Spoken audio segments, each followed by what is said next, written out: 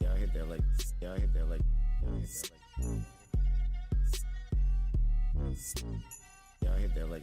Yeah, I hit that like. Yeah, I hit that like.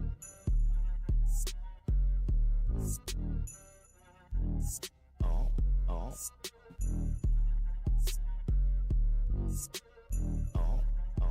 oh. Oh, oh. Oh, oh.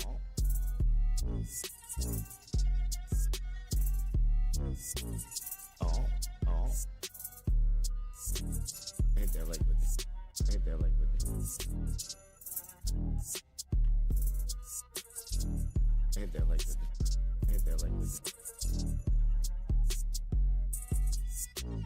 Oh, oh. Oh, oh. Oh, oh. Oh, oh.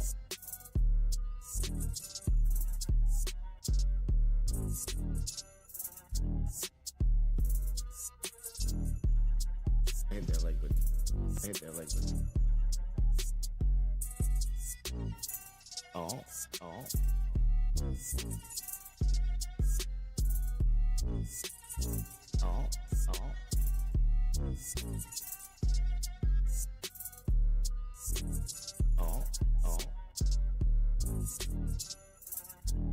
Oh, oh.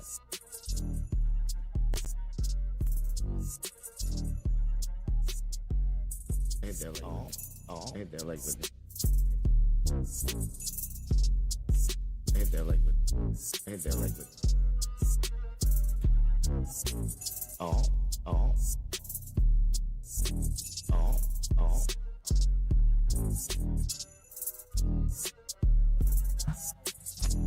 Oh, oh. I hit that like with it.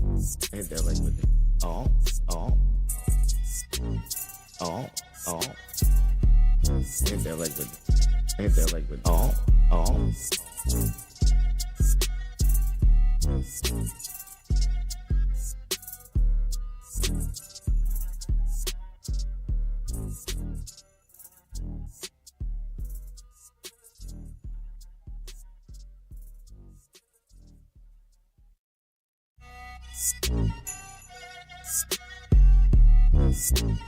Yeah, I hit that like. Yeah, I hit that like. Yeah, I hit that like. Yeah, I hit that like. Yeah, I hit that like. Yeah, I hit that like.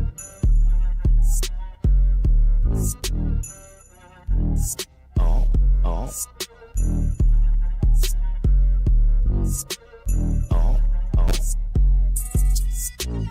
Oh, oh. Oh, oh.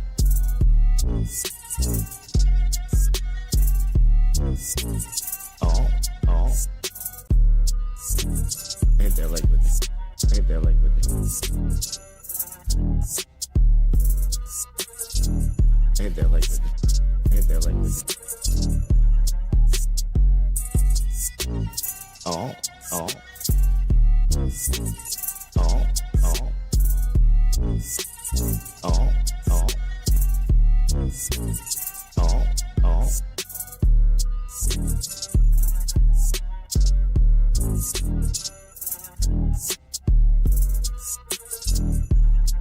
I hit that like with it.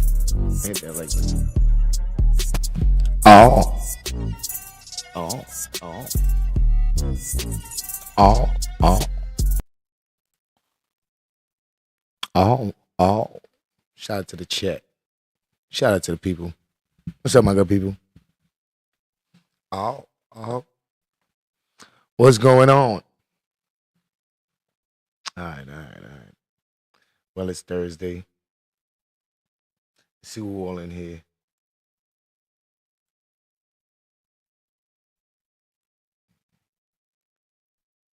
Oh, wait a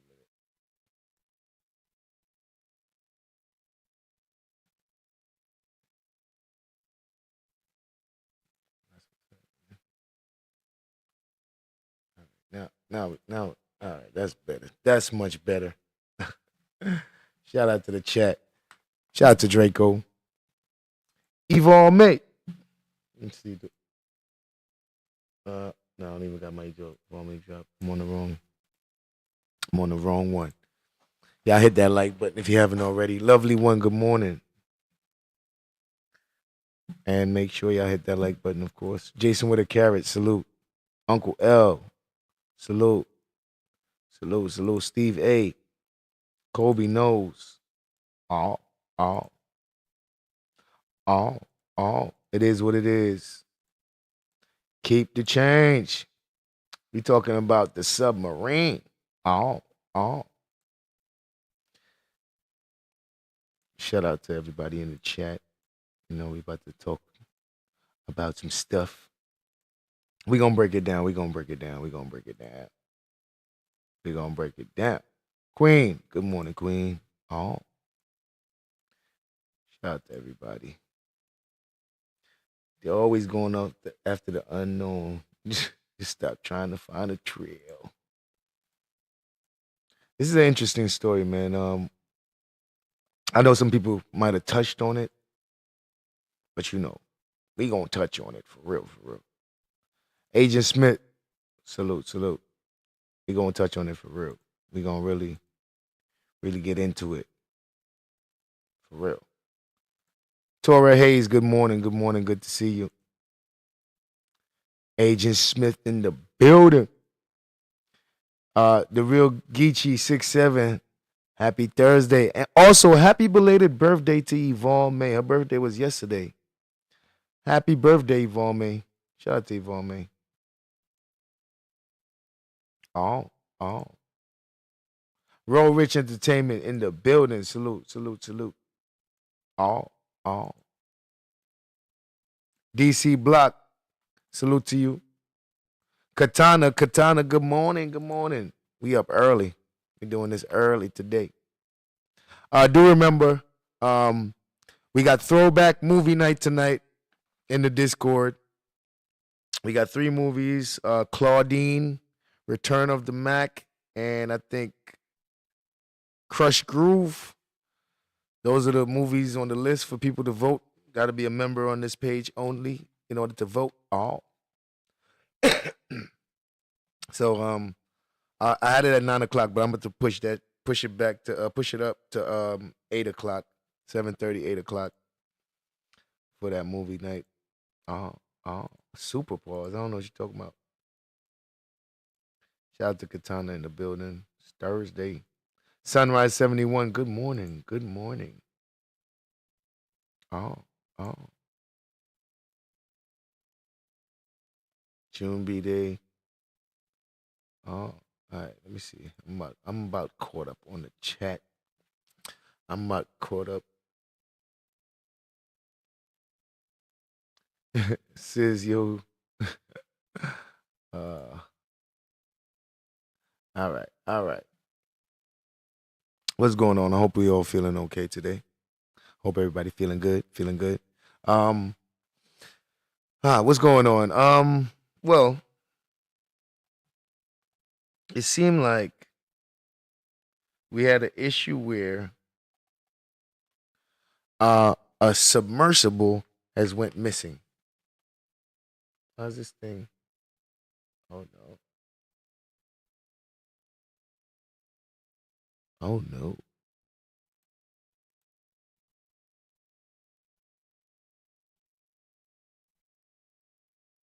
Oh no. I don't like how this thing is moving. Let's switch this. I don't like how this thing moving.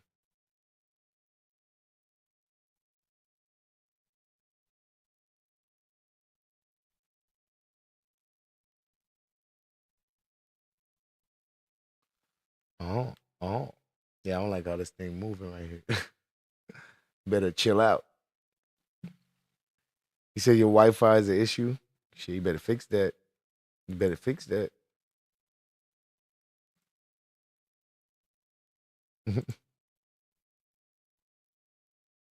Rally Time TV. Shout out to Rally Time TV in the building.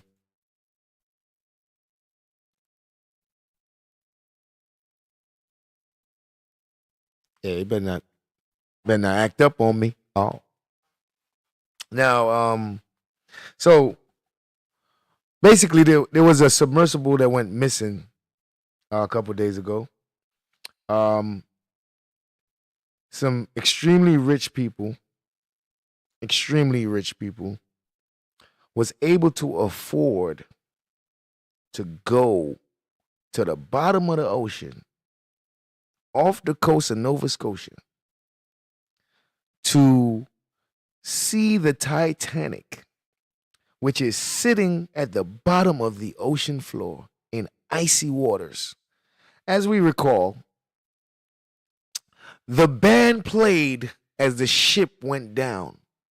Yeah, that boat right there. The one where Jack died, really? The one where Jack died? That's what they went to see. They went to see the one where Jack died. Hold on, let me turn this thing off real quick. Let me turn this thing off. All right, that works. Yeah, that one, really. That one. So, they wanted a Titanic experience. That is a fact. That is a fact. Multitasking and listening. Yeah, these was, first of all, it costs about $250,000 to get a trip to this place, to the bottom of the ocean. Who pays to go to the bottom of the ocean? Well, obviously you would have to have a whole lot of money in order to do so. So we had some extremely wealthy people that got into a submersible, which is a tiny little submarine, tiny little vehicle that's able to go to the depths. But the thing about these vehicles is they're tiny. They're tiny, and there's a lot of there's not a lot of space, I should say. There's not a lot of space, and if you're claustrophobic, I don't think this would be a place for you. Not only is it not a lot of space, but it's also being put at the bottom of the ocean where nobody can find you.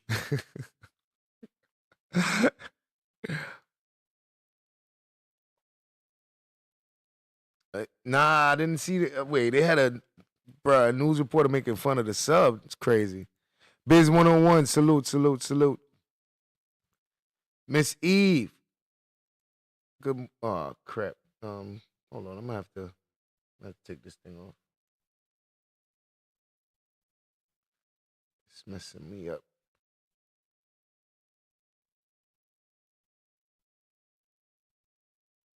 Let me switch it. It's messing me up right now.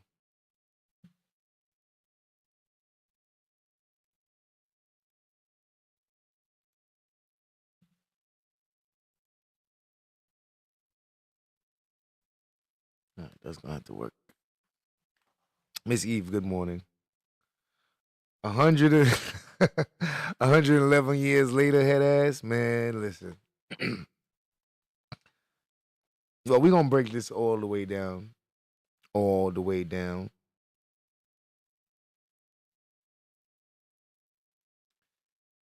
$250K to get a one-way trip to the abyss. Hey.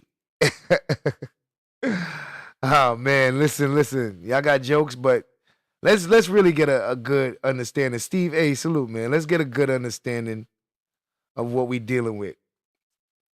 Let's get a good understanding of what we are dealing with here. Has anyone ever made this trip successfully? Yes. Last year the trip was made. The year before the trip was made. We have people who actually made the trip that can tell you about it. You know what I'm saying? So it wasn't like it's a trip that was impossible to make. It's just risky. It's just risky.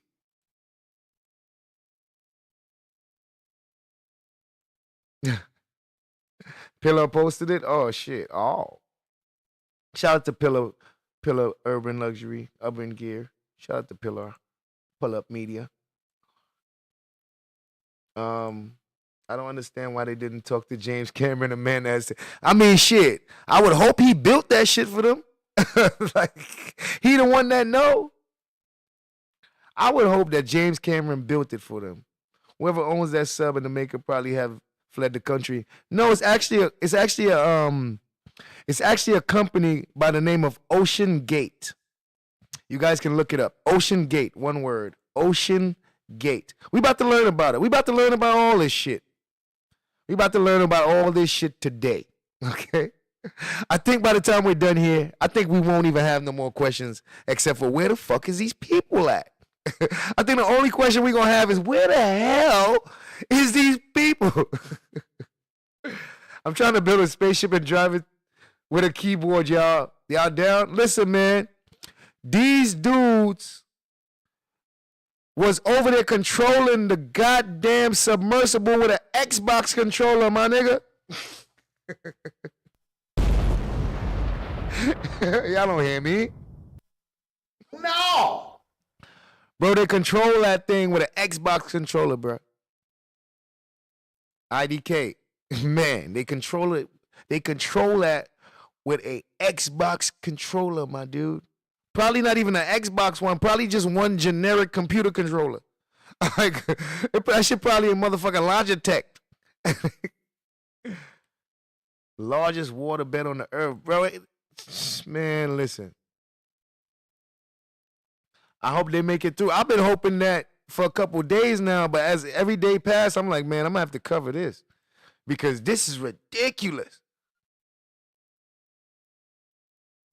Yo, that's a fact, bro, Rich.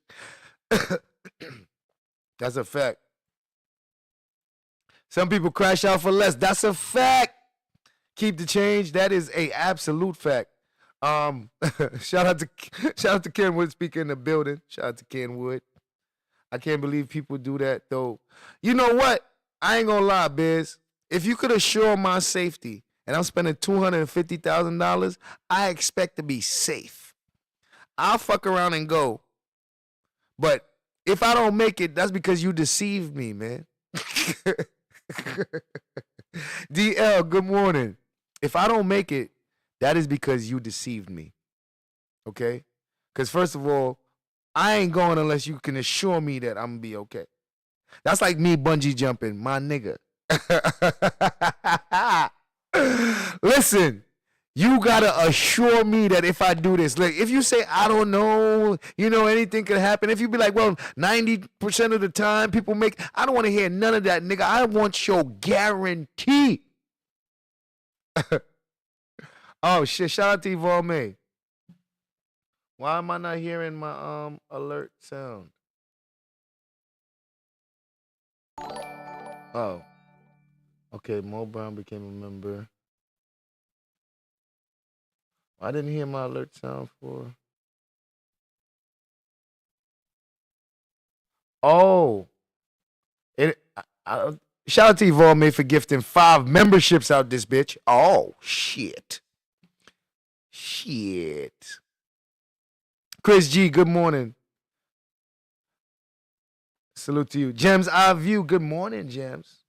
Good morning to you. Good to see you. Oh, shout out to Gems I View. You can be all the things you always wanted to be. Beautiful, sexy, easy as 1, 2, 3. Just let your soul go. Just let it shine through. Wow.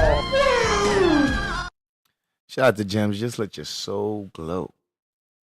Wow. Shout out to Gems. Good morning. Man, hold on. Let me get through these comments here. Families can't sue because they all signed a waiver. They know damn well they have to sign a waiver. Black Pearl. You remember. Shout out to Evolve May for gifting those memberships. Man, Huh? No.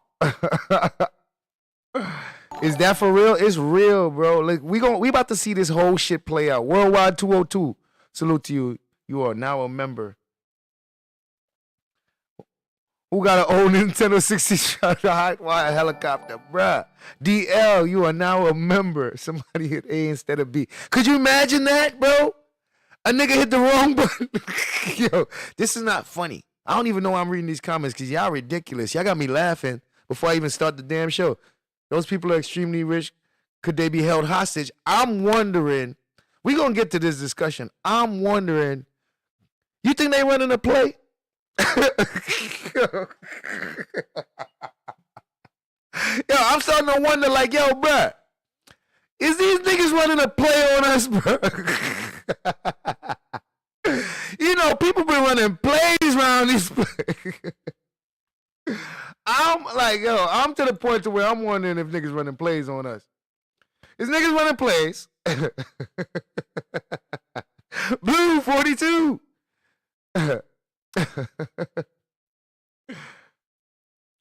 A nigga rig sub, bro. They have Walmart parts in there. I don't give a fuck if I'm paying $250,000, nigga. Every part better be state of the art in this bitch. Every part better be state of the art. Fats TV, salute, bro. I'm not playing. Every part on this bitch better be, man, put the wrong code L1R1. Yo, I'm good. No helicopters or things that some. I'm not with. Yo, all the way down there. I don't know about that, bro. Especially, I don't like being places where I can't stand up. Like I can't stand on water. Like I sink down in that. Nah. Me and water that deep don't make. Like, I don't blame you. I don't blame you. Divide and conquer, salute, bro. I don't blame you, man. And if you haven't gotten a membership from the free membership, from the gifted memberships, click on the gifted membership that's popped up, and it's gonna be an option to allow you to accept the gift. So just in case you haven't gotten the gift and there's any left, it might be because you haven't took the option to allow gifts. So if you click on the gift at the top and press allow, if you haven't gotten a membership, you might get one.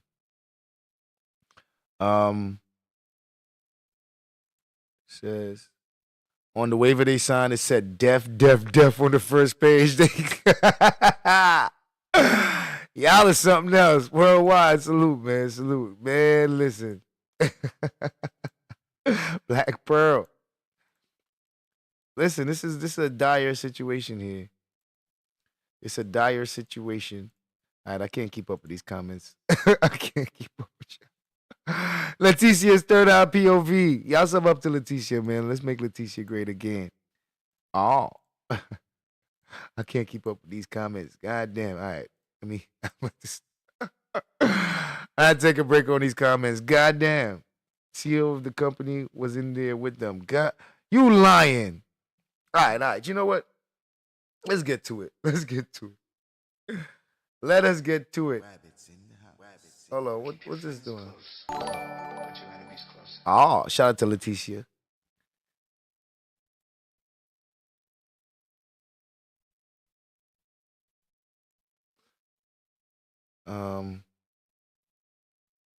Oh shoot, I need to add that in here too.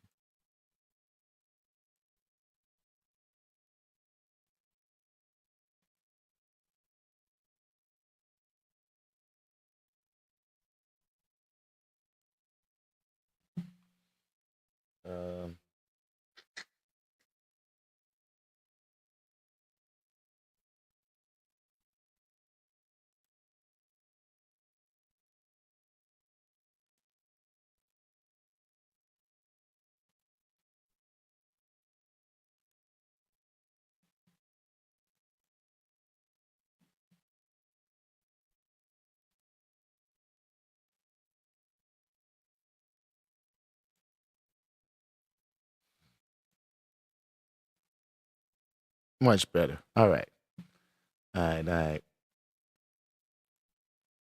And let me get screen captures open. All right, let's get to it, man. Let's get to it. Let's get to understanding, because you know it's a lot to unpack, ladies and gentlemen. It's a lot to unpack. Come on, Wabbits. We got this. Yeah, hit the like button if you haven't already. We're gonna unpack this shit. We're gonna unpack this shit, man.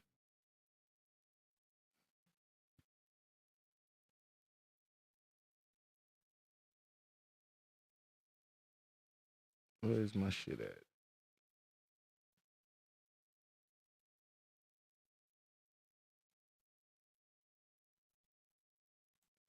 Hold on. Hold on.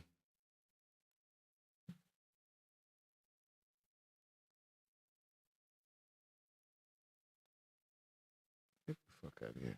All right, hold on. I might have forgot to get this one video. God damn it. You hurry up and find that shit.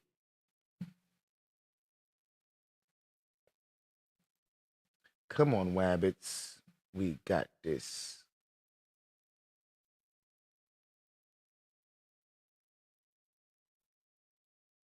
Oh, God damn it. Did I really forget to download this shit? Hold on. Say it ain't so. All right, well, fuck it.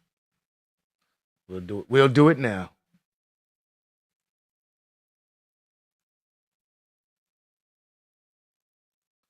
Wait 1 second. We're gonna do this real quick. So I'm getting the news article real quick before I go through my breakdown. So we get the news when the news just heard about it. When it's breaking news, you know that breaking news. They be like, oh shit.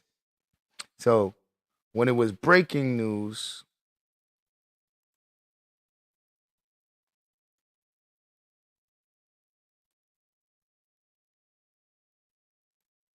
yeah, when it was breaking news, and they just got it, that's a couple days ago. We're gonna start from there. Because we want to get an understanding of the whole unfolding of the everything. The unfolding of the everything. And then we're gonna get into the efforts of what's being done. We gotta get a whole understanding, like what happened, what the hell is this submersible that they're in? How is it built? How does it work? We got to get an understanding of how this could have happened. We got to get an understanding of how difficult might it be to actually perform this rescue.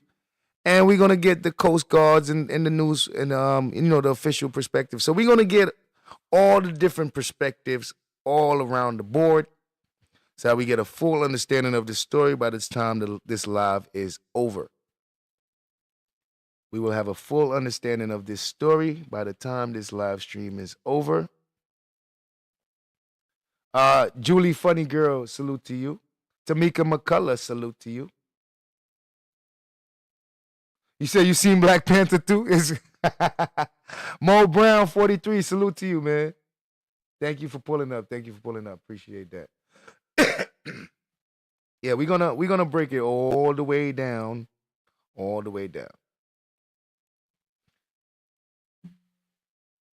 Okay.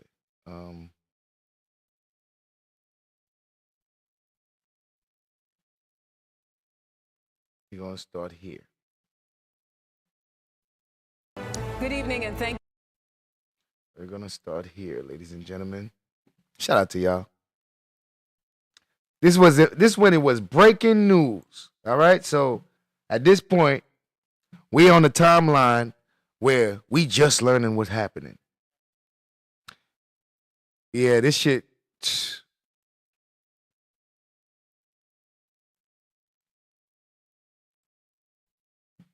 Bruh. Yo, this is not an easy thing to deal with. This is definitely not an easy thing to deal with, man.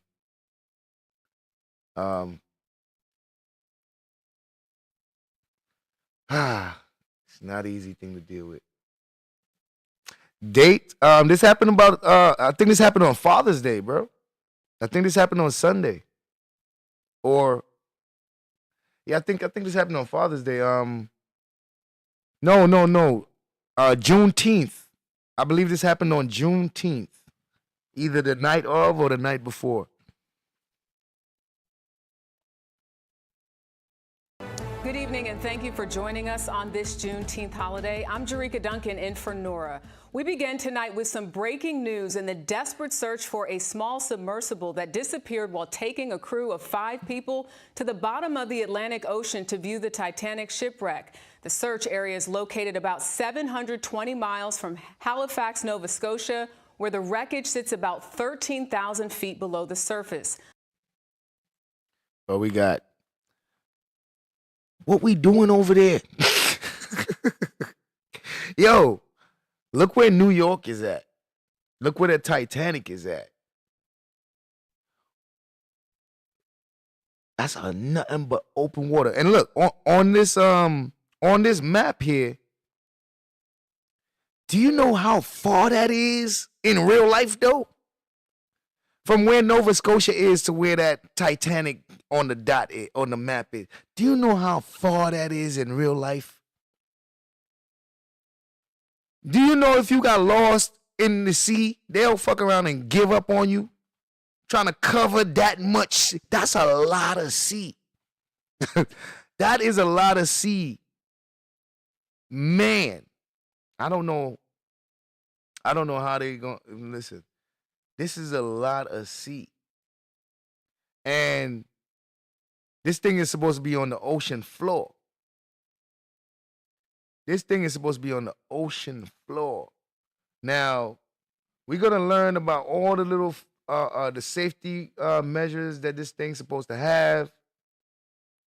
We're going to try to understand, like, what could have possibly went wrong. So we got an idea of the distance and where it is, how far this thing is from land, and what kind of water it's in. This is the Titanic. This is cold water. Remember, the Titanic sank because of an iceberg. You get icebergs in cold water. We just going to establish that right now. That's a fact. Earth is covered. I think it's more than that.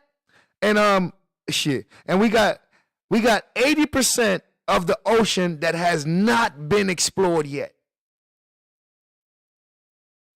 We have 80% of the ocean that has not been explored yet. There is no GPS location in the ocean. You can't pinpoint shit to know exact location in the ocean. Niggas gotta get a approximate to find out. Like, yo, this ain't no joke. It's a whole nother world down there where people or things that can't breathe underwater don't really need to be there. Things that don't really breathe underwater don't really need to be there, right? So that's a fact. There's probably definitely some sea creatures, probably some dinosaurs that we still, because if there's nothing to make them extinct, what's stopping them from still being alive? Now the dinosaurs on the earth, they might have got extinct because of some stuff, some natural occurrence, some natural stuff. But what about the ones in the water? Will I do a Thinkers Thursday on Atlantis? That might be for a Sunday service. Atlantis might be for a Sunday service. Alif CJ, good morning. Oh. It might be some stuff that we don't know. We haven't seen. It might be some creatures under there that we just, because the ocean has not really been explored. It's a vast, vast, vast place. Listen, we know of the giant squids. We probably caught one or two on video. Big man, salute. If it's any black people on board, no. No. The black people with all that money not doing that. The richest black people on the planet not doing that. I'll tell you that right now. Foxy Brown, good morning. The richest black people on the planet is not doing what these people do. Undiscovered oceans, but discovered planets. Yo, bro, listen. They gonna go for what's easy. It's easier to look up there than to look down there, bro. Things that can't breathe underwater don't need to be there. Listen. Make it worse. You going deeper and deeper and deeper where you can't breathe. Wow. Look, you must really think there's something under there. You're going to end up with Namor and them from Black Panther 2. You're going to end up you're going to end up in the water world, man. Yo, you're going to end up in Waterworld. Yo, we got to put Waterworld on the Discord movie night, y'all. We definitely got to put Waterworld on there. We gonna end up with fins and gills and stuff, bro. Doing Waterworld. Shout out to Waterworld. That was my movie.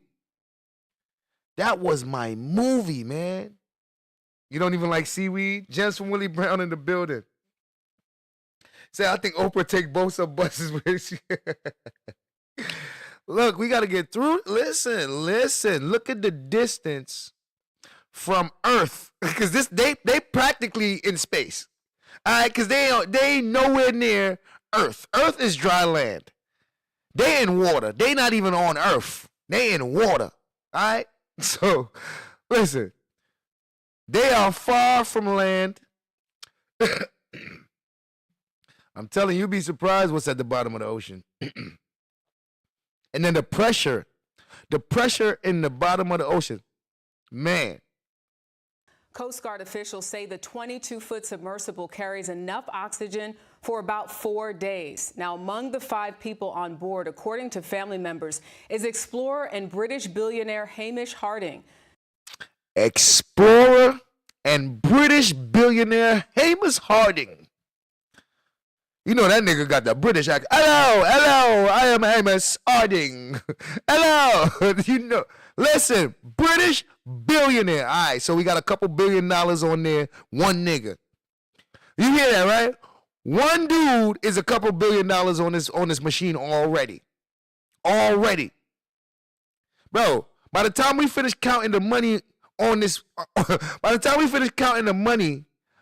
submersible, we could buy a whole couple islands or a whole country. We could buy a whole country.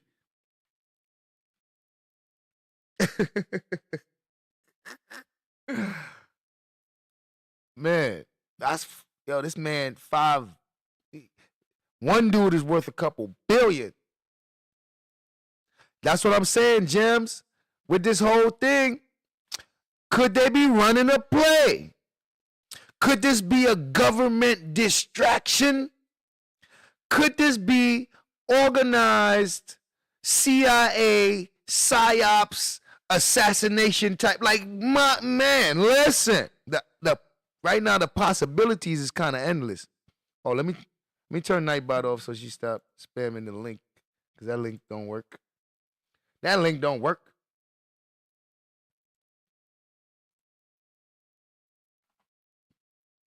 Nightbot, what you doing? Turn that link off. All right. God. Pro 901, salute, bro. Man, this. All right, so it's a lot that could be going on, man. Hey, Blue 42. Not another play. Lovely one. Listen, it's going down around here. These niggas running play. They paid for that Titanic experience, and that's exactly what they got. No! No! That was not funny. Yo, no! The last communication from the vessel was Sunday morning. CBS is among the 5 people on board, according to family members, is explorer and British billionaire Hamish Harding. The last communication from the vessel. Hold on. How I got 5 people on there and they only want to talk about Hamish Harding? How they only mention Hamish and then move on? No. What are we doing here? Yo, did they just mention that there's 5 people, and amongst the 5 is Hamish, and then just moves on with the story. What about the rest of people? What are we doing? Hamish the only... Yo, is the player of the century. Tell me about it. Hamish.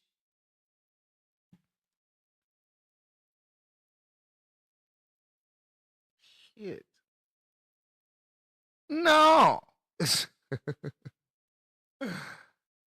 Bro, I'm a little confused how they just blew past everybody else. Like, just shit. The money long enough to talk about. He must have had the most money on there.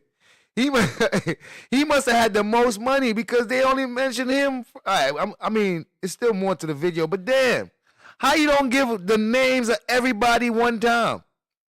You name one person and just continue with the story. Like, what happened to the other 4 people? 4 days. Now, among the 5 people on board, according to family members, is explorer and British billionaire Hamish Harding. The last communication from the vessel was Sunday morning. CBS's MTS tie-up leads us off tonight with the late-breaking developments. It's a race against time to find the submersible and those on board after it lost communication an hour and 45 minutes into its 2.5-mile deep dive into the North Atlantic to see. All right. An hour and 35 minutes. 2.5 mile deep. Nigga! How much feet is that? It's like, yo, how much is that in feet? I'm about to go Google that right now. Because airplanes be up all 30,000 feet. Let me see how much feet is in miles, man. 2 miles in feet. Let's figure this out, man. 2 miles in feet. Bro, that's 10,560 feet down in the water. What you doing there? yo, Power Life, salute, man. Communist Soviet Russian spy, salute, man. We got Jenny, good morning, Jenny. No! 2,000 feet. I mean, 10,000 feet. 10,500 feet. Man. And so, about an hour and 35 minutes, these people went missing. Damn. How long was they planning on staying down there in the first place? Do you think they even reached the floor? How long does it take to get 10,000 fucking feet down? How long does it take to get down there? Because you got to descend. And I'm sure you're not descending super fast. I'm sure you're descending at a steady rate and all that. Like, how long does it take to get down there? Last communication from the vessel was Sunday morning. CBS's MTS tie-up leads us off tonight with the late-breaking developments. It's a race against time to find the submersible and those on board after it lost communication an hour and 45 minutes into its 2.5-mile deep dive into the North Atlantic to see the haunting wreckage of the Titanic. Hour and 45 minutes into its dive, the shit lost communication. Nigga, what? And then what? Like, wait. So what is the motherfucking procedure for when it lose communication, bruh? And all right, so look, it lost communication an hour and 45 minutes into the dive. Like, bro, we couldn't have found them? I'm just trying to understand. An hour and 45 minutes, it's not like they've been gone for days or hours and hours and hours. How far could they have gotten within that time that they went missing? Cause they saying like, yo, they lost contact with them. Okay, well, from the minute you lost contact, how far did y'all think they was? And when y'all lost contact, where were they? Yo, man, I'm not trying to be 10,500 feet. Shit. Heck money. Shit. Bernard Ty's in here? All right, Bernard. No trolling in my Thinkers Thursdays and Sunday service, Bernard. Just giving you a warning. Shout out to Julie. Listen, this is not easy to deal with. Suicide, murder mission? Nah, man, I don't know. Let the purge continue. There's a lot of money on that ship. Do you think that these people wanted to disappear? You know, rich people would do some shit. This is right out of a movie. These motherfuckers come up with an elaborate plan to disappear, where they get to fake their death and all that shit, nigga, and change their name and go back and go live a whole nother normal life amongst regular folks. It's not funny. It's not funny.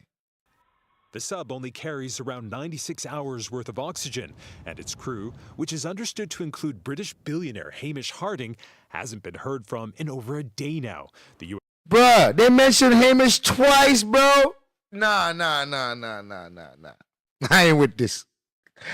I'm not with this. The Bevan B. Lyons Show. Salute, man. How they mention Hamish twice? They ain't mentioned none of the other crew members, bro.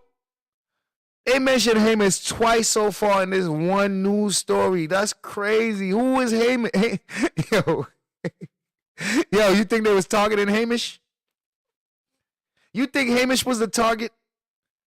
Why is they mentioned Hamish twice in less than 2 minutes?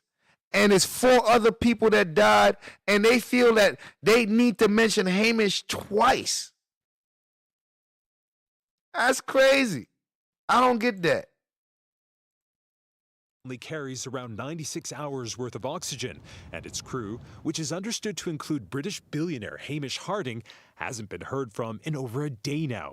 The U.S. Coast Guard is leading the multinational search. Good afternoon, everyone. It is a remote area, and it is a challenge to conduct a search in that remote area. But we are deploying all available assets. Crazy. OceanGate only started making deep-sea expeditions with tourists in 2021. What? Okay, so they just started doing this shit 2 years ago. Oh. Yo. Bruh. Could you imagine this is some real espionage, Mission Impossible type real setup? Like, bro, there's a lot of money on this little boat, on this little ship. A CBS Sunday Morning team also made the journey to the ocean floor, which cost adventure tourists $250,000. At one point, the crew realized something was wrong. Do you know where we are? 100 meters to the bow, then 470 to the bow. If you are lost, so are we. One of the The fuck? Bro, why is these people doing this? Well, you know what? These are scientists. Yo, ladies and gentlemen, these are the brave men and women. Not the ones that's missing. Not the ones that's missing. But these is regular folks that decided to do this. But these things were made for professionals and scientists and people who actually do research. That's what these things was made for. It wasn't made for niggas, hey, you want to go in the bottom of the ocean today? Hey, what are you doing? You got anything to do today? You got some free time? You want to go to the bottom of the ocean? Shit, why not? Let's go to the bottom of the ocean. Hey, what are you doing on Thursday? You feel like going to the bottom of the ocean? Like, yeah, I don't think it was made for that. So, the people that's doing that, you know, this is what happens when you got a lot of money. You get to do stuff that regular people can't be doing. $1,000. At one point, the crew realized something was wrong. Do you know where we are? 100 meters to the bow, then 470 to the bow. If you are lost, so are we. One of the passengers put it this way. We were lost. We were lost for 2.5 hours. Wait. Bro, people that got lost in this already. Man, listen. No. Wait, people from past expeditions got stories of being lost. Nigga, who you playing with? I'm sorry. Who are you playing with? Do you hear that they said that they had people that already been lost doing this? What are we talking about? What are we talking about? Nah, bro. No, I can't do it. I'm sorry. Once I hear people done got lost, like, bro, what 2 hours lost? You know what kind of panic I would panic in a small ass thing? I'm claustrophobic, one. So automatically, as soon as I go in there, nigga, I just start losing my breath. I can't breathe good. Like, I just start feeling like I'm suffocating. And first of all, I'm not going to even be able to be in there. So, if we get lost, don't tell me. Please don't tell me we lost. Please don't tell me. Like, if everybody know we lost, just make sure I don't know we lost, okay? I'm going to panic like a motherfucker. Because, shit, just the thought about dying like that is going to make me want to kill somebody. This is crazy, man. What? We got stories of people that got lost? Nah. In the ocean? Let me tell you something. A little off topic, but I watched survival stories of people that have been lost at sea. And they're on the surface. Yo, I watch documentaries and all type of survival stories of people lost at sea. And these people are on the surface of the water. They're on the surface, bro, and it's the scariest thing in the world. They on the surface. These people on the ocean floor. No. No. These people are on the ocean floor. Yeah, they got special permission. $250,000 each worth of special permission. They niggas buying a permit. These people buying a permit. Man. Yeah, the trip is suspicious. I'm trying to figure out, is there any law that was supposed to get passed this week or something? Like, what are they trying to distract us from? Something. Like, is there a law or something that that's supposed to get passed that we're supposed to be distracted from? Do you know where we are? 100 meters to the bow, then 470 to the bow. If you are lost, so are we. One of the passengers put it this way. We were lost. We were lost for 2.5 hours. The Submersible is the first of its kind. CEO Stockton Rush told CBS Sunday Morning safety was a priority. Everything else can fail. Your thrusters can go, your lights can go, you're still going to be safe. The RMS Titanic began its maiden and final voyage from Britain to New York in 1912. It was the largest passenger ship on Earth at the time. After it struck an iceberg and sank, more than 1,500 people on board were killed. Maritime experts are already warning conditions deep in the Atlantic are hard to predict, and any attempt at a rescue for those trapped will be extremely difficult.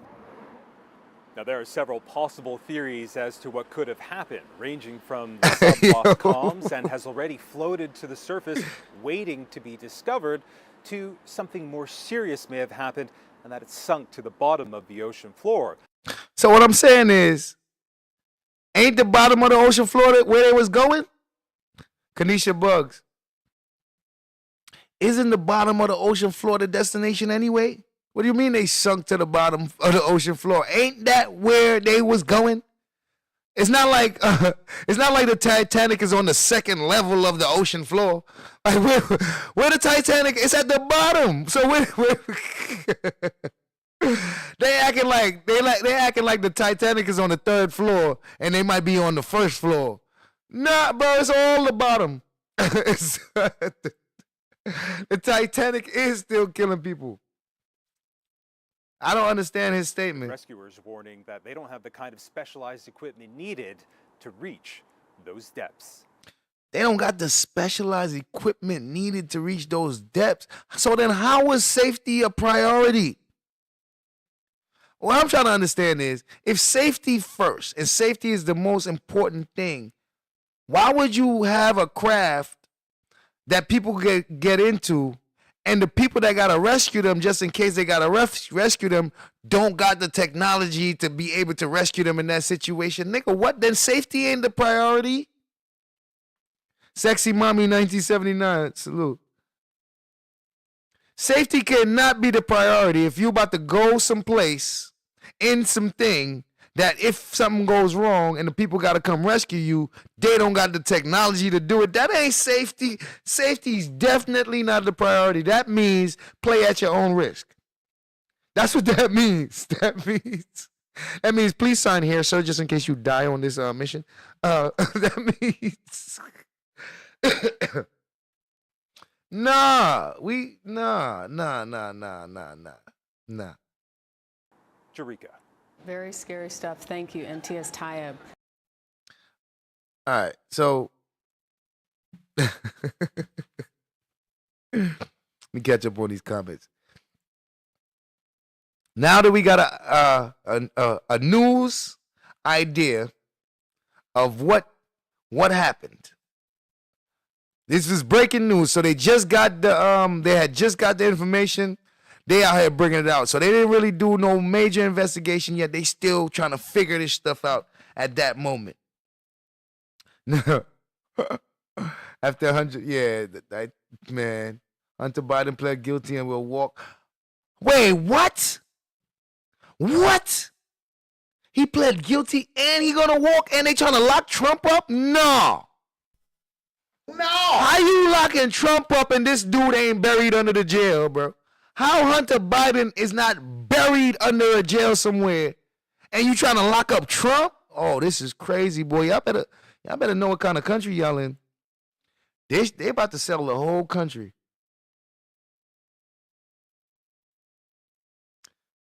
Yo, Bernard, you want to get blocked?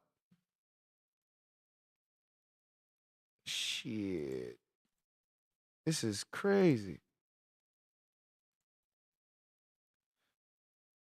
World War III, it has begun. God damn it. Shit. Me go find some place to hide.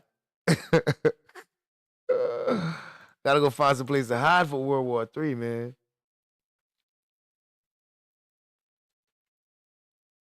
All right. So now that we understand what we're dealing with,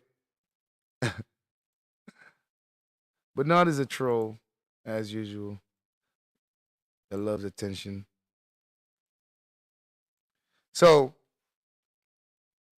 now that we have this information, we can go along now to move on to find out what is it like on board of this Titanic submarine. What is it like?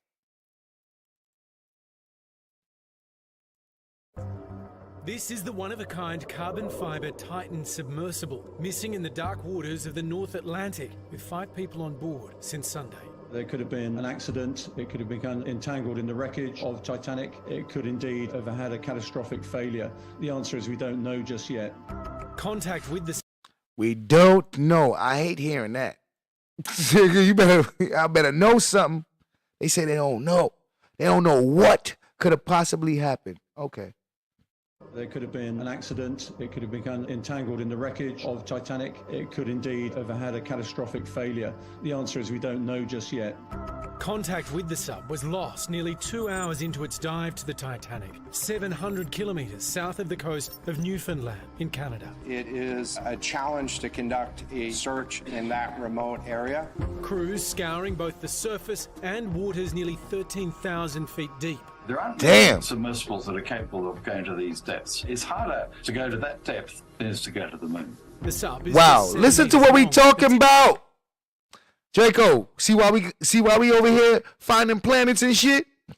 Nigga, bro, my dog, they saying that going to the moon is easier than going down there, bro. Leaving the fucking planet is easier than exploring some shit on this motherfucker.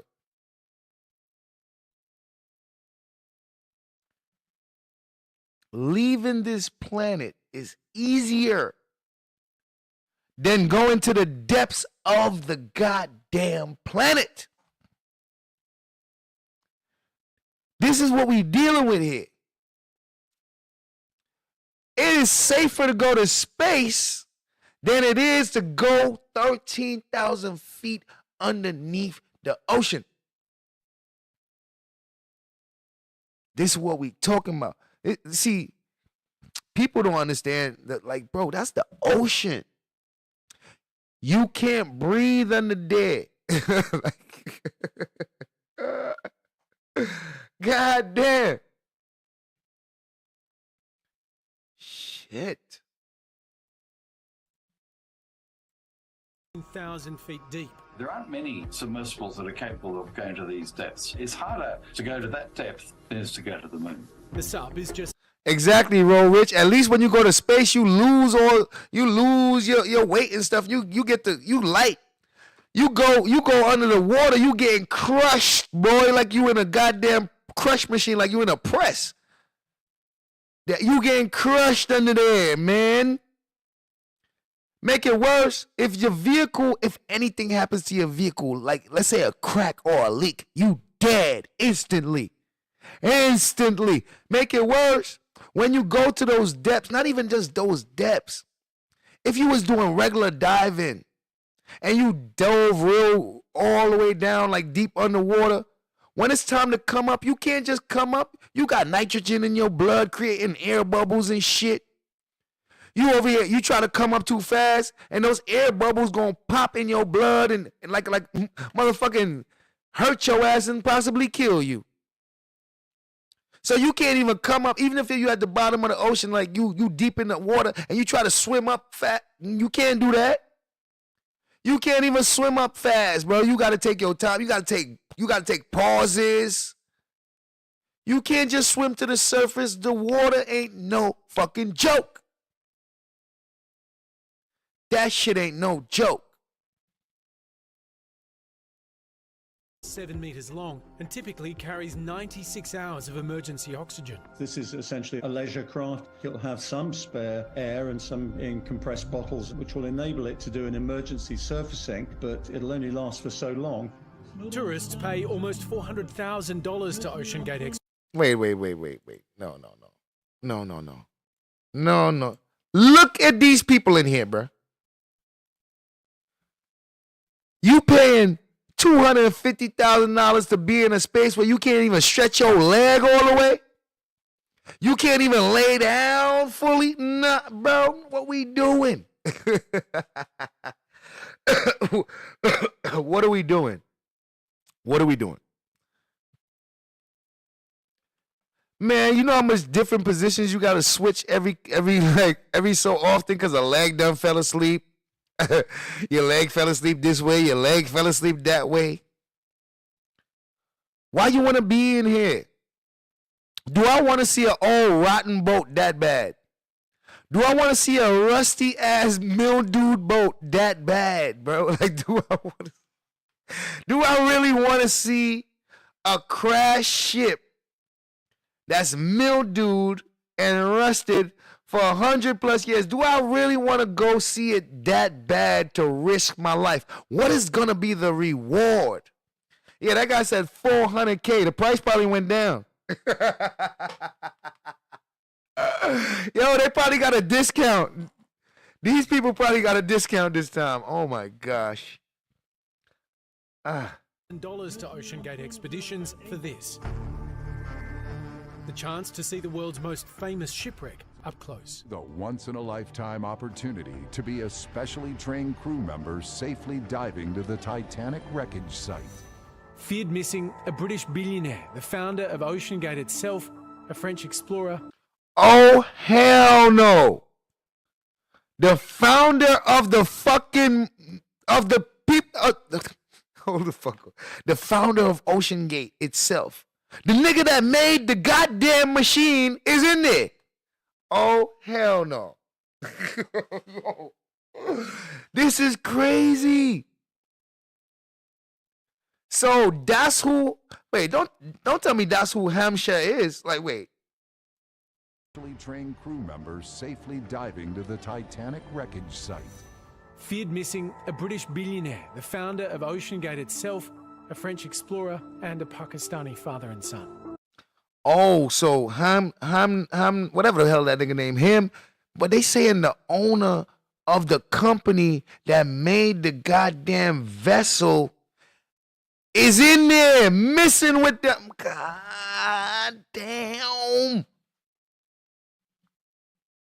Nah, bruh. So the owner, the nigga that made it, this nigga that owns the company that makes this shit, you know this company going bankrupt, right? Yo, you know this company is going bankrupt. No questions about it. That's it for this company. Man, listen, this company is done. Ain't no coming back from this. This company is done. Nobody's going in the submersible after this. Nigga, any submersible, anything, that's a dead issue. Okay? Like, there's no more of that. Shit. Yeah, he must have wanted to prove a point, Jenny, because that nigga got in his own fucking coffin. Shit. The search is as complex as it is vast. The seabed is very undulating. Yeah,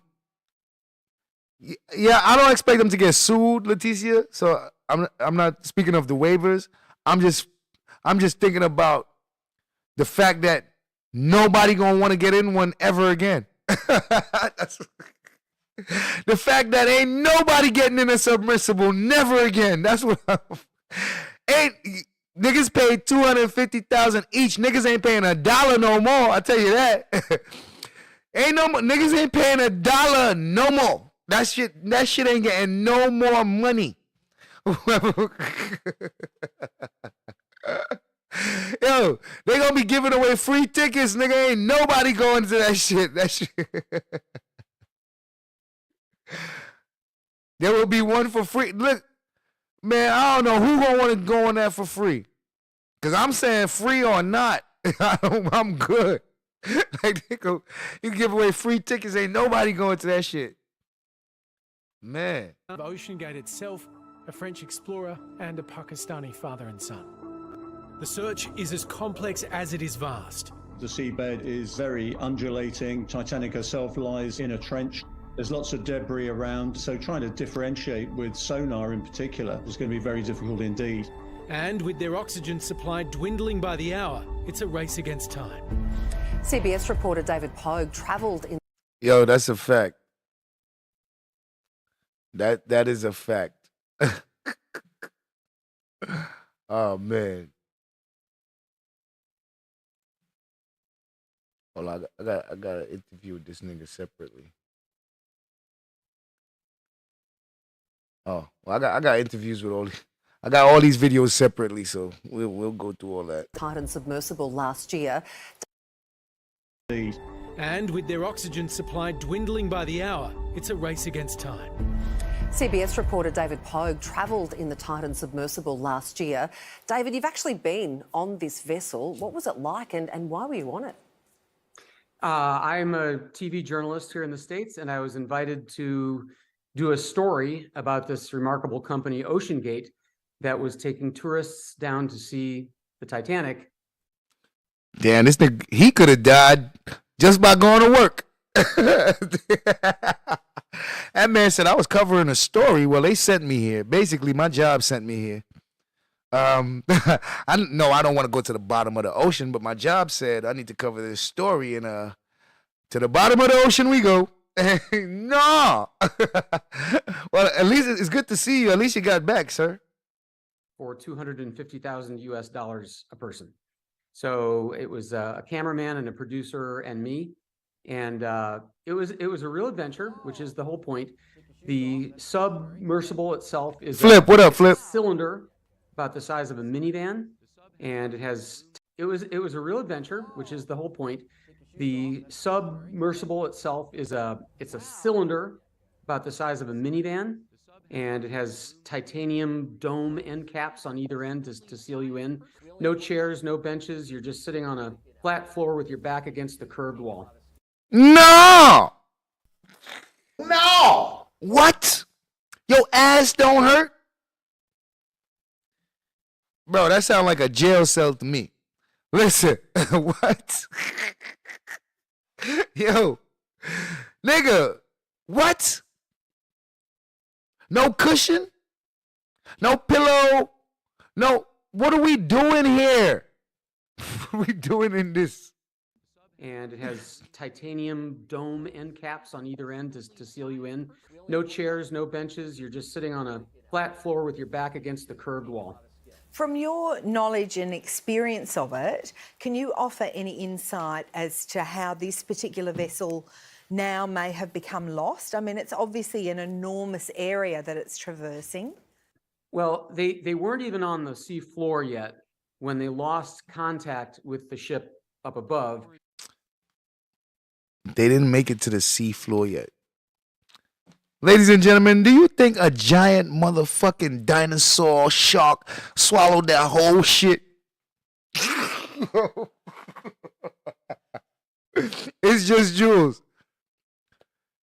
Could you imagine that shit floating, going down, and that shit get all the way down there and a giant motherfucking dinosaur shark that could swallow that shit whole, just swallow that motherfucker. Like, bro, because they say it didn't even get to the floor yet. Something snatched that shit out the water on the way down. Godzilla, yo, bruh. Listen. Listen. The Leviathan, listen. Listen. Right now, you can't rule nothing out. And I'm gonna tell you why. I'm gonna tell you why as we go through this stuff and we learn more about all the safety precautions, all the equipment, all the things that's possible, and trying to figure out, well, if all this stuff is possible, how the fuck did this happen? So some deep blue sea kind of shit, bro, for real. So it made a left turn and went up to the Venus. Yo, the Kraken, bro. It gotta be something big. Because they saying the shit ain't even make it to the floor. Something snatched that shit right out the motherfucking ocean on the way down. Snatched it. Ah, man. An enormous area that it's traversing. Well, they weren't even on the sea floor yet when they lost contact with the ship up above. There is no GPS underwater. There's no regular radio. So the submersible driver has to operate based on short text messages from the ship. What the fuck? Lovey, what's up, boo? Wait, that shit just made my head hurt a little bit. Did they say they have to navigate by using short text messages from the ship? Are you fucking kidding me? I'm sorry. What? I can't grasp how some text messages gonna let me know where I need to go and where I'm at and when. What? They said there's no GPS. There's no way to find out exactly where you. What are we talking about? What are we talking about, ladies and gentlemen? Why are we here? On the surface. And there are pings every 15 minutes that the sub makes that say I'm here. But an hour and 45 minutes into the dive, both of those signals stopped. So that could mean that the power was gone, or it could mean a catastrophic implosion of the submersible. They saying that shit could have blew up. Implosion. What does that mean? It collapsed in on itself? Both are very, very bad. If it was a power issue, maybe they're at this moment floating on the surface, because one thing I did admire about this submersible is there are 6 or 7 different ways to get back to the surface. I mean, there's various forms of ballast that they can let go. There are propellers that can push up. There's an airbag they can inflate. So there are many ways to get to the surface, even if the power goes out. So even if that is the case, there's obviously a lot of risks involved in the whole thing. Did they talk you through what the risks are? Yes, they make it very clear. This is, they say right up front, this is not for tourists. This is for adventurers and risk takers. Bruh. They saying this is for niggas who ready to die. They basically selling you, this ain't for tourists. These for people who ready to die. Okay? Hello.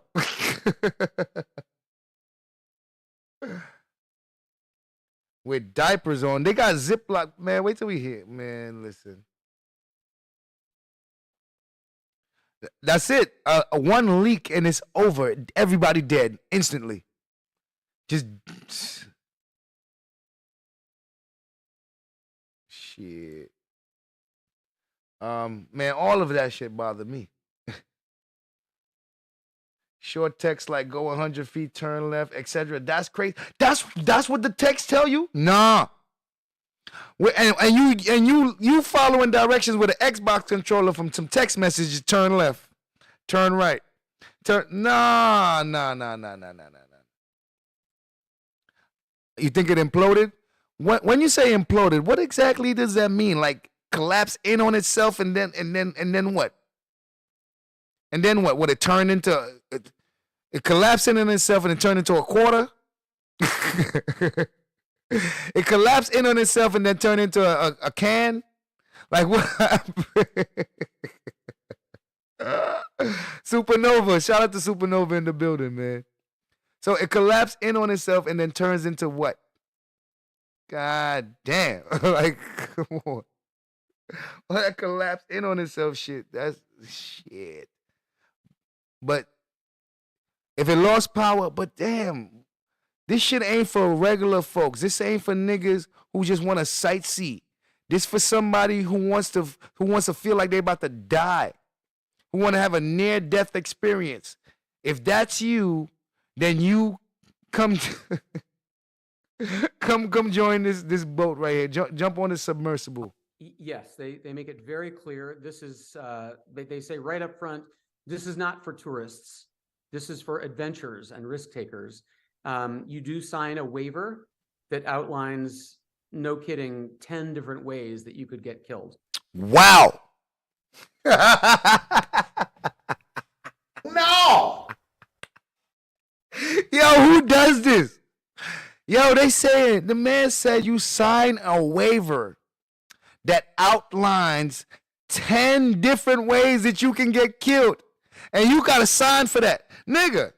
Shit. People, yo.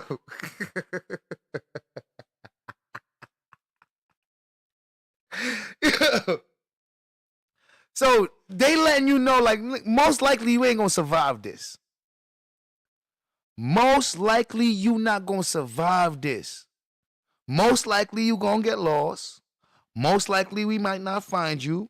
Most likely a leak or something is going to happen. Most likely this shit is going to explode. Most likely you're going to get eaten by something under the water. Most likely this shit going to crack under pressure. Most likely, what the fuck? I'm only on 6. We got 4 more left. I only just listed 6 different things, bro. We got 4 more to make 10. That's a fact, Miss Eve. They played at their own risk. Because once you get an understanding of what these people signed up for, you start questioning, like, who does this? Bro, this shit was not for no life-saving purposes. Yeah, this shit is crazy. It wasn't for no life-saving purposes. You wasn't going down there to do no research, no world-changing research. You went down there for fun on Father's Day?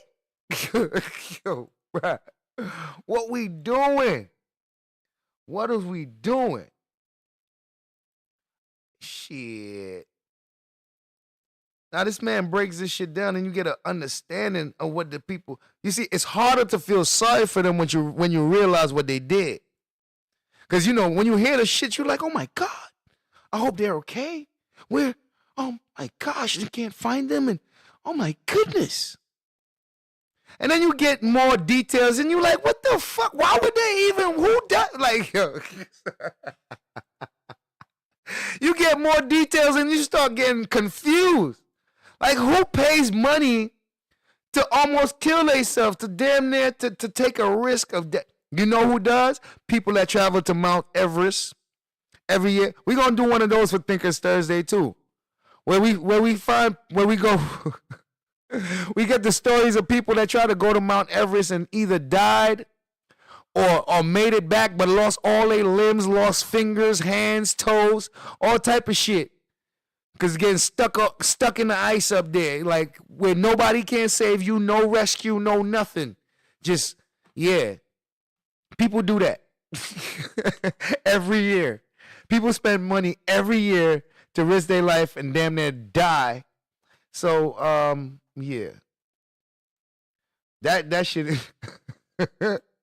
Yo, we definitely gonna do one of those. When we go over the people that climb these damn tall ass mountains, these ice cold mountains, and some of them make it, and some, man, we got like 1 or 2 survive. Boy, they be having missing limbs, boy. Missing limbs. This shit crazy. That's a fact, Supernova. It makes you look at shit differently. Like, wait a minute, you paid? So wait, you paid money and you signed a waiver that says that you could die 10 different ways in this motherfucker, and you know it don't got no chairs. You can't even lay down in that bitch. It's only a flat surface you sitting on, and the wall where you leaning your back is not even flat. It's curved. So you damn near in a hunched position the whole time. You signed up for this? You paid for this? Nah. First of all, that position is some shit that you in when you got captured. Listen, man, when the police capture your ass and put you in the back of the van, that's the position your ass is in. When your ass is in jail and you in a crowded cell, that's the position you in. When you got enslaved, when the white people came to Africa and enslaved the motherfucking Africans and put them on the ships, that's the position you in. You don't pay for that. You don't pay to get put in these kind of positions. You don't pay for that. That's the position you get put in when you're a prisoner of war or you've been captured. Like, you don't pay money to go in no shit like that. That shit crazy. Like, you do not pay money to go in no shit like that, man. That's all I'm saying. It's crazy. 8 fucking hours. 8 fucking hours. Well, let me see if I can adjust my shit real quick. Where is it?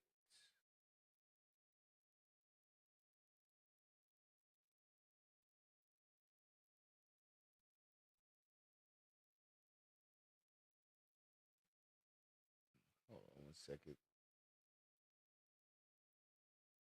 Play at your own risk, yeah.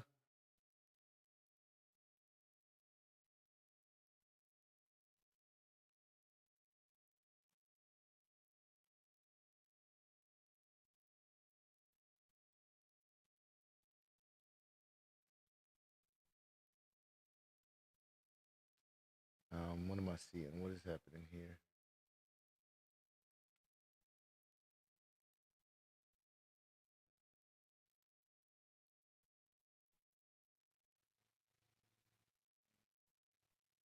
Hold on, give me 1 second. Oh, that's what's going on. Over up here. I have to find my shit. Play at your own risk, yeah.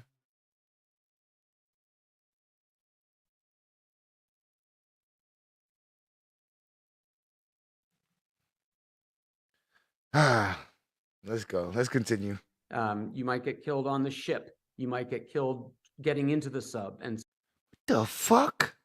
Yo, I just started the shit back and this nigga start. You might get killed this way. You might get killed that way. You might get killed shit. Just doing some random shit. You might just get killed. What? that outline this is, they say right up front, this is not for tourists. This is for adventurers and risk takers. You do sign a waiver that outlines, no kidding, 10 different ways that you could get killed. You might get killed on the ship. You might get killed getting into the sub, and so on. So you are well aware of the risks. And how did you feel about all of that?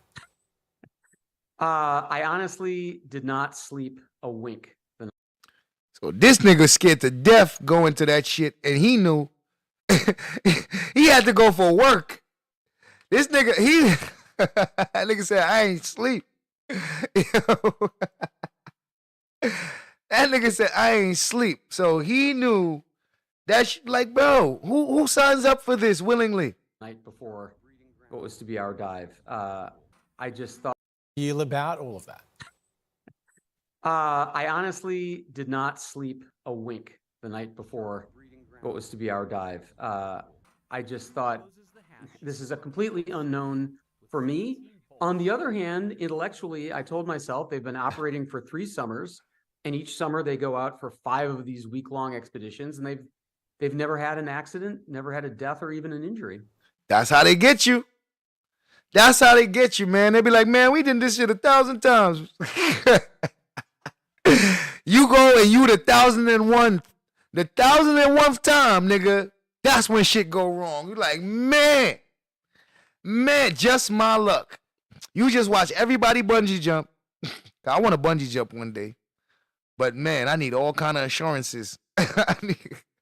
I need all kind of assurance and insurance and all kind of assurance because man, I'm scared.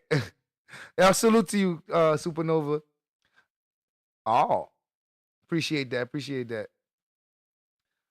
I said no. Yeah, first of all, I wasn't, you know what? They would have took that nigga promotion away. He probably would never get to the next level in the company. He probably done been there for 15 years.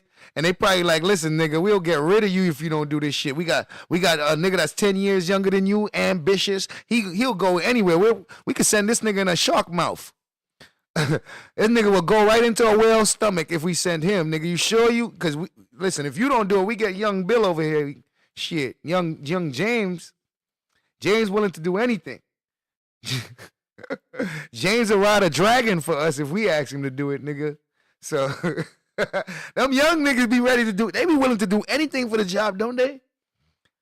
Them young dudes be willing to do anything for the job, bro. Be like, no. With that money, that's not what they ain't thinking to help nobody with their money.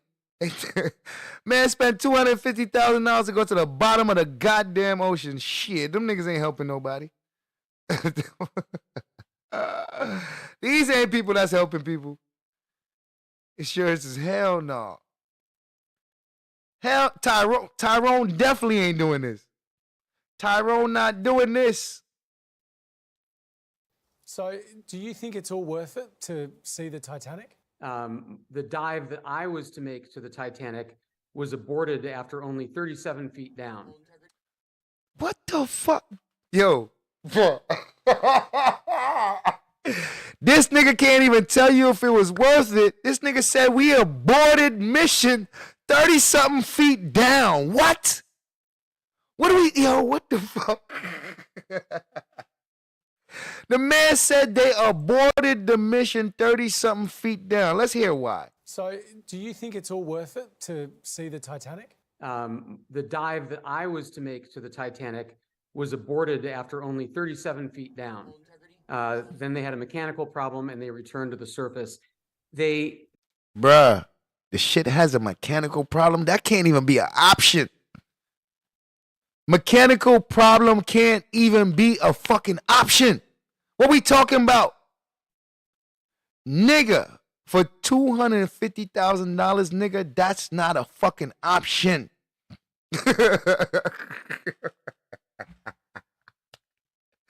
This nigga said they had to leave. So listen to this. You got news crew and all type of shit. You about to send them down there and they had to come back up because something went wrong. What? So you telling me that this shit, y'all got it to the point where shit's still going wrong on this motherfucker? Nah, bruh. Nope. Where shit's still going wrong? Nah.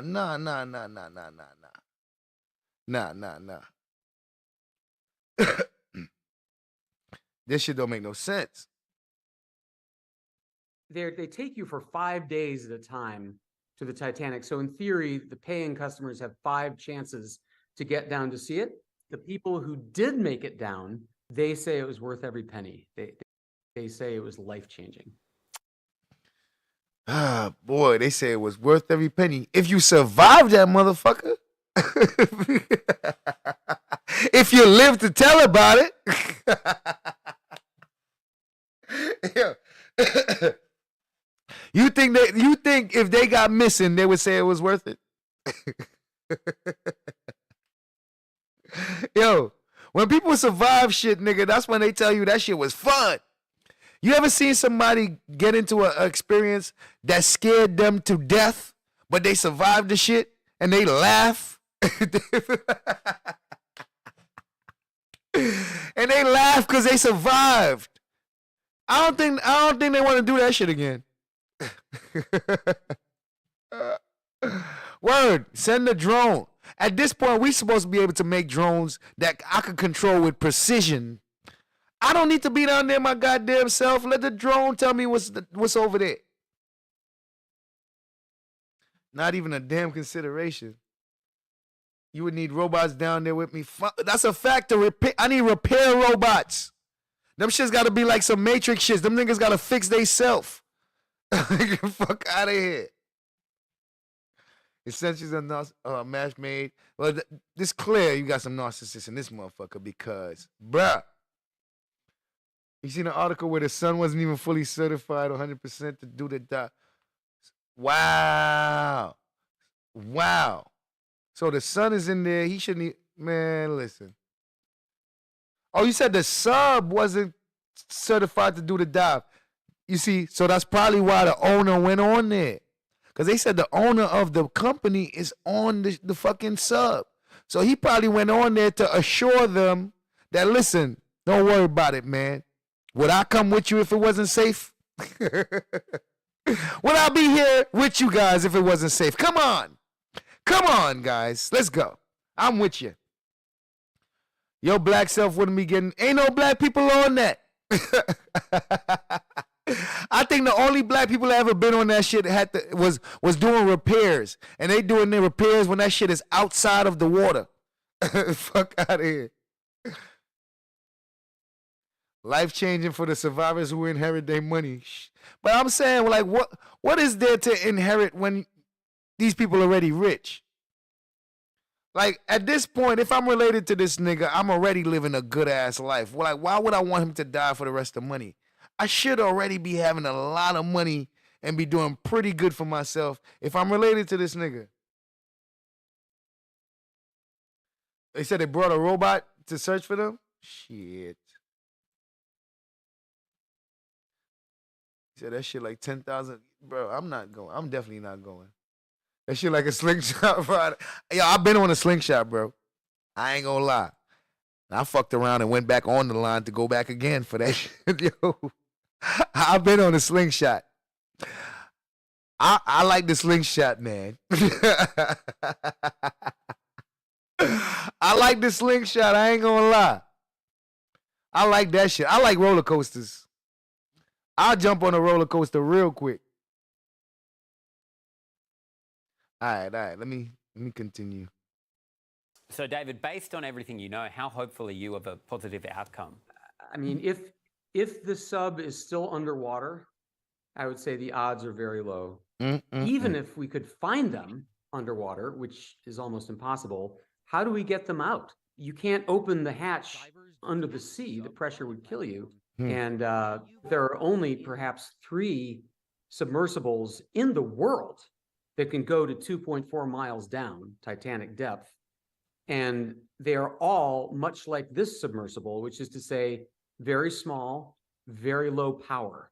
You are not going to tow this submersible back to the surface with one of these other submersibles, even if you could get one mobilized in time. What the fuck, bro? So they're saying like rescuing is not really an option for this shit. Like, what the fuck are we? Yo, so why even sign a waiver? They say they basically telling you like there ain't much options down there. It takes weeks to put one of these expeditions together. So I'm not sure how we would get them out even if we found them. So my best hope is that they're on the surface, alive, and we just need to find them. Let's hope so. David Pogue, thank Yo, that nigga grimy. He just gave you the most impossible scenario for us to find them. That nigga like, man, I hope they're on the surface. On the surface? They This nigga just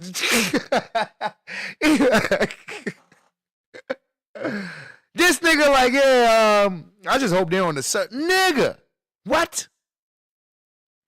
You never predict what nature will do. Man, I don't even know why they under there. You shouldn't be scared to bungee jump. Oh yeah? Well shit, I guess I'm a bungee jumper then. I'm ready. That shit is. You seen the controller, bro? They had the generic controller. That shit ain't even had a name on it, nigga. That shit ain't say PlayStation. That shit ain't say Xbox or nothing. That shit was they had a plain ass motherfucking over the counter Chinese controller, nigga. Said, what the fuck? That shit fuck around and stop working at any time. I know, but damn. I'm mistaking it for professional operation. All that money, nigga, is professional in this motherfucker. Bet, man, shit. All that money? Thanks so much for joining us. My pleasure. Man. Oh, man, oh, man.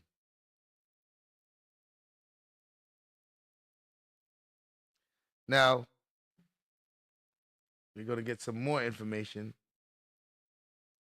on this sub. Coming from the same guy. Coming from this same guy.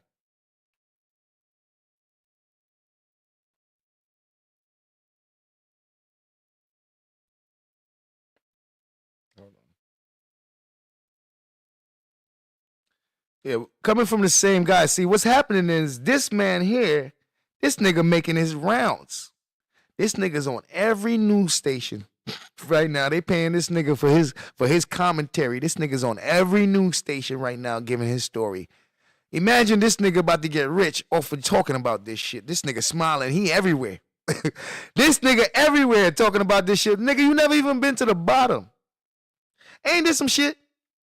This dude ain't never even been to the bottom. This nigga got 30-something feet and got the fuck up out of there. But here he go about to tell you everything you need to know about this ship. And bro, I don't know. Yo, man, they got to stop with this. This nigga on his press run. Queen, what up, Queen? This dude is on his press run right now. Not PlayStation. He doing his press run right now. So he's on another news station. Let's hear him give his breakdown on this news station. You were on one of those subs. I watched the story you did for CBS this morning. I almost had a panic attack watching you get into that thing. It's so small. How big is it, and how long were you told you could survive in it? It's about the size of a minivan, but it's a cylinder, so it holds. The size of a minivan, but it's a cylinder. Fucked up right there. Man, you can't stand up in that shit. You can't, bruh. Does it have to be that small? That's what I want to know is, does it need to be that small? Is it that small because of something that has to do with the pressure? Because, man, does it has to be that small? Holds 5 people. There's no chairs. There's no couches. You are sitting on the floor with your back against the curved sides. As I'm sure you've heard, there's 4 days worth of air. There's 3 different systems. There's as your previous guest referred to, there's a scrubber, the same ones they have in spacecraft, that converts the carbon dioxide you breathe out back into oxygen. If that fails, there are these, they look like fly strips. You hang them from the ceiling, that they're backup scrubbers. And if that fails, they have scuba tanks, oxygen tanks, under the floor of this thing that you can pull out. But there's no food and water apart from the one sandwich and the one water bottle you bring with you. All there is by way. Bro, we'd have had to add some kind of rations on this motherfucker. No food. Yo, there is no option for if something goes wrong. They basically like, bro, there's no food. There's nothing down there for if something goes wrong. It's basically like, if you down there and something go wrong, nigga, you dead. Call the Navy. Shit. The Navy don't be all the way down there. I would have died just as soon as they closed that motherfucker. As soon as I got in that little can, because that's what that is. That shit is like a motherfucking can. As soon as I got in that can and they closed that shit, I'd have start losing my breath. I'd have start suffocating. I couldn't breathe no more. Like I can't be in no shit like that. You was trying to dismiss the pinned message. Not gonna happen. What you can do is send a donation right to that pinned message. No, don't try to dismiss it though. Yeah, cause for me, if I had to die like this, man, I would be, man, cause at least if I get shot, I'll probably die quick. Man, you know what kind of motherfucking anxiety, bro? I would be panicking. I couldn't sit there and just wait to die. Like, that would be the hardest thing, just sitting there waiting to die. That shit would kill me. I would die sitting there thinking about dying. You can dismiss it. Can't dismiss. I mean, you can make it get smaller, but you can't dismiss it. Oh, man. All right. We have a toilet is basically a big Ziploc bag. No! Oh my gosh. Hold on. At one point when What you he were said? The one water bottle you bring with you, oxygen tanks under the floor of this thing that you can pull out. But there's no food and water apart from the one sandwich and the one water bottle you bring with you. All there is by way of a toilet is basically a big Ziploc bag. No! $250,000 to take a shit in a Ziploc bag.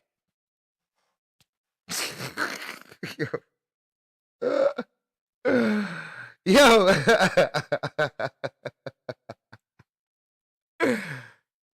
$250,000 to piss and shit in a Ziploc bag. That you got with you for over 4 days now. That you can't dispose of. Could you imagine if them bags is full? Could you imagine if them bags is full? At this point, them bags probably full. Definitely full of piss. How big is this Ziploc bag we talking about? Like, listen to these circumstances that these people sign up for.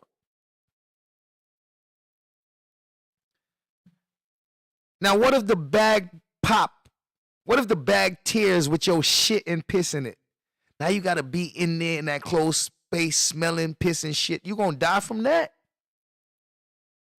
You can't throw that shit nowhere. He said, damn, I bet yo, Queen, you ain't shit.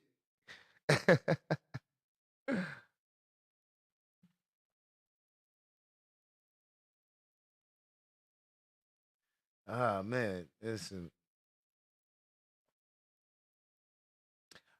You would have to use it in front of everyone. And it's a bunch of men.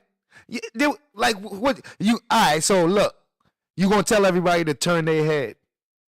When you got to take a piss in that bag, you going to tell everybody to turn your head. I got to use the bathroom. That's a fact. It is what it is. They could have came to any hood and got all the thrill they wanted. This is definitely crazy. The first two who dies is the man who invented it. Yeah.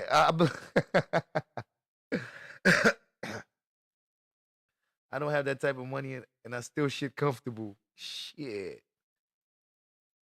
Since this is Thinkers Thursday, suppose this is a way for rich people to get out of debt, fake their death, and leave. Well, yeah, we basically said that. This shit might be a play, man. This might be a good old rich boy play. It's pissy and shitty and they think so they paid to die. That's a fact. Like, you paid for this and you signed up. They signed up for this shit. They signed waivers just in case you die from the shit bag exploding. Or, like, bro.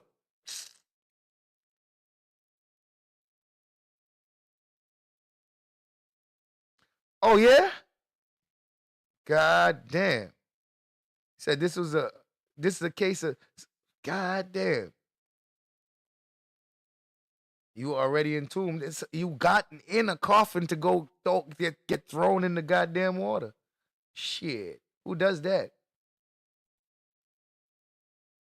Where I sign up, Draco, you are a madman. Draco, are you mad? Spicy curry. Oh, man, them motherfuckers would be shitting up a storm, nigga. Imagine if they had some beans. Being lost at sea. That's at sea. These people are under the sea, like Sebastian. These people are under the sea. Man.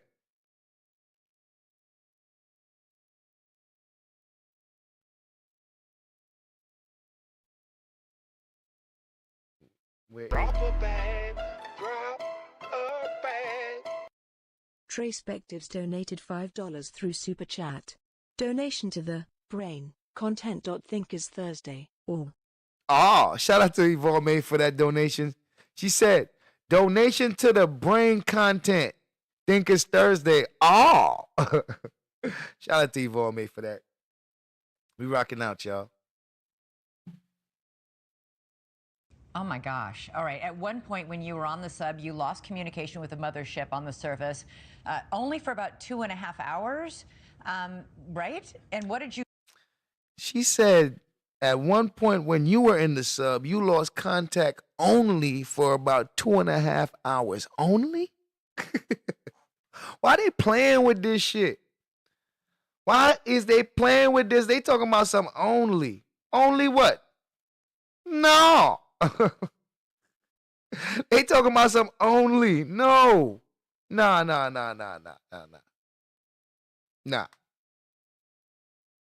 you do when you lost communication? Did you just drift around, or what happened?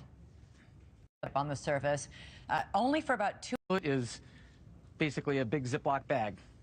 Oh my gosh. All right. At one point when you were on the sub, you lost communication with the mothership on the surface, only for about 2.5 hours, right? And what did you do when you lost communication? Did you just drift around, or what happened? I should be clear on this. So they never lost contact with the sub. There's a ship on the surface that can send short text messages down to the sub beneath the sea. There's no GPS underwater. There's no radio underwater. So all they can do is send these little text messages. The submersible does not know where it is relative to the Titanic. It might be right over there. It might be right over there. They can't see anything. There's no windows except a tiny round porthole at one end. So up on the ship. Y'all hear this? Y'all hear this? So clearly ain't no shit you want to be in. It's underwater. There's no radio underwater. There's a ship on the surface that can send short text messages down to the sub beneath the sea. There's no GPS underwater. There's no radio underwater. So I can't.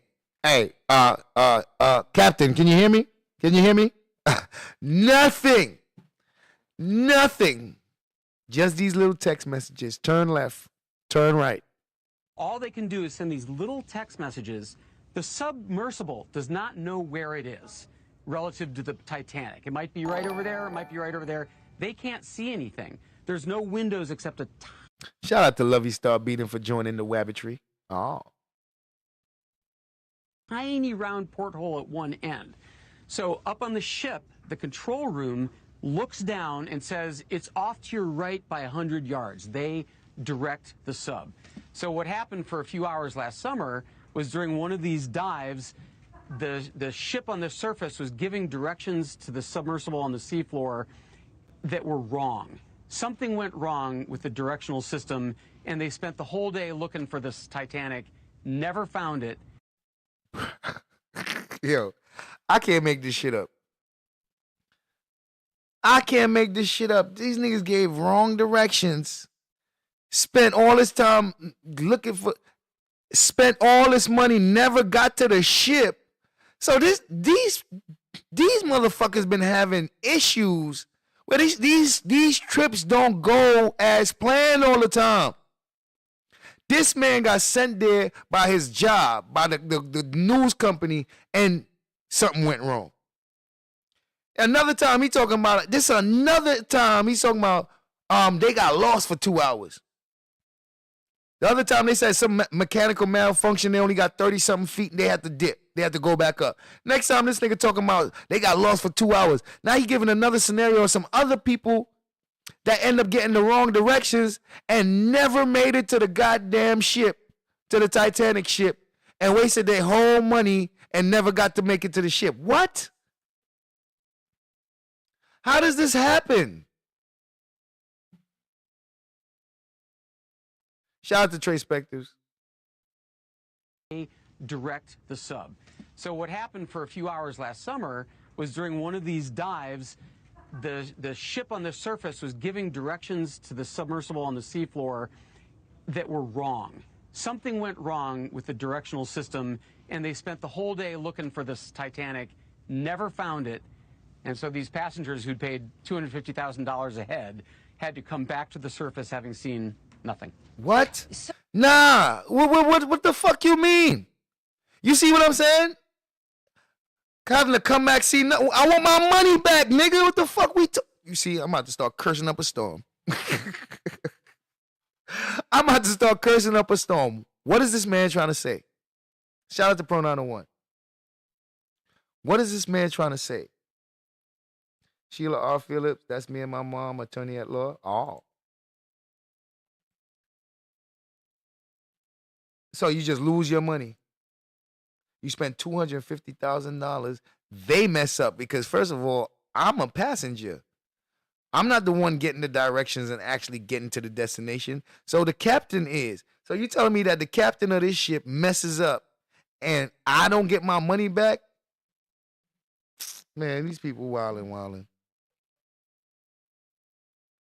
These people wildin'. Damn, those waivers, they still can be shit.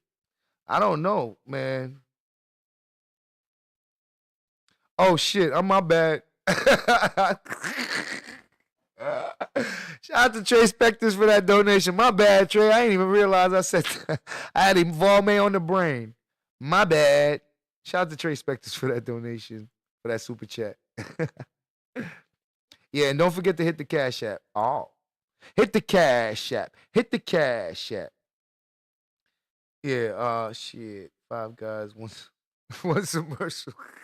Oh, man. Time to sue. Time to sue. This is crazy, man. I want my money back, nigga. I'm turning into Johnny Blaze on you. So I got to get your reaction when you hear that they've lost this sub, that they lost control and communication of it after an hour and 45 minutes into the descent, which I think that's about how long it takes to get down there, or no? That would be about halfway down, 2/3 of the way down. God, of the way yo, down. okay, now, ladies and gentlemen, we got more information. They was about halfway down. So remember, I was asking how long does it take to get to the bottom? So it's more likely now that a giant megalodon, a giant dinosaur shark could have snatched that motherfucker out the water, just snatched it and swallowed that shit. Because at 2 hours, that's about halfway there. So you telling me it takes about 4 hours to get to the bottom of this motherfucker? It's taking about 4 hours to get to the bottom of this shit. That's a lot of depth. So that means that something big enough definitely got enough time to eat your ass. But we can't believe that something that big exists, do we? Only person that believe that type of shit is Relly. But we don't believe that something that big exists, do we? Like a pill, that's a fact. Swallow that shit like a pill.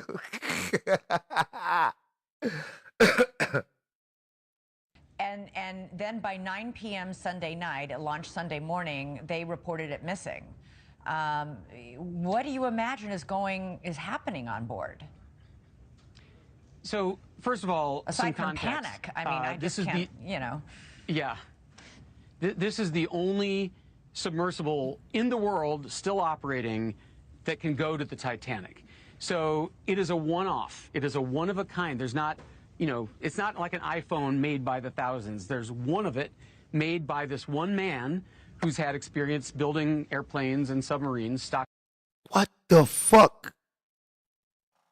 Bro, wait a fucking minute.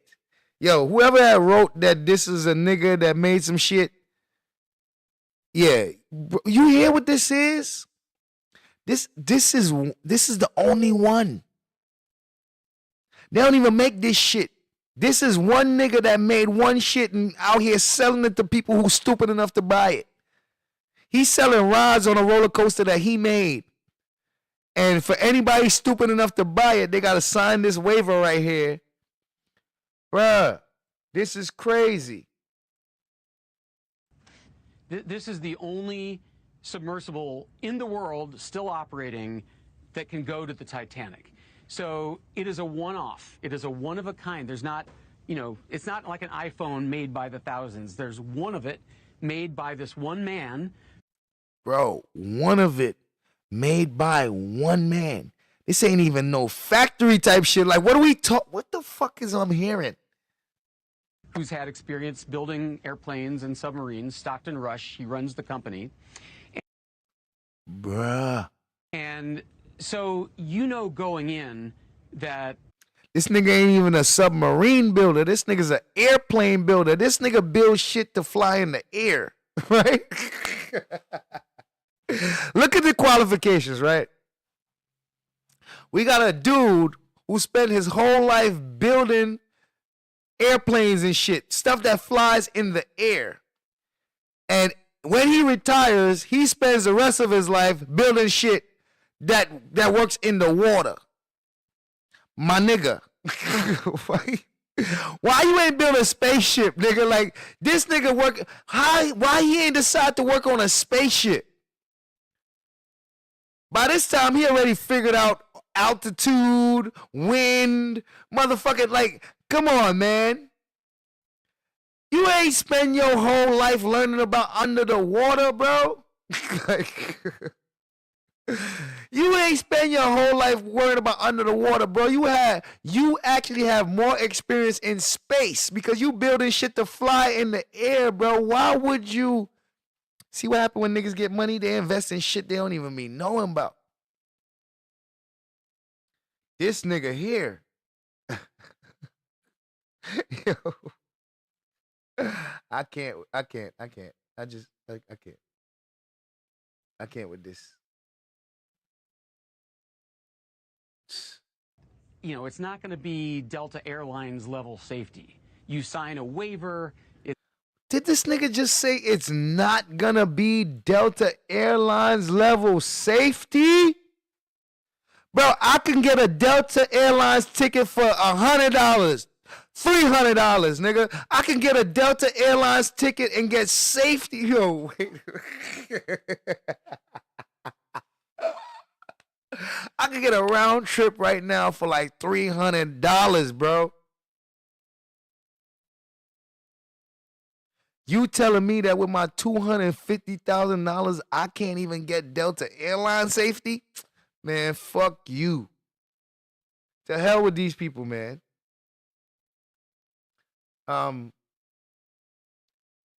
Casa Mata Jaga.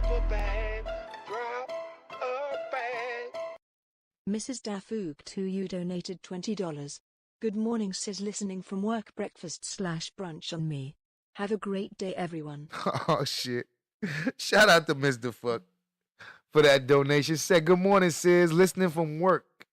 Breakfast/brunch on me. Have a great day. Shout out to Mr. Fuck for that donation. Appreciate you. Oh. See, we do good content. People support the good content too. Oh. Looking at the destruction, they could have died. They could have died by anything. But what kind of shit is this? I mean, you're not even getting Delta Airline. Delta's a cheap-ass fucking airline, bruh. You telling me that I get better? That's why this nigga said you sign a waiver. Like, if Delta Airlines was to make us sign a waiver, would we fly that motherfucker?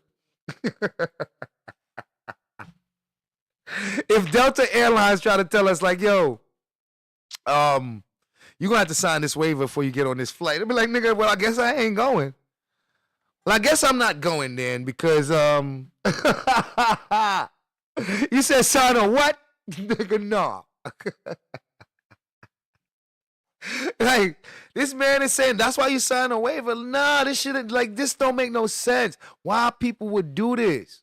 It's not like an iPhone made by the thousands. There's one of it made by this one man who's had experience building airplanes and submarines, Stockton Rush. He runs the company. And so you know going in that, you know, it's not going to be Delta Airlines level safety. You sign a waiver. It says, these are all the different ways I could die. I mean, come on, bro. You hear what this man is saying?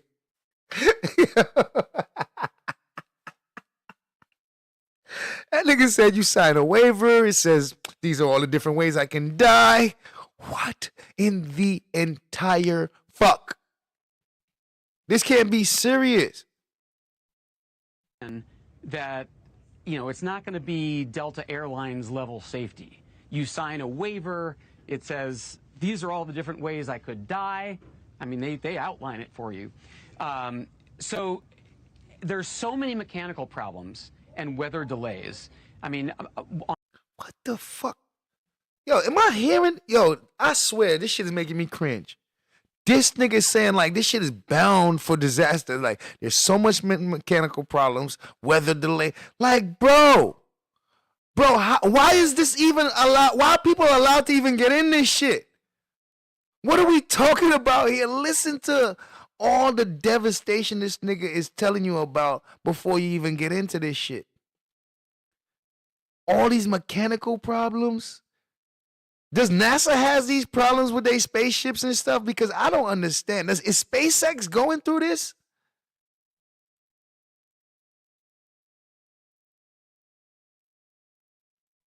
Bruh. Hope everyone is having a bad day. Bernard, you just bored. Real content matters. That's a fact. Yeah, shout out to Mr. Fuck. Probably creaking and shit. And could you imagine? That's the only one, right? So if something went wrong on that one from the last time, then we only gonna know when it goes wrong. Like now. Like if something went wrong on that shit, we only gonna find out after they find that motherfucker and see, like, oh, this shit, something went wrong on this. Like, yo. Because these niggas, he said, this guy here, he said that he went on one and they had to come back up after 30-something feet because of mechanical problems. So imagine if these people got halfway down, like 5,000 feet, and then realized they had a mechanical problem. This is crazy. I can't. John Show, what up, man? John Show, this shit ridiculous, bro. I could die. I mean, that, you know, it's not going to be Delta Airlines level safety. You sign a waiver. It says these are all the different ways I could die. I mean, they outline it for you. So there's so many mechanical problems and weather delays. I mean, on my dive to the Titanic, we only got 37 feet down when there was a mechanical problem and we had to come back up to the surface. And that's typical. Nigga said that's typical. That nigga said that is typical. That's regular. Oh, that's regular shit. Like, yeah, this shit always fucking up. What? So while, bro, if the shit is messing up by the time you get to 30, 40 feet, bro, imagine what could possibly happen at 5,000 feet, 1,000 feet, 10,000 feet. Come on, man. What are we doing here? What are we doing? They take tourists out for a week at a time, and so far this summer, they've barely made it to the Titanic even once. Bro, wait a minute. This is a scam. This is a fucking scam. They're taking people out to this shit 5 times a fucking week and nobody made it yet. Nobody got to this motherfucker yet. This is a scam. Bro, this motherfucker probably a criminal. The nigga that we gonna. He said I think he said they didn't even make it once. And that's typical. I mean, they take tourists out for a week at a time, and so far this summer they've barely made it to the Titanic even once. They said so far for that summer they barely made it to the Titanic, not even once. So what that means? They got close to the motherfucker? What the fuck is barely made it?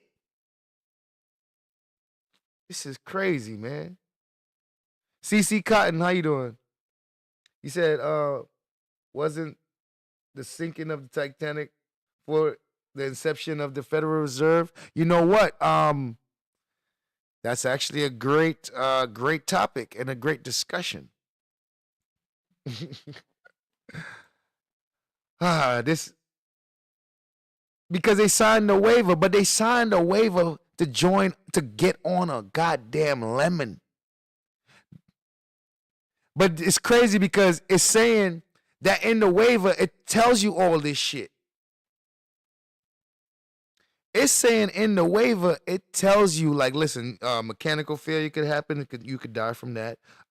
This like, where does what legit anything has these kind of waivers? He worded that ugly.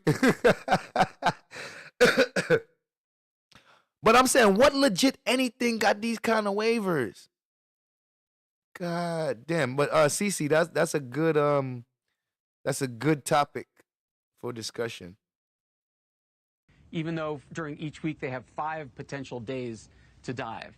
So you are well aware that there's an improvised quality, there's a dangerous quality, that it's something that is not made for consumers.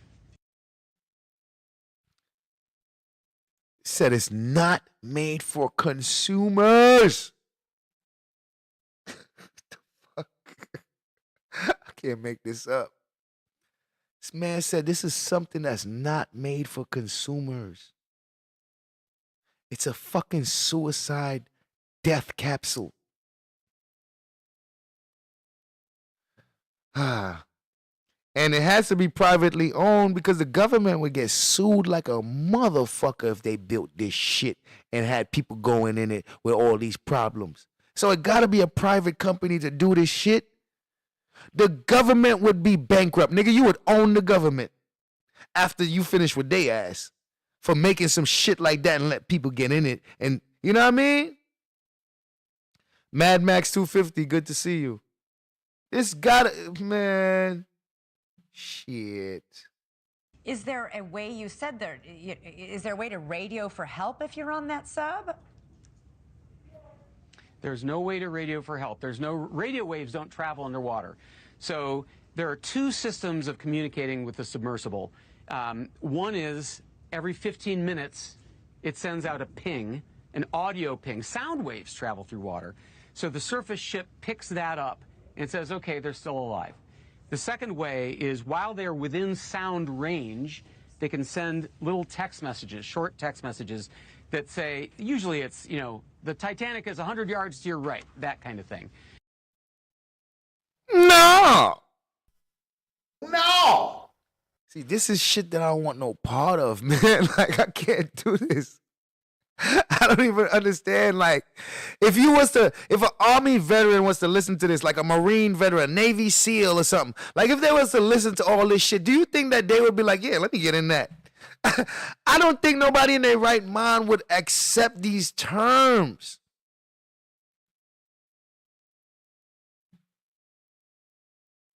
They've lost both of those signals. That's not what happened last summer. This is really terrifying. I mean, if you think about it, there could only be one of 2 things that have happened. So if the power went out, then they couldn't send pings and they couldn't send texts, but maybe they came to the surface and they're bobbing away someplace. I will say they have 7 900 miles across from Cape Cod and 400 miles over to Newfoundland, Canada. 900 fucking miles. 900 miles one way, 400 miles another way. What are we what the fuck is we doing? Bro, like this shit, people sign up for this shit. Ah, my God. My God. Redundant ways to get to the surface. They have 3 different kinds of weights they can drop. They have propellers that push them up.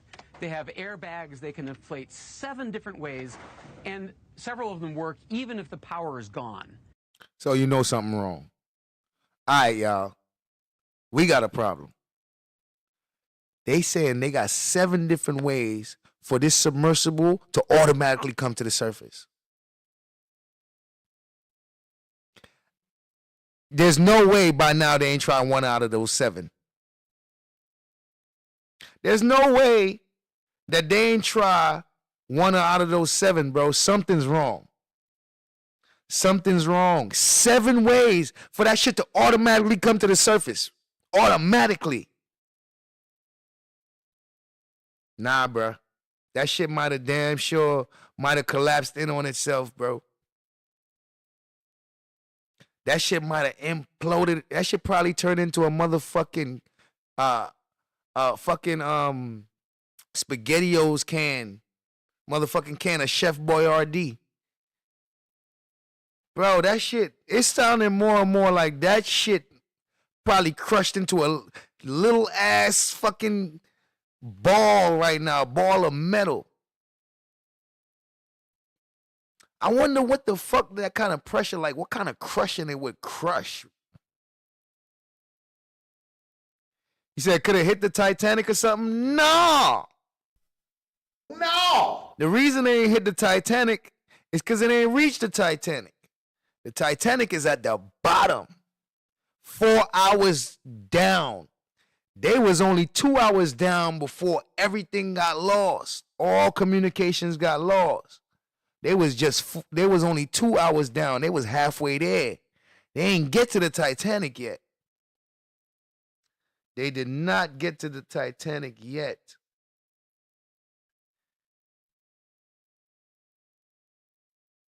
Yeah, that shit probably tiny like a motherfucker. They probably could you imagine looking for a fucking can on the ocean floor? Like, bro, that shit probably crushed into a little ass can right now. That's crazy. That is crazy, bro. What is the difference between the Titanic and the Twin Tower? Water. That's the difference.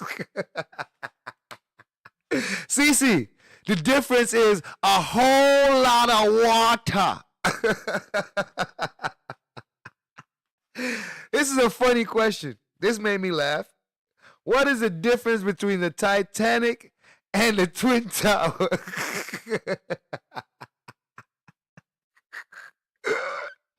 A whole lot of water. A lot of water.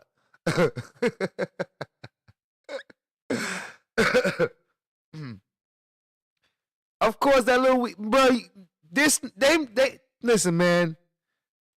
You gonna tell me that you invested in NASA parts for the interior of the motherfucker, but everything else is cheap motherfucking 99-cent Chinese parts, bro? What we doing? So you telling me that it don't matter nothing if nothing else breaks on this motherfucker?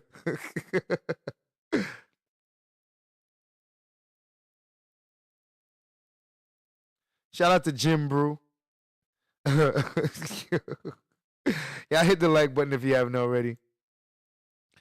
Maybe the same. Crumble up like an empty Coke can. Yeah. Stop a beer can quick like that. The water. Shit. You say you shocked the 19-year-old, didn't say. Could you imagine the 19-year-old when they passed him? Like, what the hell? You couldn't get an Xbox? Like, you got a regular ass Logitech controller, over the counter shit. Like, come on, man. We couldn't even get a PlayStation 5. We couldn't get a PS5 controller to work this. We couldn't get haptic feedback. Nigga, I can't get analog on the motherfucking.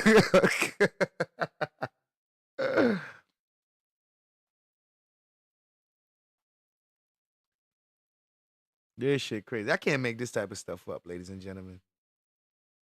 So if they are alive, they should have been able to get to the surface using one of these methods. Unless one of two bad things have happened. One is that they got snagged on something, maybe one of those ghost nets, the big fishing nets that... What the fuck? Yo, wait a minute.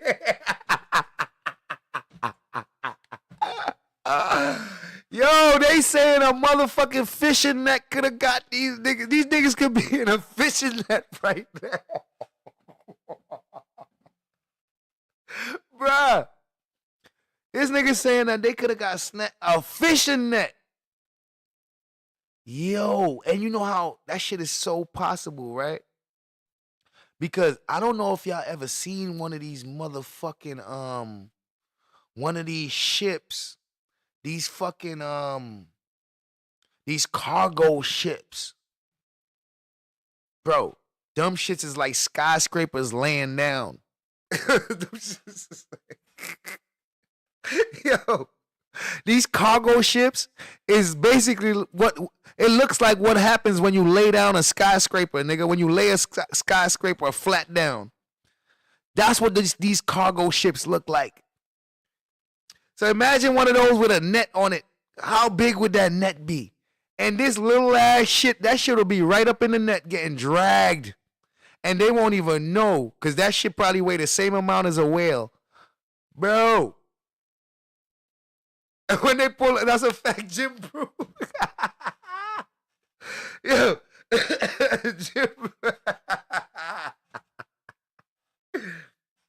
Jim Brew said dudes from the deadliest cast would shit themselves when they pull them up. Bruh.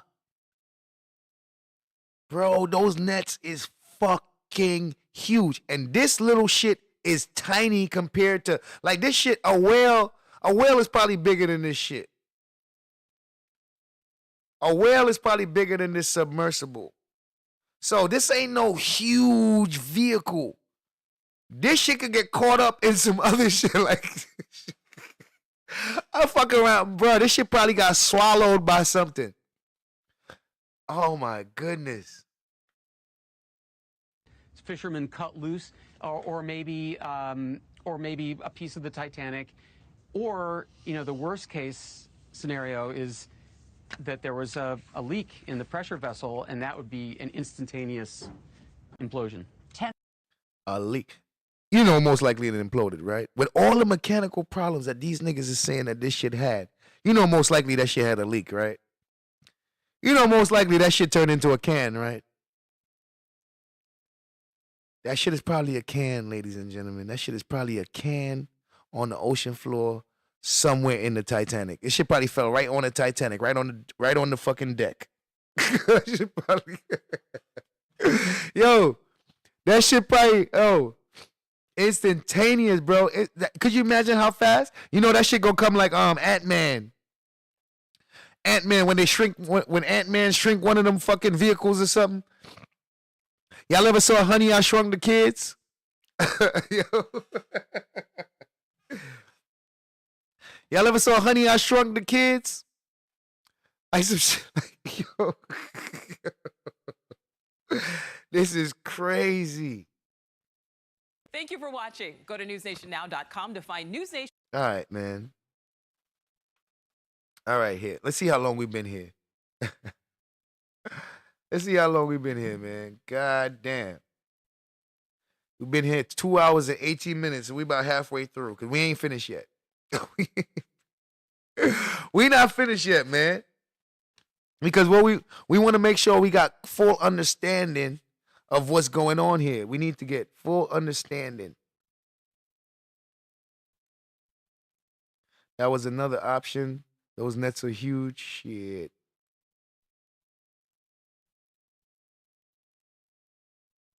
Leviathan swallowed it. Shit.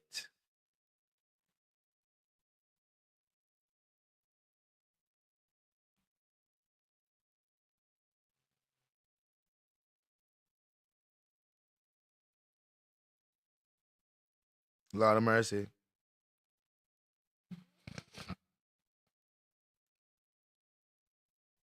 He said A trawler could easily drag that along a day without knowing. That's a fact. That's what I'm saying. Like, bro, could you imagine them being in that motherfucker?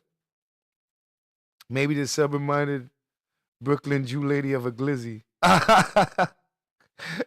You know, she huge. She could swallow one of them shits.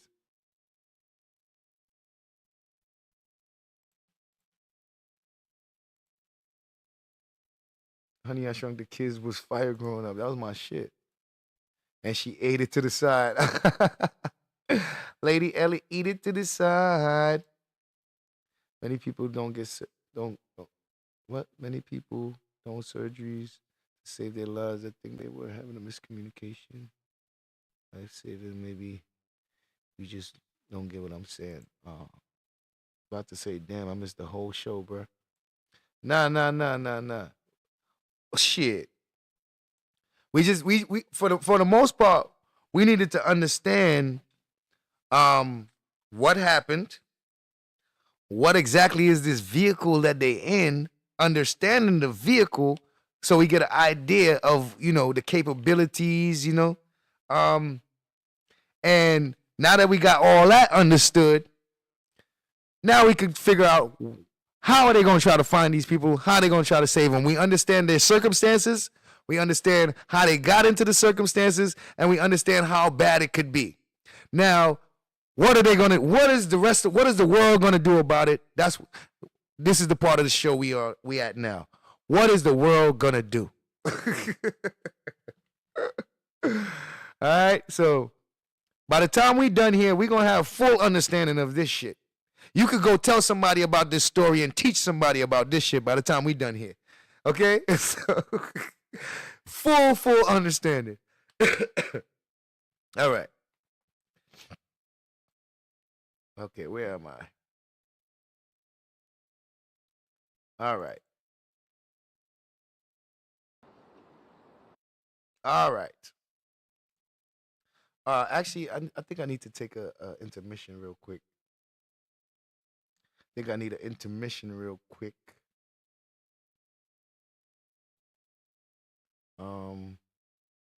What can I use as an intermission right now? You know what?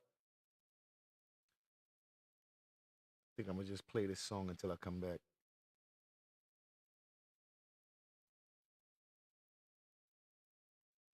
Hold on. Let me make a message as well.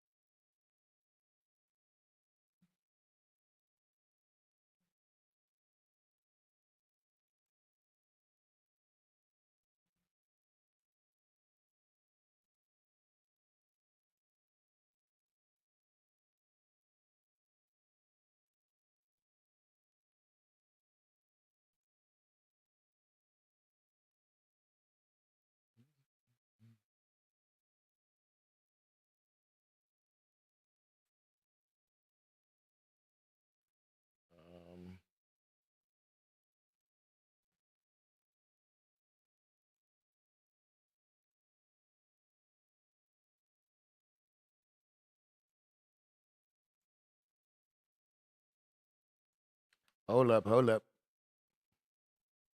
Yeah. Um,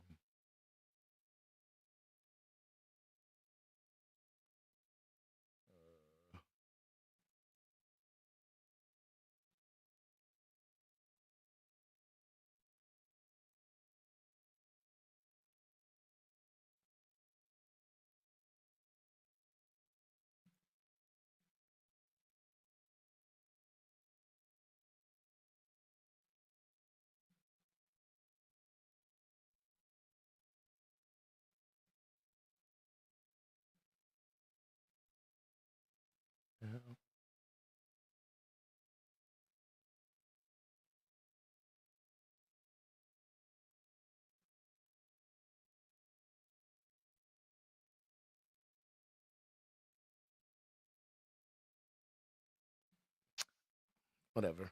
I'll be right back. Rabbits in the house. Rabbits in the house. Keep your friends close, but your enemies closer. Closer. Rabbits in the house.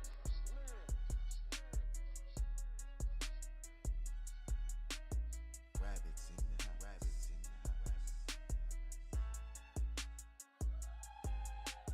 Rabbits in the house. Rabbits in the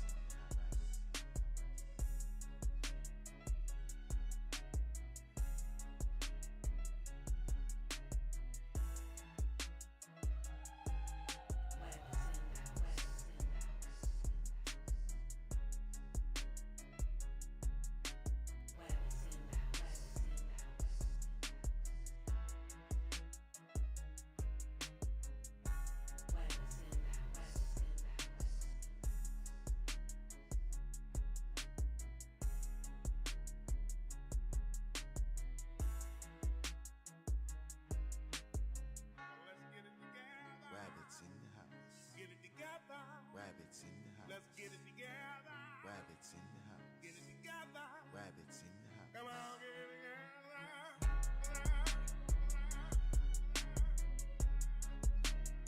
Rabbits in the house. Rabbits in the house.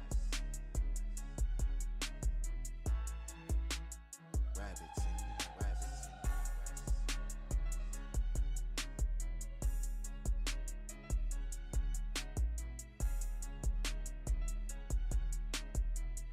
the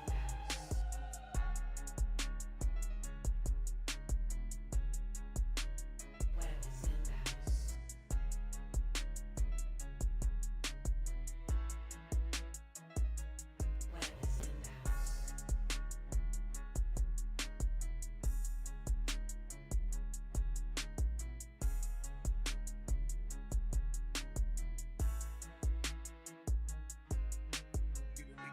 Rabbits in the house. Rabbits you better get it together. We gon' get it together. Rabbits in the house. Rabbits in the house.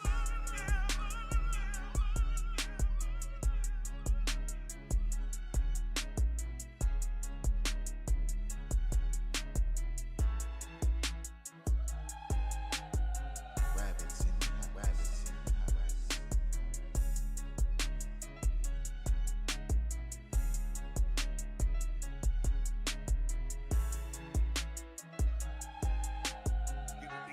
Rabbits in the house. Rabbits you better get it together. We gon' get it together. Rabbits in the house. Rabbits in the house. Rabbits in the house. Together. Rabbits in the house. Rabbits in the house. Rabbits in the house. Rabbits in the house. Keep your friends close, but your enemies closer. Closer.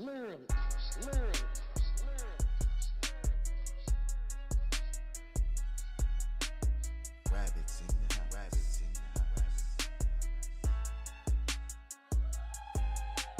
Rabbits in the house. Rabbits in the house.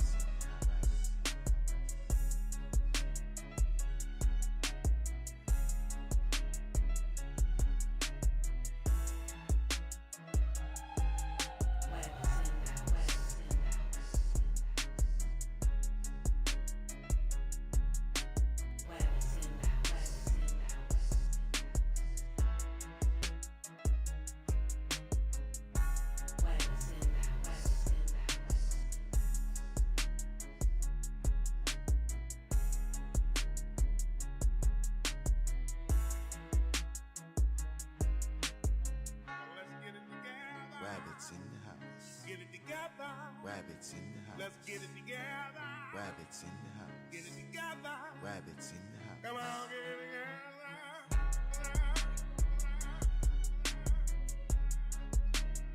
Rabbits in the house. Rabbits in the house. Rabbits in the house. Rabbits in the house.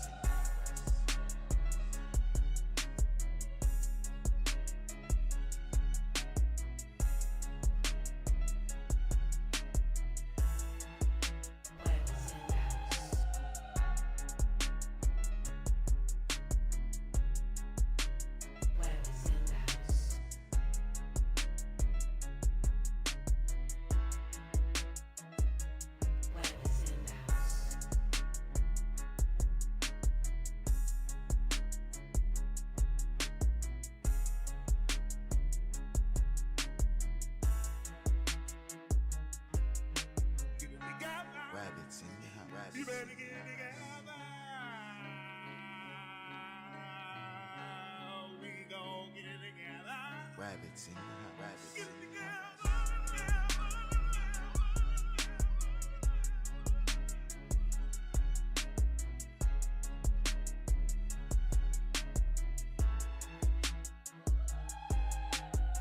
Rabbits in the house. Rabbits in the house. Rabbits in the house. Rabbits in the house.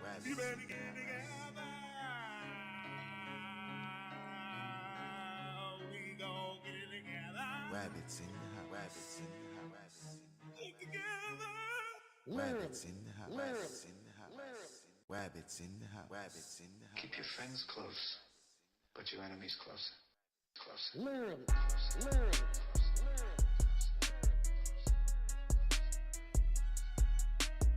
Rabbits in the house. Rabbits in the house. Rabbits in the house. Rabbits in the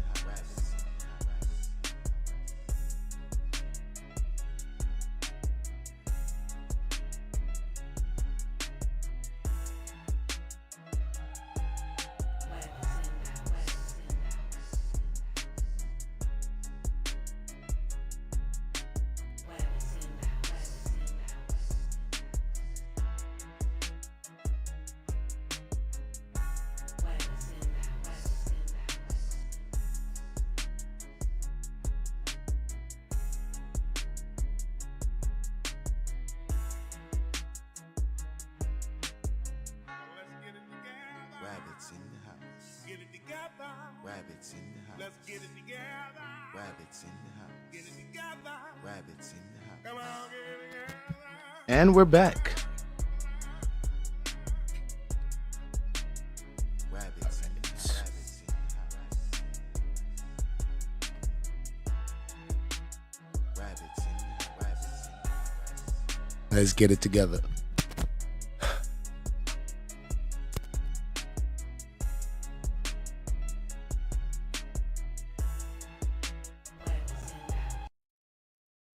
Wabbits in the house. Are we rocking out, y'all? Salute to the chat. All right.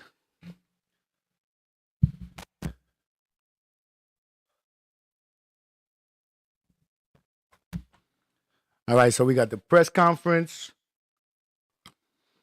This is right when everything went missing, the whole submarine went missing.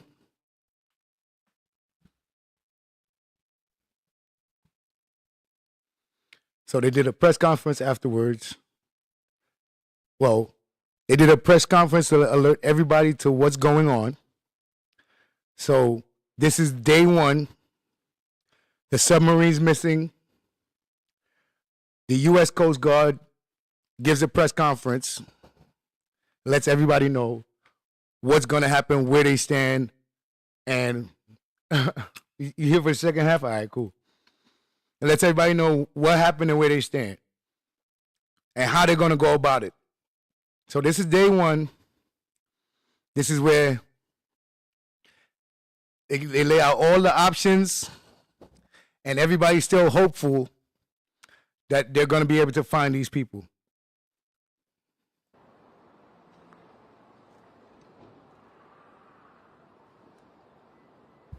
Hey, good afternoon. Thank you for joining us today. My name is Chief Petty Officer Robert Simpson. I'm the Assistant Public Affairs Officer for the 1st Coast Guard District in Boston, Massachusetts.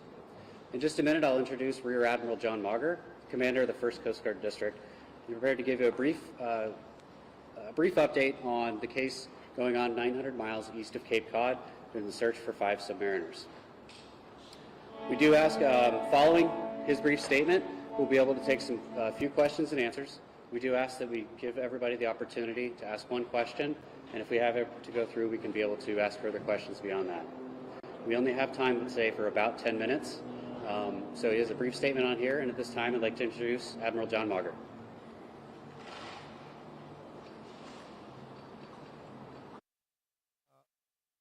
Gems, I'm pretty sure they're not sending any Any humans down there.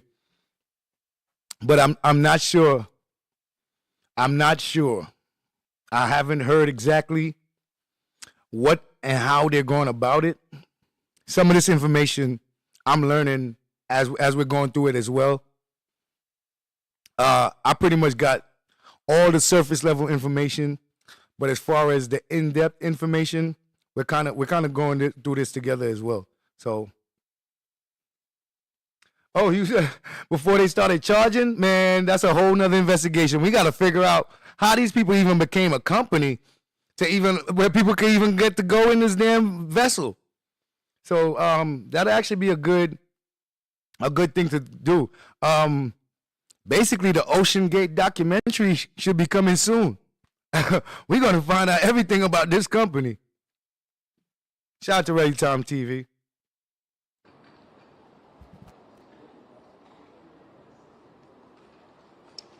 Good afternoon, everyone. I'm Rear Admiral John Mauger. I'm the commander of the 1st Coast Guard District here in Boston, Massachusetts. And in this case, I am the lead for the Coast Guard search and rescue operations for the overdue submersible out near the wreck of the Titanic. Yesterday afternoon, we were notified by the operator of the submersible vessel that it was overdue, and it had 5 persons on board the submersible. So when they say they were notified by the operator of the submersible, I guess the operator would be the person on the ship, because the submersible is on the ship, and then they let it off the ship to go down to wherever it got to go. But the ship is basically its home, its base. So right, because they definitely can't make no call down there. The one with the controller, you think so, Gems? You think that the operator is the one with the controller? I don't think so. Because I feel if the operator was the one with the controller, they wouldn't have to tell them make a left 200 feet, make a right 100 feet. Because then the operator who can see where it's at would just do it for them. So that's what leads me to think that the operator is that they're speaking of here has to be the one on the ship. Because the one with the controller, I believe he would have to be inside the submersive. And nobody in the submersive could call anybody, because ain't no phone calls going out of that shit. So, I would think that who this guy's referring to has to be the person on the ship. I guess the operator would be the one in charge, the one who's giving them the commands to go left or go right. I guess that would be the operator in this case. So we're working very closely at this point to make sure that we're doing everything that we can do to locate the submersible and rescue those on board. Our thoughts are with the crew members and the families on board, of those on board the submersible at this time, and we are doing everything that we can do to make sure that we can locate and rescue those on board. So after receiving the call, we reached out to the vessel Polar Prince and began a surface search looking for the submersible. At the same time, we launched a C-130 aircraft to conduct an aerial search, both visual and radar, of the scene. So this is day one immediately. They out here doing surface check. They got an airplane in the sky. The airplane can do radar and all that. This is a motherfucking machine. Radar would have picked that motherfucker up. You feel me? So the fact that they scanning the surface on this motherfucker, I'm cursing too much, sorry. The fact that they scanning the surface looking for this thing, and not even the radar's picking it up, we gotta, this is scarier and scarier and scarier.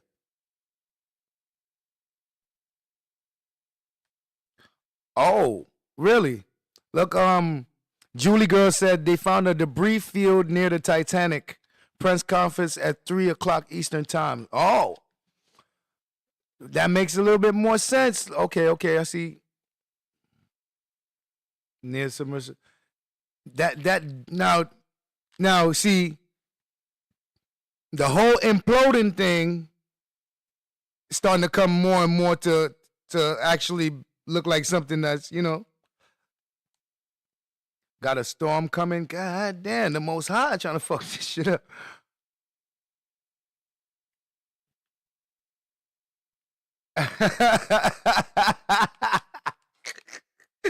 Sexy mommy, thank you for that. But honestly, if you thought that I thought that it was going to turn into a can, you got me mistaken.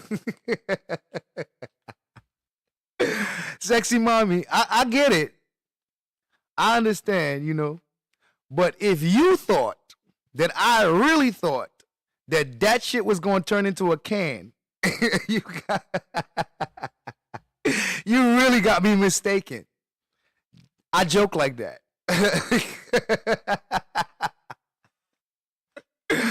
I make jokes, okay?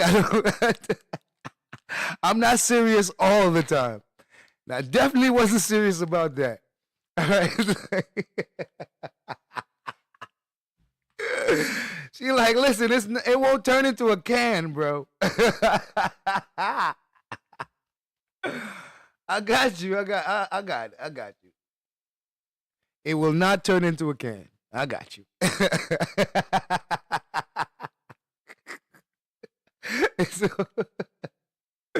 All right, so the debris field is most likely caused from the implosion. Okay.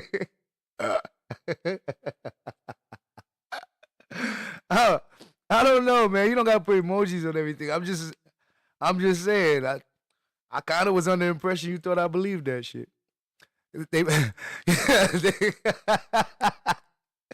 Like the rescuers is supposed to be looking for a can floating in the ocean right now. They should be on the lookout for a can.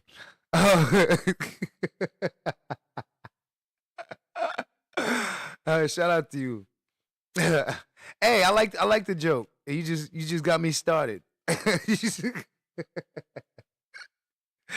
You just got me started, man.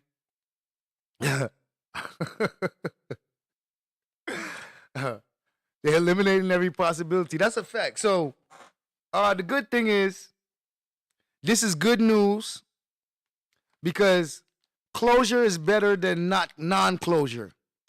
At least if we find some bodies, if we get the fucking vessel, at least we can have some closure and know that we know what happened. But the mystery, let this motherfucker, if this was to be some Bermuda Triangle shit, nigga, oh my God, all my conspiracy theorist people would be driving me crazy. They would just use that shit as another reason why the earth is hollow, why reptilians live under the earth, why the government be out here doing all type of stuff and kidnapping people, why aliens came and snatched niggas, like shit. As long as we can get the answer so I don't have to listen to the motherfuckers that say that type of shit, I'm good. As long as I don't gotta hear the people who imagination takes them all the way around the world, above the world, underneath the world, in space to another universe. As long as I don't gotta hear them kind of niggas. Because if they didn't find no fucking wreckage, if they didn't find no submarine, if they didn't find a body, the conspiracy theorists are going to run wild with this shit. And you can't tell them nothing. You can't tell them a goddamn thing. So I don't got no time. I'd rather us find it so I don't have to hear all the speculation. Because they was probably speculating for the last 2 days. I ain't got no time. I ain't got no time. Nigga, anything is better than nothing because when we have nothing, that's something for the conspiracy theorists. Anytime you have nothing, that is a whole lot of something for a conspiracy theorist. When a conspiracy theorist has nothing, they make something out of nothing. Trust me. All you got to do is tell them we don't got an answer. They're like, I'll give you an answer. Oh, you don't got the answer? Nigga, let me tell you the answer. I was like, oh, man. So you better have the answer when you're dealing with a conspiracy theorist, because the minute you say you don't know, they're going to make some shit up. The minute you say you don't know, they're going to make some shit up. So you got to be real careful. I'm glad they coming up with some kind of answer. I can't deal with these conspiracy theorists. Early time TV. Of course it's not stopping nothing. Really got a whole look, we're gonna find the body, we're gonna find the ships, we're gonna find everything, right? Really still gonna have a reason why that's probably the fake bodies, because the real bodies got kidnapped and they left the fake bodies for us to find the fake bodies. I'm like, oh my God. I can't. Really gonna tell us those are the clones of those are the clones because the real people got abducted by aliens and they make it look like a crash because, oh my God, I can't. So I already know what to expect, bro. We've subsequently coordinated with the Canadian Coast Guard and Canadian Armed Forces to deploy additional assets to the scene. The Canadians have had a C-130 aircraft searching as well, in addition to also having a P-8 submarine search aircraft deploy as well. And he's got a submarine search aircraft. Yeah. We got resources, bro. You hear? Listen. I feel a little confident now.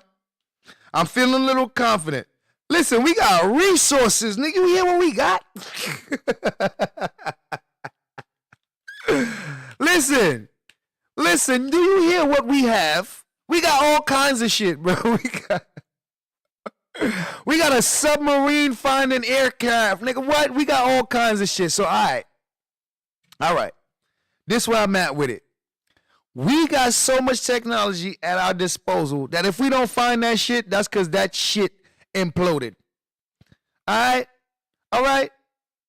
Because, listen, I'm hearing some sophistication right now. Them niggas like, listen, man, they working. These people working. They definitely working. Put sonar buoys in the water. Buoys in the water. The location of the search is approximately 900 miles east of Cape Cod.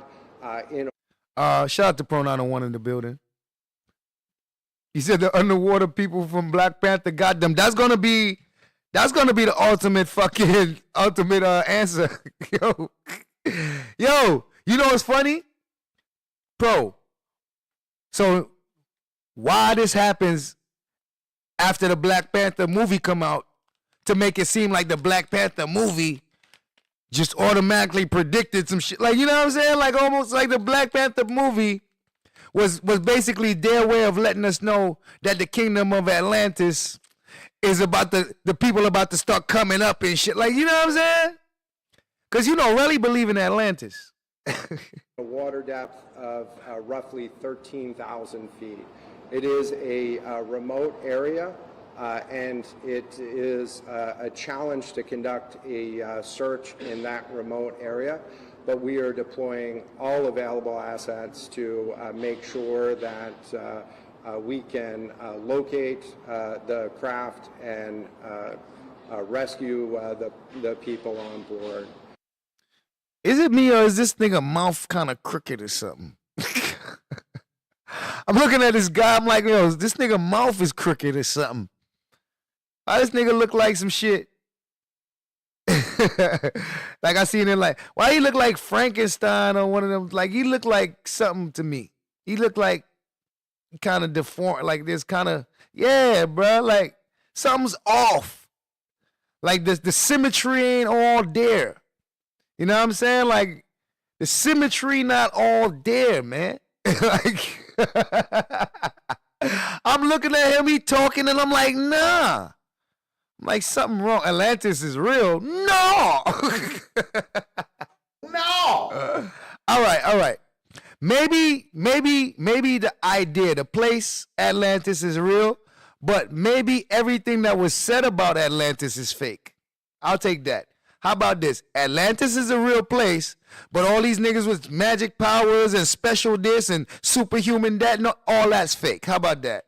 Because there's many cities under the water. How about this is Atlantis is real and it's just another regular ass city that ended up underwater with regular ass people from a regular ass time. I'll take that. Anything else, we not buying. We're not buying it. If you want to add any other stipulations to it, we're not buying it. Going into this evening, we will continue to fly aircraft and move additional vessels into the area. In this remote part of our search and rescue responsibility, oftentimes we rely on commercial operators to be the first vessels on scene. And so we've been in touch with additional commercial vessels that are operating in the area, as well as initiating the movement of additional Canadian Coast Guard assets. And word, US Draco. Coast Guard, That nigga neck crooked. Wait a minute. What's going on here? Like, is his head not on his neck properly or something? Like, a surface asset into the area over the course of the next couple of days. Adding to the complexity of this case is the fact that this was a submersible vessel. And so we need to make sure that we're looking both on the surface for the vessel if it had surfaced back to the water, but had somehow lost communications with the vessel, and that's what the aircraft and the surface search vessel is allowing us to do right now. But we're also having to search in the water column. And we're doing that right now with the use of sonar buoys and sonar on the ship that's out there to listen for any sounds that we can detect in the water column. Over the course of the next couple of days, we anticipate adding additional capability to conduct additional search in the water as those commercial assets arrive on scene. hold on. So, you talking about plane MH370? Is that the Malaysian plane? Did they ever find that shit? Is that the Malaysian plane you talking about? That plane like 2 years ago that just disappeared? Did they ever find anything? Because I'm like, man, planes don't just disappear, bro. His neck look like the merging lane. Yeah, his face is definitely uncomfortable. Shit. Again, our thoughts are with the families and the crew members on board this submersible, and we're working very closely with all U.S. And international partners to provide any capability that we can provide to search for the overdue vessel and rescue the crew members on board. At this point, we'll take questions. Yo, hold on. They found debris but no bodies. Listen, I don't mean to laugh, but nigga, you see what kind of water they in? Ain't no bodies being found. Them bodies is in some bellies right now. You know how much different kind of species of fish ate them people up? Shit. Them niggas was like, what's this? Hey, we don't get this often. It was like, yo. That shit came like they was eating steak. Them niggas like, oh shit, nigga, we got lobster and steak. Them motherfuckers is like, shit, we don't get this kind of meal. Them niggas, man, could you imagine how much people sea creatures feast on them people? God damn, they was like, nigga, people don't be coming down here, nigga. They like, shit, they got 5 human beings to eat. That shit was like a miracle for all those fucking sea creatures under there.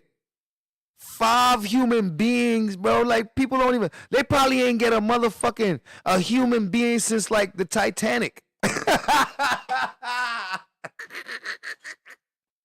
Yo, them shits probably ain't eat people since the Titanic, bro.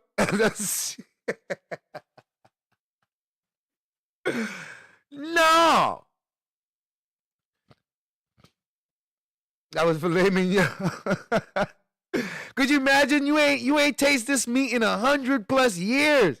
100 years later, you get a treat, 5 whole people for y'all to eat. Shit.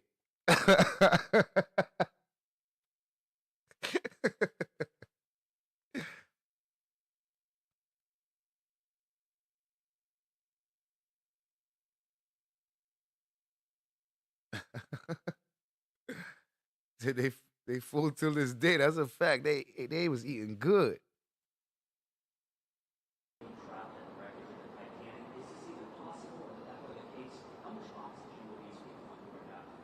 So in terms of locating the overdue submersible, we have to make sure that we're looking on both the surface using aerial and surface vessels, but then expanding into underwater search as well. Right now our capability is limited to sonar buoys and listening for sounds, but you know, we're working very hard to increase the capability. We understand from the operator of the vessel that the vessel was designed with a 96-hour sustainment capability if there was an emergency on board. And so we're using that time, making the best use of every moment of that time to So who's that? This is the Coast Guard. Locate the vessel. Sir, can you talk about who was on board exactly, and is there somebody named Hamish Harding, a British explorer, who can confirm that he's on board from At this point, I'm not in a position to confirm the identity of anybody on board the vessel. Out of respect for the families, we're you know, going through the notification process, and more updates will be forthcoming. Sorry, I may be jumping to something here, but it seems like if that vessel is indeed sitting on the bottom, you have the 96-hour window to reach it, that this is a race to get some sort of rescue vehicle down to it. Am I correct about that? That's absolutely part of the overall planning for this search case. Right now we're focused on locating the vessel, but at the same time, if we find this vessel in the water, then we will have to effect some sort of rescue or coordinating, reaching out to different partners within the U.S. Navy, within the Canadian Armed Forces, and within private industry to understand what underwater rescue capability might be available. Are there any vessels on the way there that could do that, if they could get down there? So at this moment, we're focused on the search and understanding the capabilities of the vessels that are deploying to the scene. So Yeah, well, Jenny, this is, as this happened, this is basically the day that the submarine went missing. Everybody's clueless. Everybody is fucking clueless. They're trying to figure out what they're dealing with. They're trying to figure out how they can go about it, and they just out there. But this ain't no shit that they used to dealing with, because who the fuck goes that deep? They don't listen. Them niggas don't deal with this shit on the regular. They don't go that deep. Regular people, not even professionals, regular folk going down 13,000 feet. Like, where are you going? They don't deal with this type of shit. These motherfuckers clueless like fuck. sonar capabilities within the sonar buoys and within the hull of the commercial vessel that is out there operating on site. Those aren't Coast Guard sonars. They are capable of listening to a depth of 13,000 feet, as I understand it.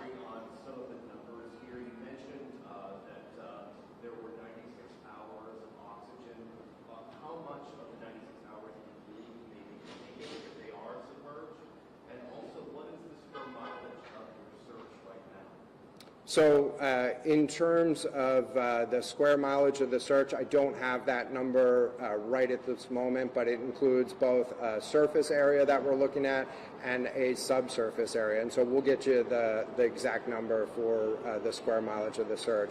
In terms of the hours, we understood that that was 96 hours of rescue or emergency capability from the operator, and so we anticipate that there's somewhere between 70 to the full 96 hours available at this point. Do you believe that the sub would be in a location near the Titanic, and if so, what are some of the challenges? Yo, you know how everybody been talking about how much oxygen they got left? What if they find this motherfucker and that shit got all the oxygen because the people died immediately? They didn't even get to breathe. What if they didn't even get to breathe? They got all the oxygen. Ah, it's crazy. Sonar and a debris field at the Titanic. Is this old or new? This is technically old. What we're watching right now is old because I'm doing it from the timeline from when it happened, and we're gonna end with basically today or yesterday. So what we did at first was we got the news story when it happened, breaking news. Submersible went out, boom, we got the breaking news, and then I did the stories that covered the submersible and what exactly it is, how it was made, how it functions, and things to that effect. So once we got that understanding, now we're going into the actual efforts that was made once they know that the submersible is missing, and now we're actually learning about the efforts and stuff. So this is day one, first press conference by the U.S. Coast Guard. They're basically laying out what the plan is, how they expect to try to rescue these people and all that. So we're watching it from the beginning, from the past to present, so that we can get a full understanding of the whole idea. So it's certainly the purpose of the submarine was to, as I understand, the purpose of the submersible was to provide opportunity to visit the wreck site and explore the wreck site. So that's a possibility. Again, right now our focus is getting on as much capability into the area as we can and understanding that full capability of those assets that are being deployed. Our aerial assets that are being deployed have the capability to do both visual and radar searches, and the Canadians' asset had the ability to drop sonar buoys and listen, and so we're using all that information to improve our search capability. I mean, with all this stuff that they saying they got, I'm convinced that shit blew the fuck up. I assumed it was fake news, so I haven't paid attention, but it's interesting. Thanks for covering it. Hey, salute to you, Jules. I've been actually watching the story.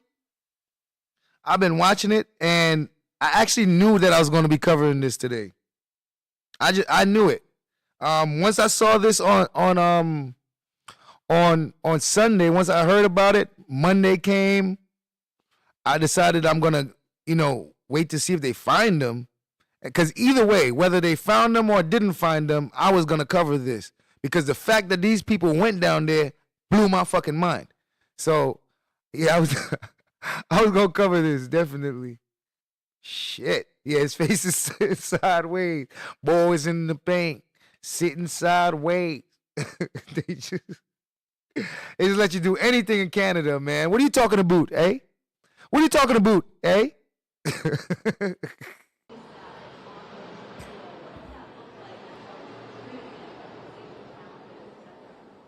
So we're working through that right now, but what we're really focused on at the moment is really locating the vessel, which could either be in the surface or subsurface. And so we're bringing in technical expertise to understand both the dynamics of underwater search and underwater rescue operations.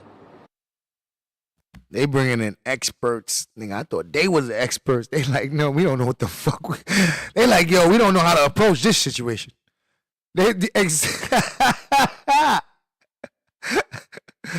submersible is missing. I feel this was fucked up. And my guys have to spend time on this. Exactly. And these people got to risk their fucking lives as well. This shit is unnecessary. Like, where did they do this? They did this in Canada, right? They wouldn't have let them niggas do this shit in America. Would they? Would they have let them niggas go to the bottom of the ocean in America? They had to do it in some other country. Because the government would be like, and if something go wrong, who's saving you? Man, the American government would like, and if something goes wrong, who the fuck's supposed to save you? Nah, we not letting you do this. American government, they think about themselves. They be like, man, who coming to rescue you if something go wrong? They like, nah. We not doing that.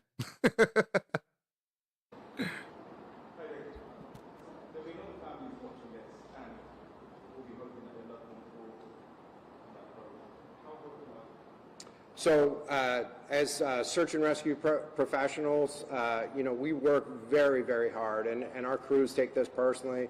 Our first thoughts are with the crew members and the families of those on board.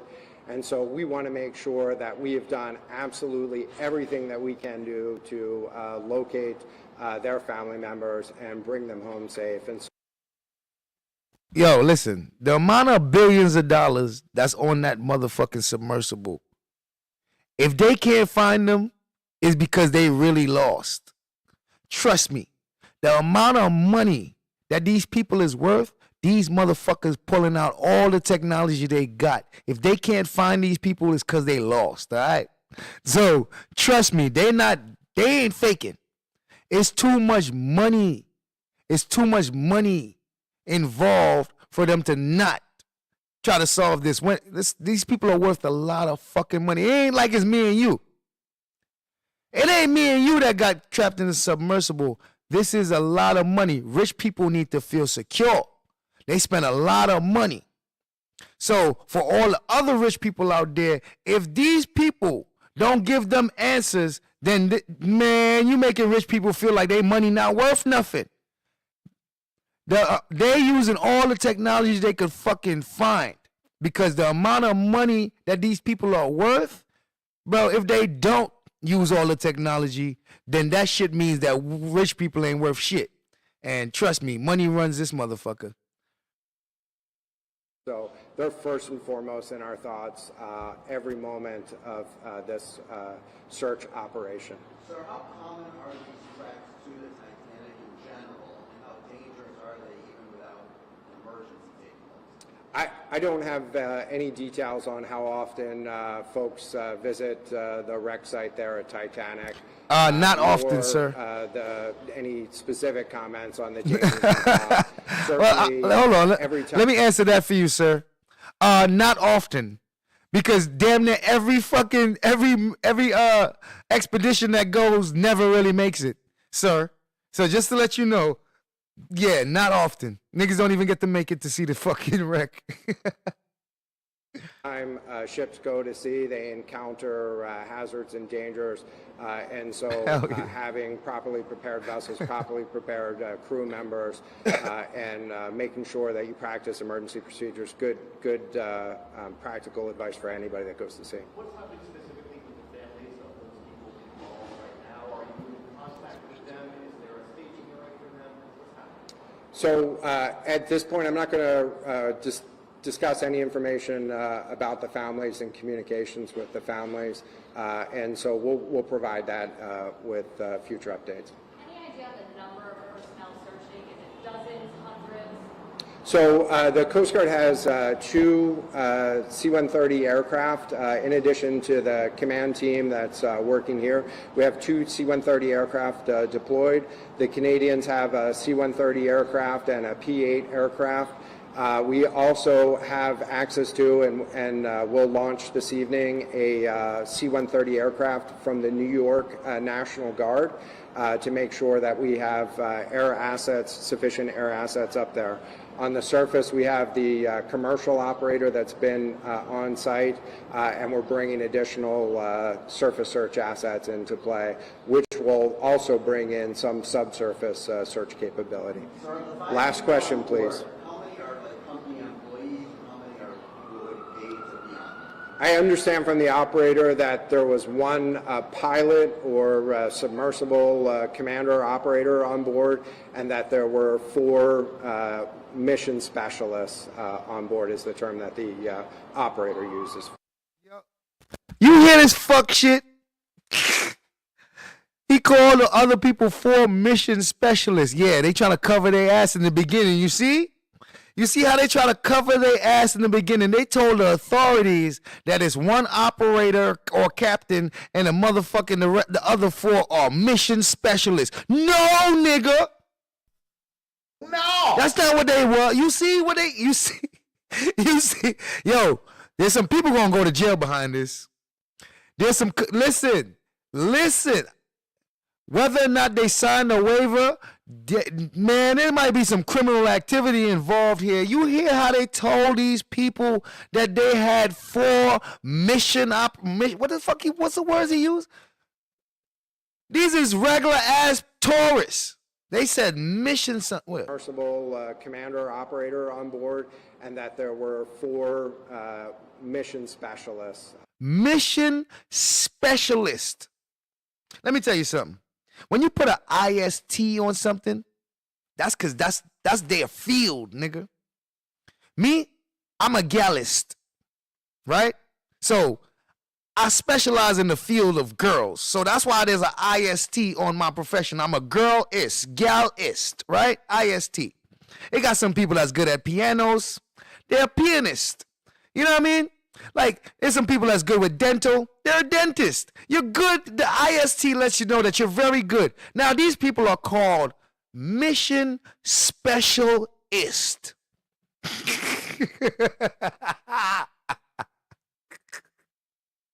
Yo, this shit don't make no sense. Mission specialist. What they specialize in? Yeah, this was the original story. This nigga's repeating what they told him, so he don't realize there's 4 regular ass people on there, just rich. There's 4 rich motherfuckers. They don't specialize in nothing except money. These niggas specialize in money. So mission specialists, them niggas don't know nothing about the mission. They're along for the ride. They are along for the goddamn ride, bro. That nigga said mission specialist. That there was one pilot or submersible commander operator on board, and that there were 4 mission specialists on board is the term that the operator uses for them. So 5 total. You have to ask the operator what that means. What we're focused on is finding those 5 people. Thank you very much for your time. Listen, do I know who sell the permits to do these missions? The nigga that owned the company, he was on the submarine. That nigga is worth billions of dollars. That nigga could have bought a fake ass permit. That nigga probably bought a politician. He probably owned a politician. You feel me? Like, when you got that kind of money, you can kind of get a lot of shit you want. Like, you can fuck around and get them to close a restaurant and kick everybody out and only let you and your family in. You can get them to do that to Disney World. You can these niggas will close Disney World for you for a whole fucking day and let only you and your kids play in that motherfucker. Okay? So just understanding what we dealing with here. This man have billions of dollars. They got billions. All right? All right. Thank you for coming today. This does conclude this portion of the briefing. Why all these niggas look weird? This nigga look like the master of disguise. He looks like the master of disguise. The nigga that be like, turtle, turtle. He looks exactly like the master of disguise. Y'all ever seen the master of disguise? He looked like when he was dressed up and he had the suit on, he had the glasses on with the bald head, and he was like, turtle, turtle. He looked just like that nigga. As soon as he popped up, I said, wait, I know this guy. Is that a protected title? Girlist? Well, it's gallus. It's not a protected title, but it's a skill. You got to be very, very skilled at it. And it's spelled gallist, Galist.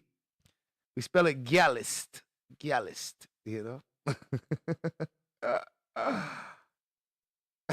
He does look like that nigga, right? Stay behind just to take any other questions down, and we can get back to you at a later time, and we'll be able to connect directly with you.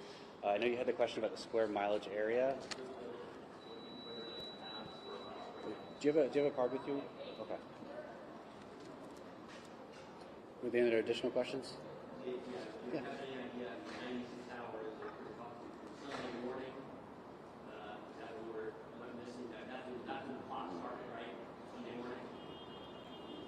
So I'm not sure the exact time of when it started. As far as the communications on there was the 96 hours total on there. I'm not sure if that's the amount of time total that it can stay underwater, or if that starts at another time. We can clarify and get back to you on that. Mm-hmm. Right.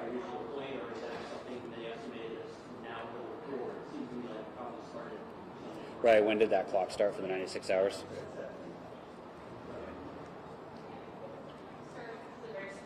Yeah.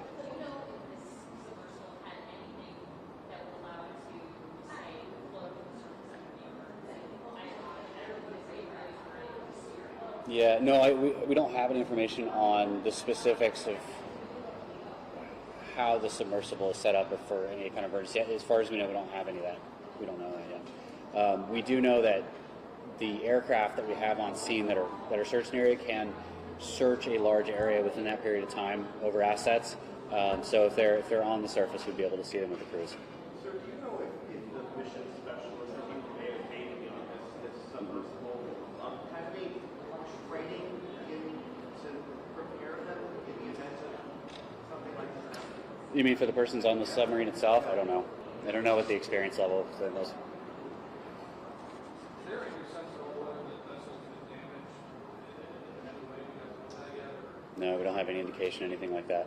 There's only just that the communication had been lost. Do we know the last communication that the company had with them? Not specifically like necessarily what was said on there, but it was about an hour and 45 minutes into their dive. An hour and 45 minutes. Was the last communication, the last recorded communication that they had. I don't have specifics on if it was stopped suddenly or if it was just a check-in period of time that just didn't.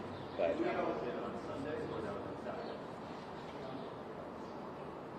I believe that was Sunday. I think the dive started on Sunday. I believe. Do we know why they lost communication? Do we know why yet? Why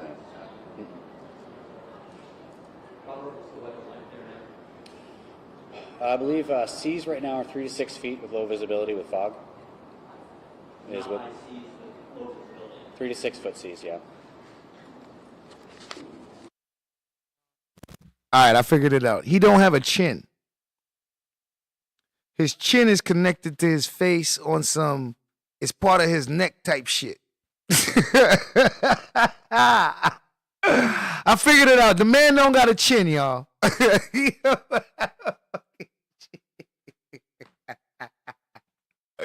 There you go, Gallus. There you go. There you go, Jenny. 2 times, 1 time.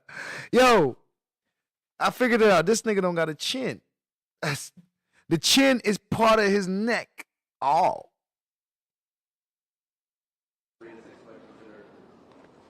For that far offshore is fairly normal. I mean, it does get much higher than that during storms.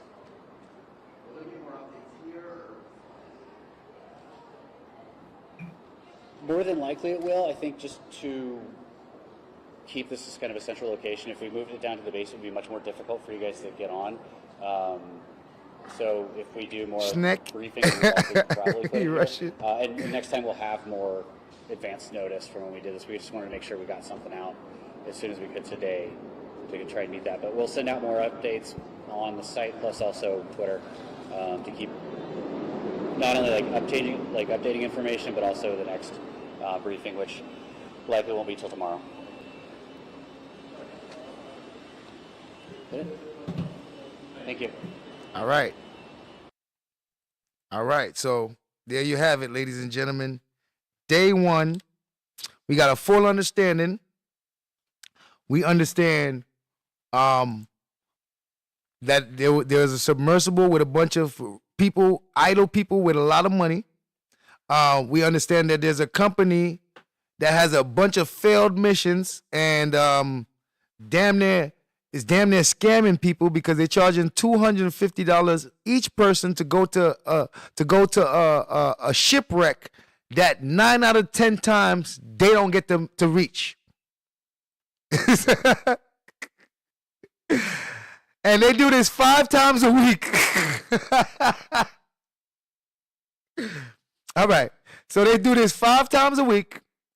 And every week, damn near nobody gets to actually make it.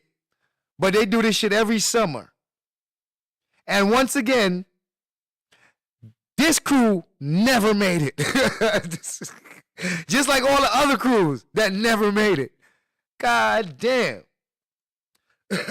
So now we got people all over the world now have to come together to try to save these people who has been classified as mission specialists. Oh man. So as the time has been going on, the search is underway. People are trying to figure this out. Everybody's on edge.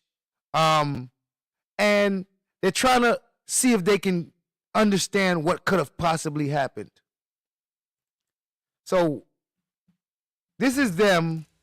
So the search continues. This is them trying to figure out what could have possibly happened to that missing Titanic, missing submersible.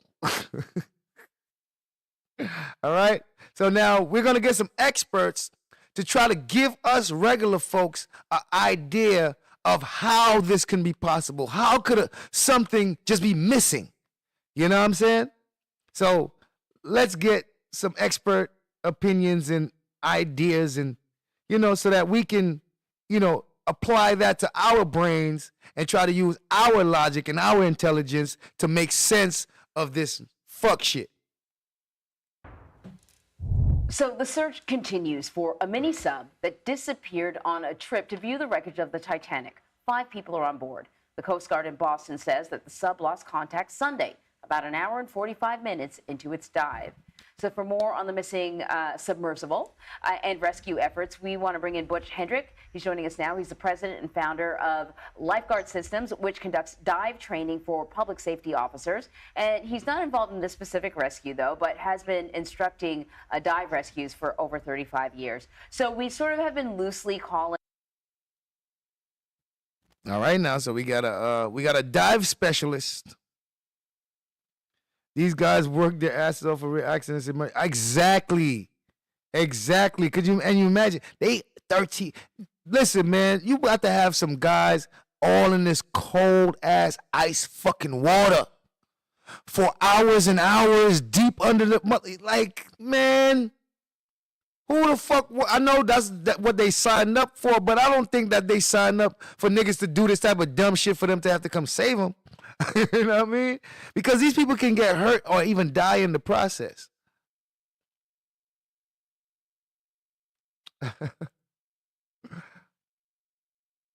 this a submarine, but it's not a submarine, it's a submersible. It needs to sort of, once it's in the water, it can navigate, but it's not sort of independently able to propel itself kind of around, right? I hope I'm saying it properly. This seems like... So wait, this motherfucking vehicle can't really even do much.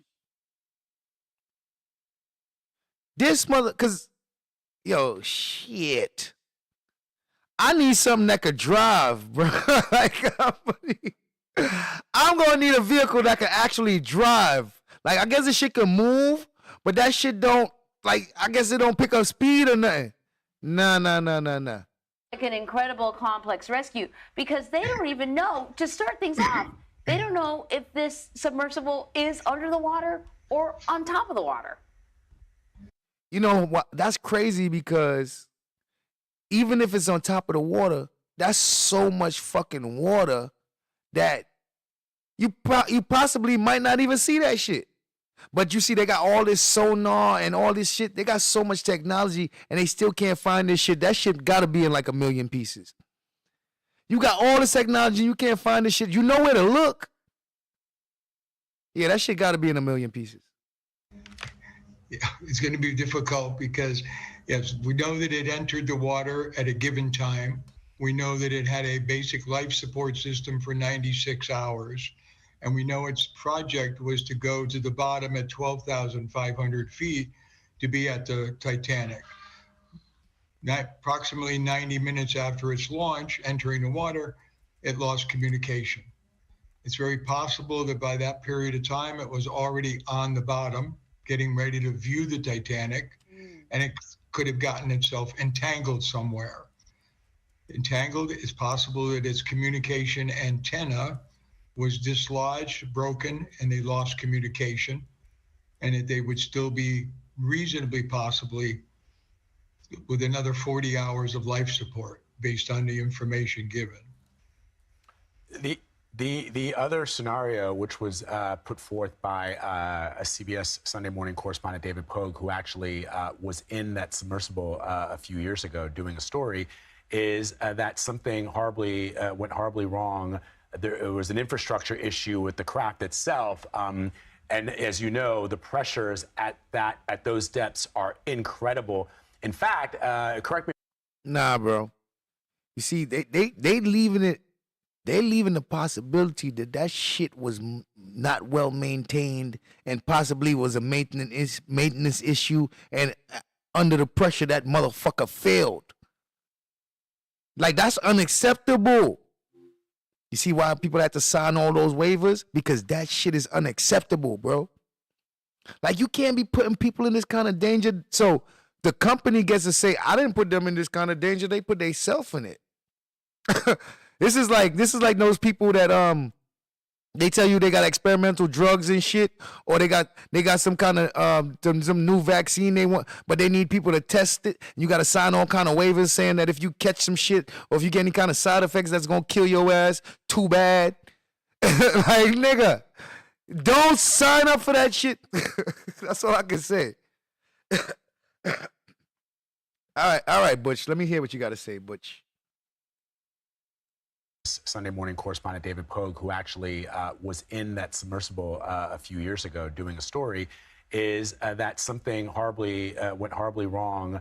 There was an infrastructure issue with the craft itself. And as you know, the pressures at those depths are incredible.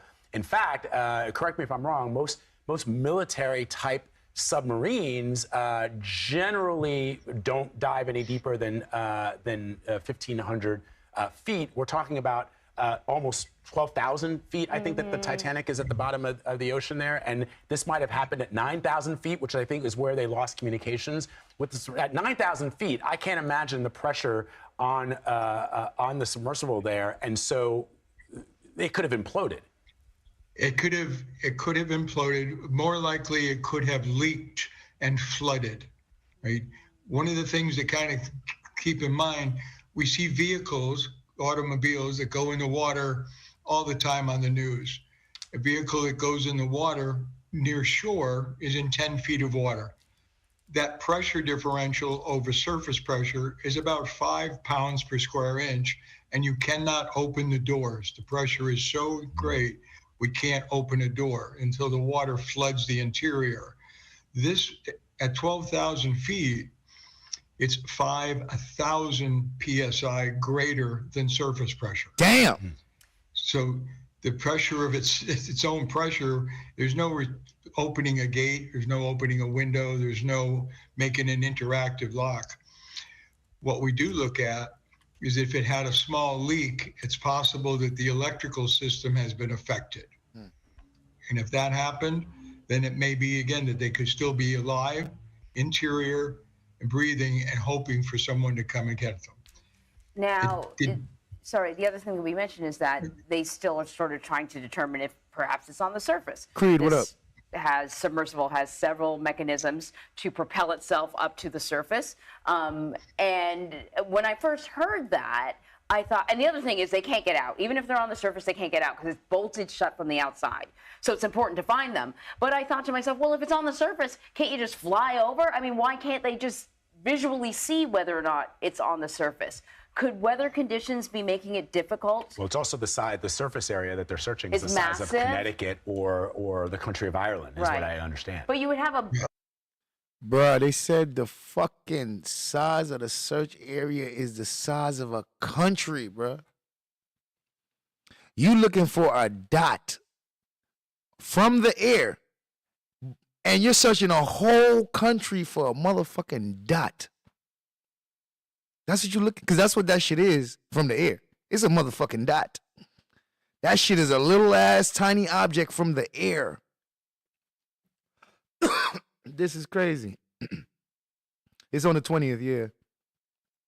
This is the coverage from the very next day, because remember, they went missing on the 19th.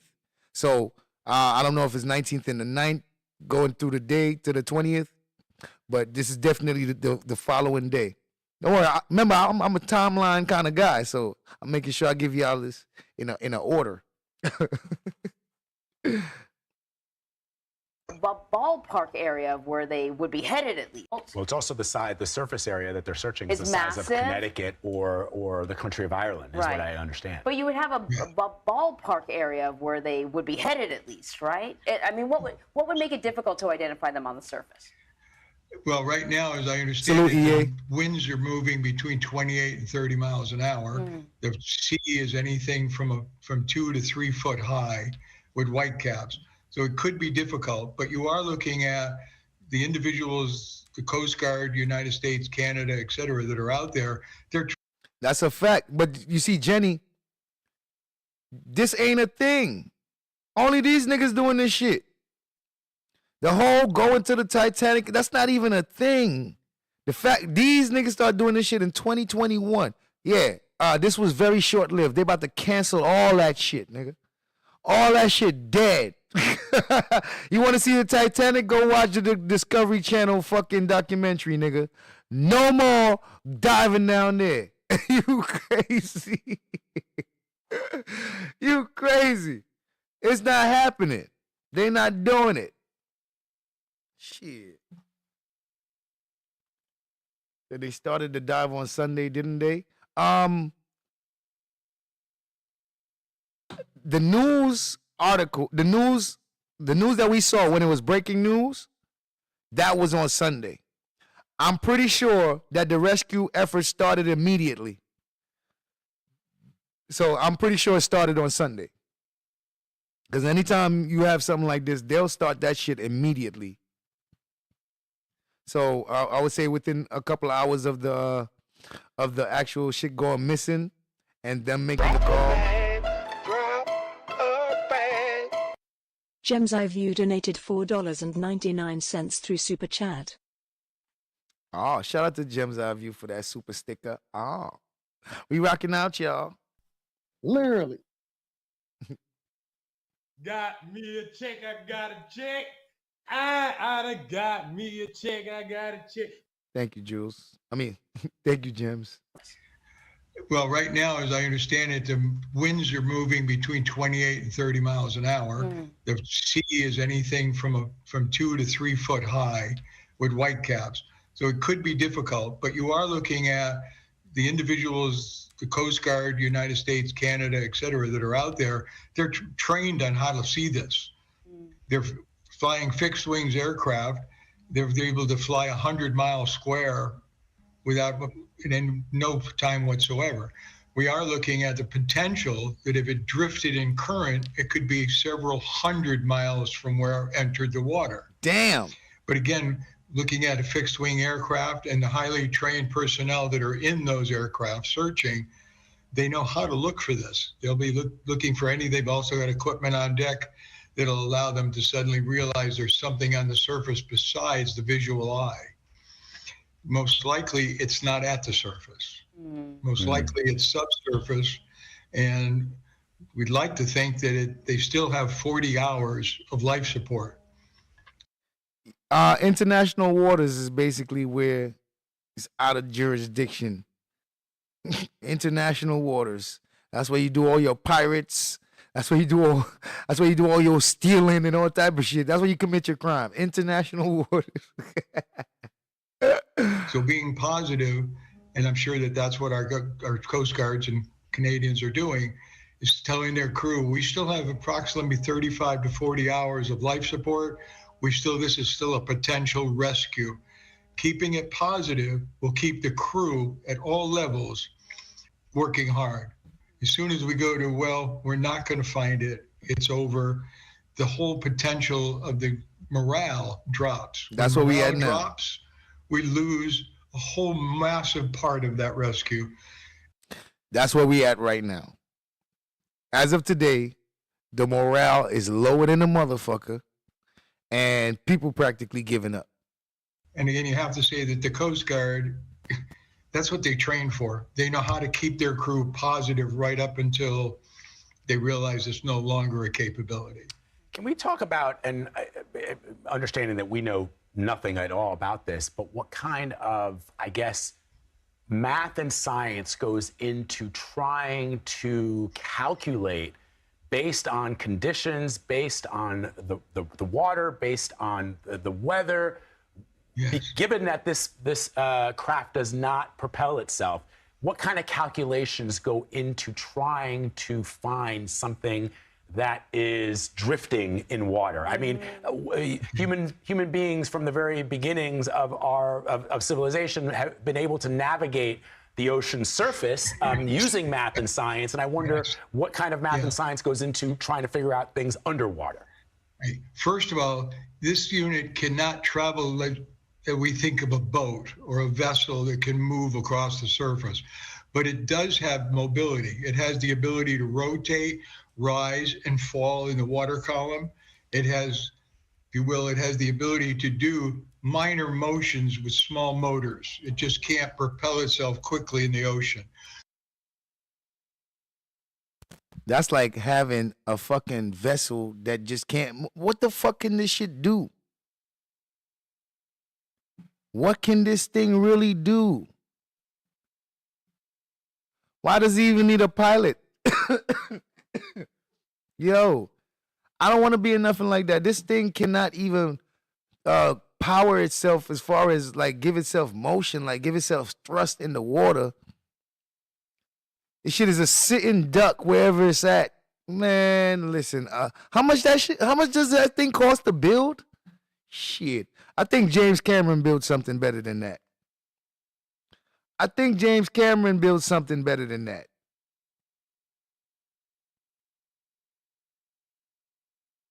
Any diving inside the ship. And to answer your question, so technically people could still attempt to go out the Titanic.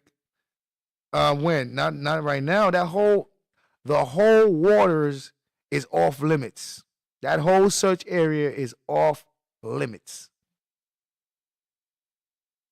They got all kind of Army, Navy, fucking Air Force, all type of fucking militaries in that water right now. When we start to look at current, the moment I think of a 1 knot current moves at 100 foot per minute. So if it's caught in a current that's running at 6 to 8 knots, It's moving 600 to 800 foot per minute. No. 600 to 800 feet per minute.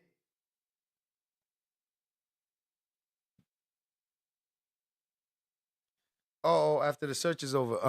After the search is over, shit. That's up for debate. That's up for debate.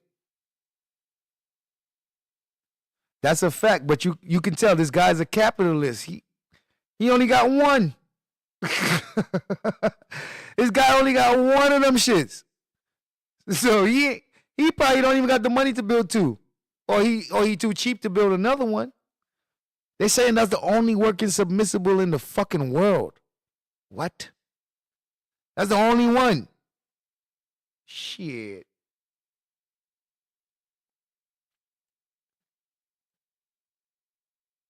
Okay. Unless you search.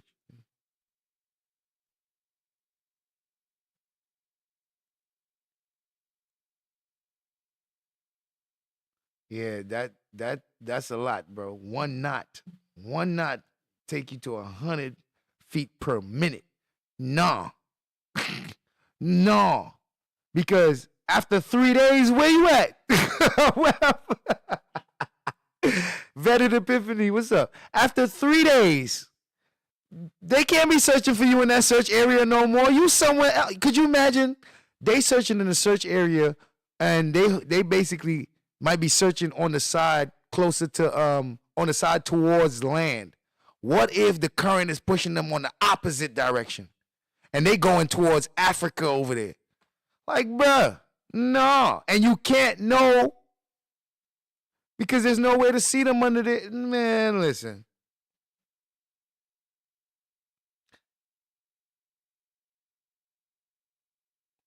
Shit.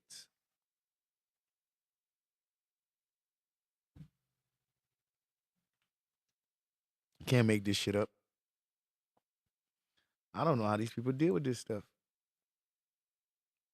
Have you heard about Estonia?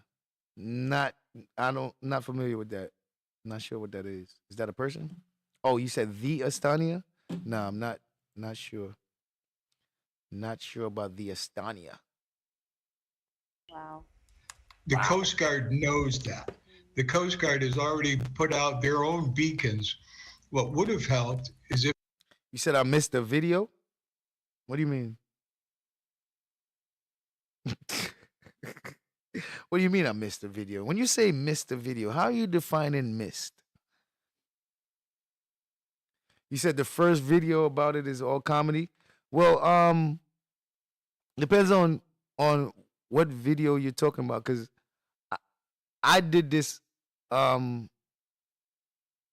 based on I was getting news videos, but I wanted them to cover specific things. I wanted them to cover just what the story was, because I'm doing it in a certain way. So I'm only getting news clips that's fitting in the way that I'm laying it out. So I'm not sure about the first video, and if they had any like third party person giving their thoughts on the actual crash and stuff, I probably didn't take it, because they had a lot of news, people giving where they sit down and have a whole panel on the shit. I didn't take those. Experts, yes, I'll take an expert, but I didn't take none where people are giving their opinions. So I don't know if it might have been one of those you saw. If the submersible had releasable transmitters that could, at the moment I think of a 1 knot current moves at 100 foot per minute. So if it's caught in a current that's running at 6 to 8 knots, it's moving 600 to 800 foot per minute. Wow. The Coast Guard knows that. The Coast Guard has already put out their own beacons.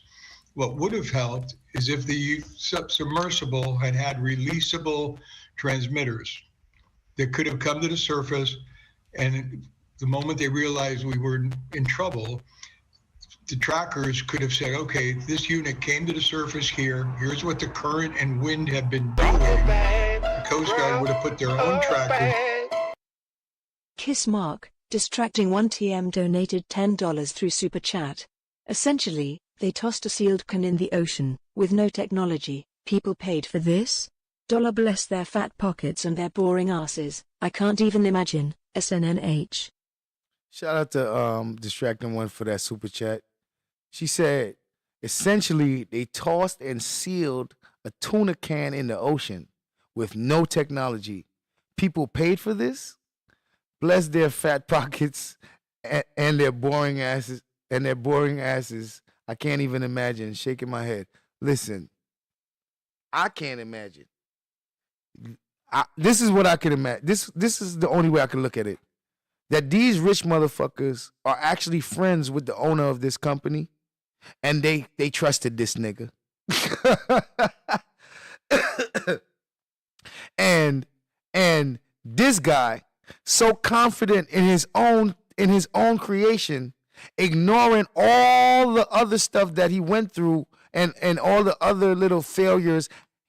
I think this man chalked those things up as minor situations, but overall, this is a success. I feel he was one of those guys. You know what? We had some minor hiccups, but overall, it's a success. Like, my nigga, with this type of situation, ain't no minor hiccups, nigga. They gotta be perfect. You know why I gotta be perfect? Because shit blows up. Okay? We know that from doing spaceships.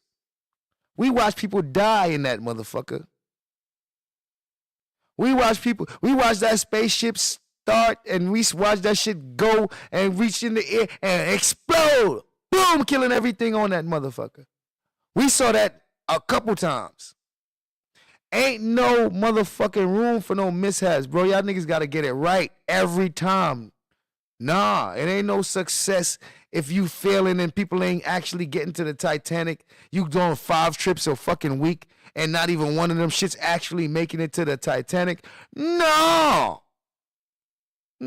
So I'm feeling like there was a lot of trust in this man. But then again, we had some people from the year before that went, oh, man. I don't know what to say, man. You say his ass ain't in that capsule? They said that the owner of the company that makes the owner of the company that makes the submersibles is in there. That's not what they said? I could have swore that's what I heard. I could have swore that's what I heard. Maybe I misunderstood. Really? Look, we about to do a whole documentary on OceanGate. OceanGate about to get, nigga, the Wabbits about to expose OceanGate. Nigga, we about to be on CBS. We about to be on CBS. Shout out to Distracting One. We about to be on CBS. Yeah, they said the owner of the company that makes the submersibles is on the submersible with the people. I said, oh, hell no. That's a confident man. That's a nigga that's very sure in his product. And retraced it and been able to start to follow its travel point. Black Pearl, OceanGate, yeah. Remember Pizzagate and Watergate and all that gate? Jay Hustler, salute. We got Pizzagate and Watergate and all those gates. We got all those gates. Yeah. We got another gate. Shout out to Jay Hustler. Jay Hustler, we got another gate, bro. We got another gate. Pizzagate, Watergate, OceanGate.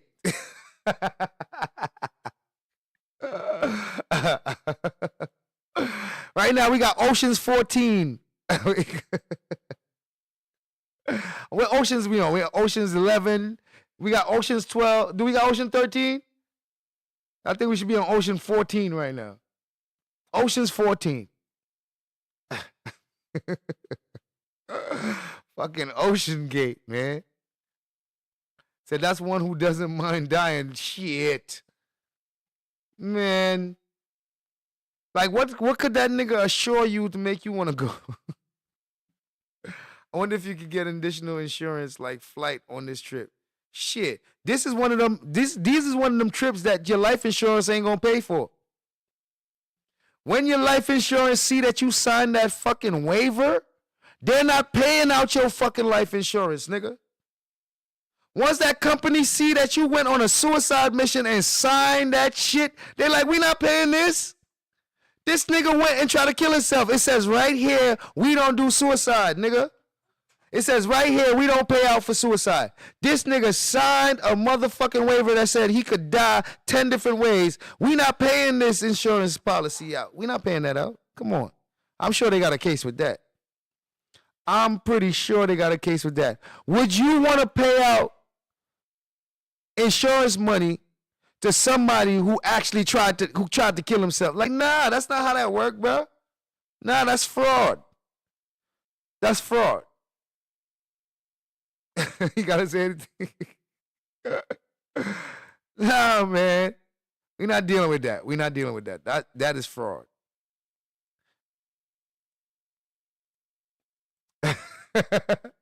Oh shit, he might as well had a game controller wheel. The shit can't move.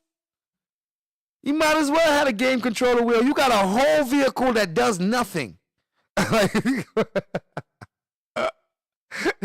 like, you got a whole vehicle.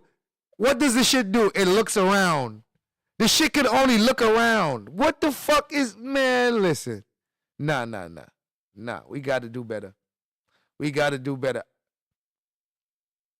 Old dude should have been, yeah. He should have been,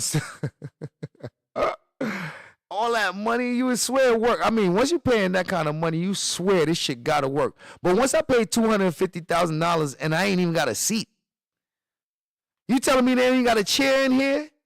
Bro, I can get a first-class flight on an airplane and get luxury treatment. You telling me I paid $250,000 and I can't even sit down properly? No. What is these people paying for? What are they paying for? I would think you pay for some kind of luxury. Nah. No.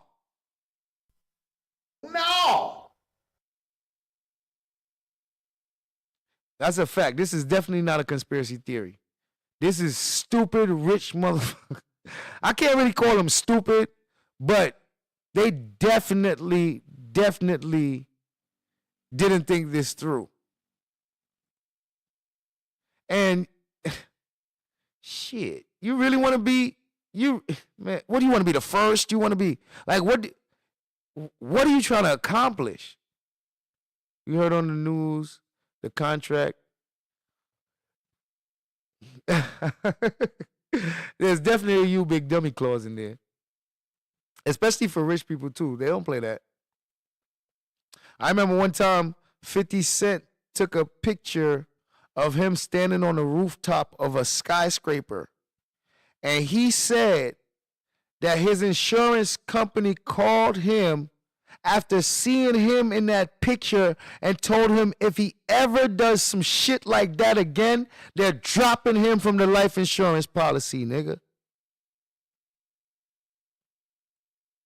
He said they called him and told him if he ever does some shit like that again, they dropping him, nigga. That nigga took a picture on the roof of a motherfucking skyscraper, like at the edge of the shit. They not playing with you, nigga. You know how much they gotta pay off if you slip and fall off that shit? Fuck is you doing up there? You ain't no stunt, man. That's why I fuck with 50 Cent, man. He give you an understanding of that shit, of that motherfucking lifestyle from a real nigga perspective. I'm telling you, man. That nigga let you know he give you a perspective of what it's like to live in that tax bracket amongst these kind of people, and he breaks that shit down to you in hood nigga terms. You understand fucking with that boy. That nigga said they called that nigga and told him, we'll drop you off your shit, nigga. If we ever see you doing some life-changing shit or some shit that could, some risky shit like that, where you could die and we gotta pay out all this money, nigga.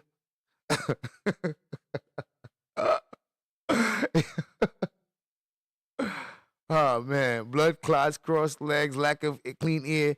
Hell, I couldn't have entered. Right, you paying $250,000 for your legs to fall asleep. It takes 4 hours to get to the destination. You couldn't even be in a car for 4 hours without wanting to stretch your legs. This shit ain't even like a car because you can't even sit. Like you can't sit like a chair. You gotta sit on a flat surface. Man, your ass start hurting. You gotta start sitting on your side, then switch to the other side. Then, look, nigga, what are we doing? No. And you gotta pee and shit in a giant Ziploc bag. Ain't no rooms in this thing. So it's not like you gonna be like, yo, I'm about to go in this other room and you know, use you and shit in the bag. You literally gotta tell the motherfuckers, could you please turn around so I can take a shit? Could you please turn your head so I can take a shit? Could you please turn your head so I can piss? Could you please turn your head? What? Could you please turn your head so I can? No. I'm not with that shit. I don't like that.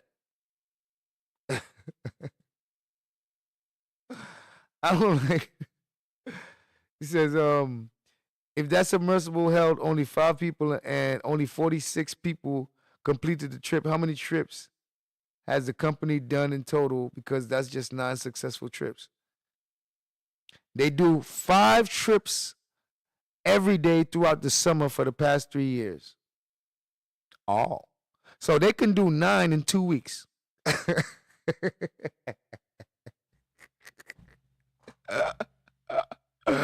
They could do 9 in 2 weeks, nigga. Then you got 3 more.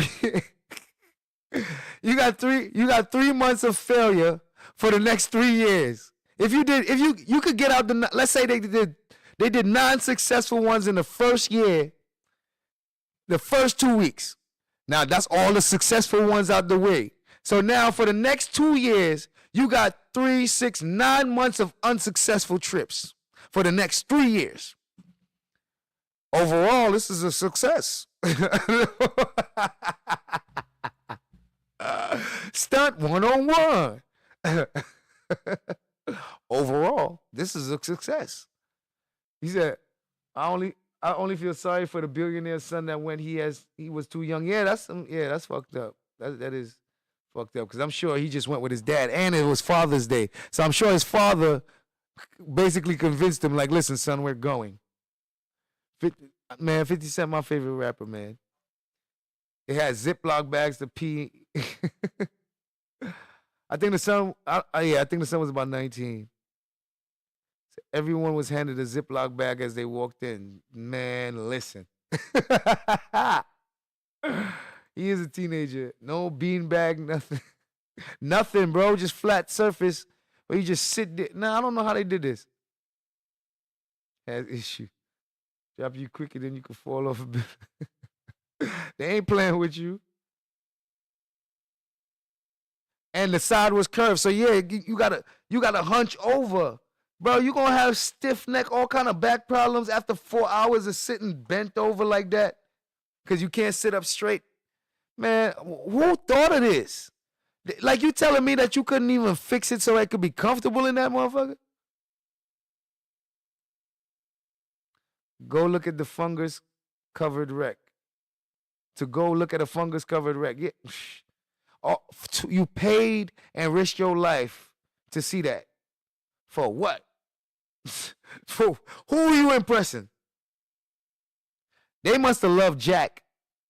They must have loved Jack. Man, I can't understand that. But can't close your nose. Can't do nothing. So I could, and so, man, could you imagine how do they got air freshener in that motherfucker? Is there something that takes the air out? Because, you know, once they start farting and shit in there, a nigga want to fight you if the fart can't leave. If you fart in that small ass space and the fart has to stay there, man, we fighting. You can't be farting, bro. Farting is off limits, nigga. You can't fart in here. Where's it gonna go? I'm gonna start tasting it. I'm gonna taste the fart. No. I'm not trying to. I'm not trying to taste no fart, bro. Because that's what's gonna happen if you start breathing this. If the fart becomes part of the actual air, you gonna taste that shit.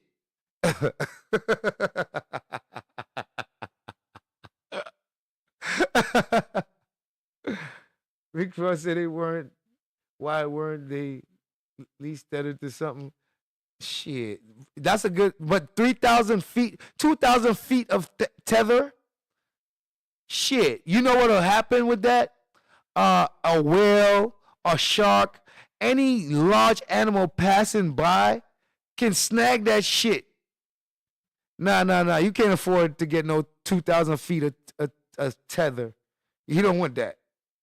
You definitely don't want that. 2,000 feet of tether. You don't want that. Rick Ross is an idiot. Rick Ross is a fucking idiot. Cramming them all. Yeah. Greedy. Capitalist. They were trying to find out the diamond rose through the water. He said they were trying to find that diamond rose through the water. Shit. Our brother will kill you for that, man. We fighting. You better not fart in here. Can't strike a match either. Can't do nothing. Especially if you fart, strike a match, you blow the fuck up. All right, let's continue. Current and wind have been doing, the Coast Guard would have put their own trackers in. The trackers could have said, okay, this unit came to the surface here. Here's what the current and wind have been doing. The Coast Guard would have put their own trackers in, retraced it, and been able to start to follow its travel point. So if it's drifting mid-water in the current, they know how to track speed. They'll do what's called fetch and track. They'll be tracking it based on currents, winds. They'll have a general idea, within 100 square miles of where it should be. And then they will narrow it down from there. That seems like a basic safety measure. So I'm going to ask you a question that you may not be able to answer because I understand, you don't know. We're all learning about this company. Fine. But, I mean, based on what we're learning so far, would you have gotten into this submersive? You don't have to answer, but I'm curious. No, I would not. Thank you very much, ladies and gentlemen. I think I can end the show now. Shit. Bro, this is not rocket science. This nigga don't even have $250,000.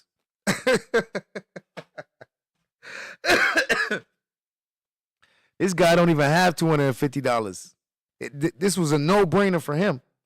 That shit was company. But I mean, based on what we're learning so far, would you have gotten into this submersive? You don't have to answer, but I'm curious. No, I would not. But I mean, yo, man, listen. That shit is a no-brainer, nigga. Would you have gotten in that submersive? No.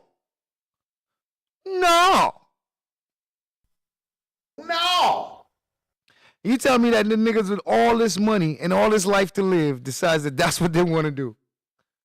I mean, based on what we're learning so far, would you have gotten into this submersive? You don't have to answer, but I'm curious. No, I would not.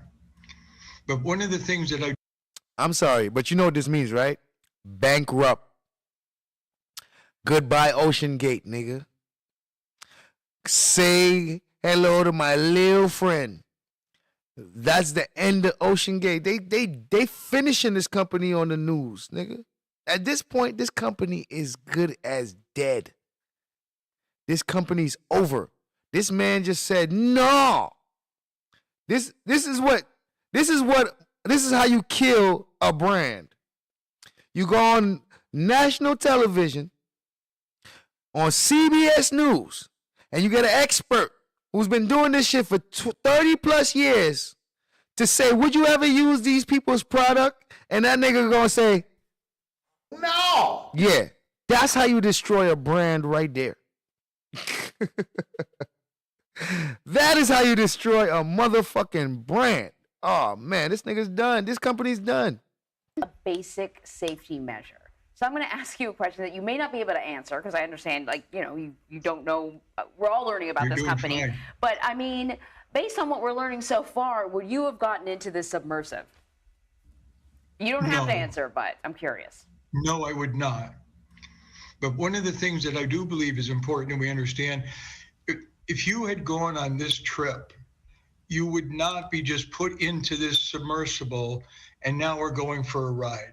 You would have been shown how to use some of the emergency processing inside the unit. So if there's pieces that it's not one person trying to control everything, you'd have probably spent multiple hours learning how to do little pieces that would make it safer for you. The concept that it does not have releasable tracking buoys, it does not have a backup transmitter that would allow you to emergency, no matter what happened, it would be able to put out its own underwater signal that the Coast Guard and our Navy could find. And as you said earlier, our general submarines are not designed to go to this depth. There's not another unit sitting 700 miles away that can come out here and go save them. Wow, they saying that submarines ain't even made to do this shit. So this nigga made some shit that submarines ain't even, like, this nigga made some shit. Who is this guy? Stuff like this should definitely be made by some military, should be involved. NASA, everybody should be involved. All this nigga did was buy the parts from NASA. This nigga built this shit himself. He bought some parts from NASA. But god damn, this is crazy. And then you think of all the risk, like, okay, well, I'm building something that I'm building a vessel that's the only vessel on the planet that can reach where it's going. And if something goes wrong, there is no other vessel that can reach it. Why only build one? Why ain't build two? I'm saying it's been 3 years that this company has been running. 3 years. Well, you couldn't have built another one within them 3 years? If it's been successful the first year, the second year, you couldn't build another one? A backup one? Just in case this one needed to go in for maintenance? Oh, man. Submarines are not designed to go to this depth. There's not enough, it does not have a backup transmitter that would allow you to emergency, no matter what happened, it would be able to put out its own underwater signal that the Coast Guard and our Navy could find. And as you said earlier, our general submarines are not designed to go to this depth. There's not another unit sitting 700 miles away that can come out here and go save them. When we're looking at putting another unit down to search, we're most likely looking at a unmanned rover. So basically, it'll be more likely controlled like a Pac-Man. Bruh. So that's the only thing that could even go where they at is a motherfucking unmanned rover. Keep the change. An unmanned rover. What is it going to do? Just actually see where they at and then just, I guess that's it?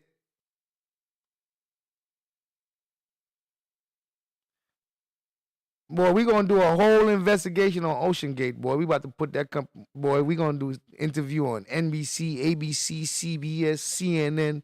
We going on Fox News. We about to expose these people. Keep the change. We gonna get them. We about to do investigative journalism on these niggas. It'll have cameras. It'll have manipulating arms that can be, different tools can be attached. They could have cutting tools, grabbing tools, and so forth. But you can see where she's moving along the surface quietly.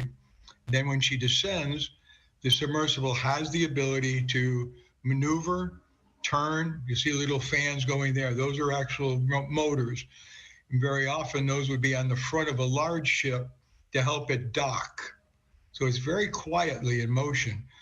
But the Titanic has so much debris across it that the thought of it being entangled, it's caught on something and can't get itself out, is extremely high. The second That's thought, crazy. as you've already mentioned, is did it? Wait a minute. So they go into the Titanic. The point is to get to the Titanic. 27, what's up?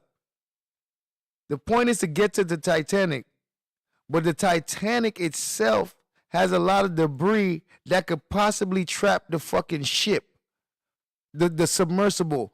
Why the fuck would they even take it down there? If there's stuff that can get it caught, what are they supposed to do if it get caught on some shit down there? What are they supposed to do if it gets caught on something down there? I'm not understanding. Like, listen to what this guy is saying. All this stuff is known and they still, like, bro, this shit weird. How? Have a leak? Is water come into it, destroy or damage the electrical system? It can't communicate. It can't do what it's supposed to do. Have done something and can't get itself out. The Titanic has so much debris across it that the thought of it being entangled, it's caught on something and can't get itself out, is extremely high. The second thought, as you've already mentioned, is did it have a leak?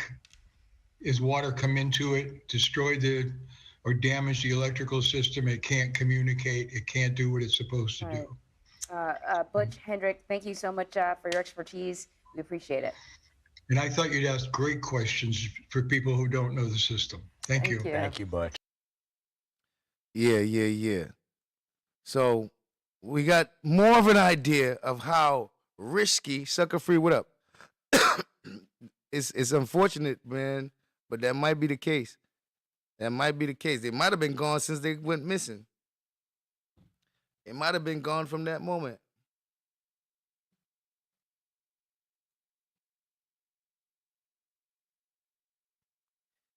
This shit is crazy. You know, exactly. But you know, they get to brag to their other rich friends that said that I went to Mount Everest. I went to space before. I went, you know, they all gonna be sharing their motherfucking. I had dinner with the president. I went to the Bilderberger conference. These motherfuckers just sharing accolades, bragging to each other. That's what rich people do. Brag. Whole lot of bragging. Stunt 101.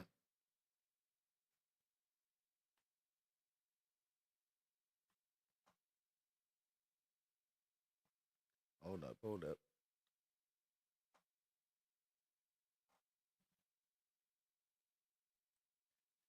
All right. So now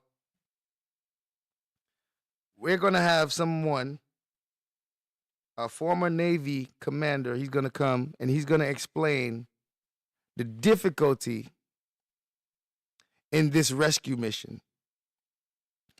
How tough it's going to be for the people involved to try to save these people who willingly put themselves in such a dangerous situation for bragging rights.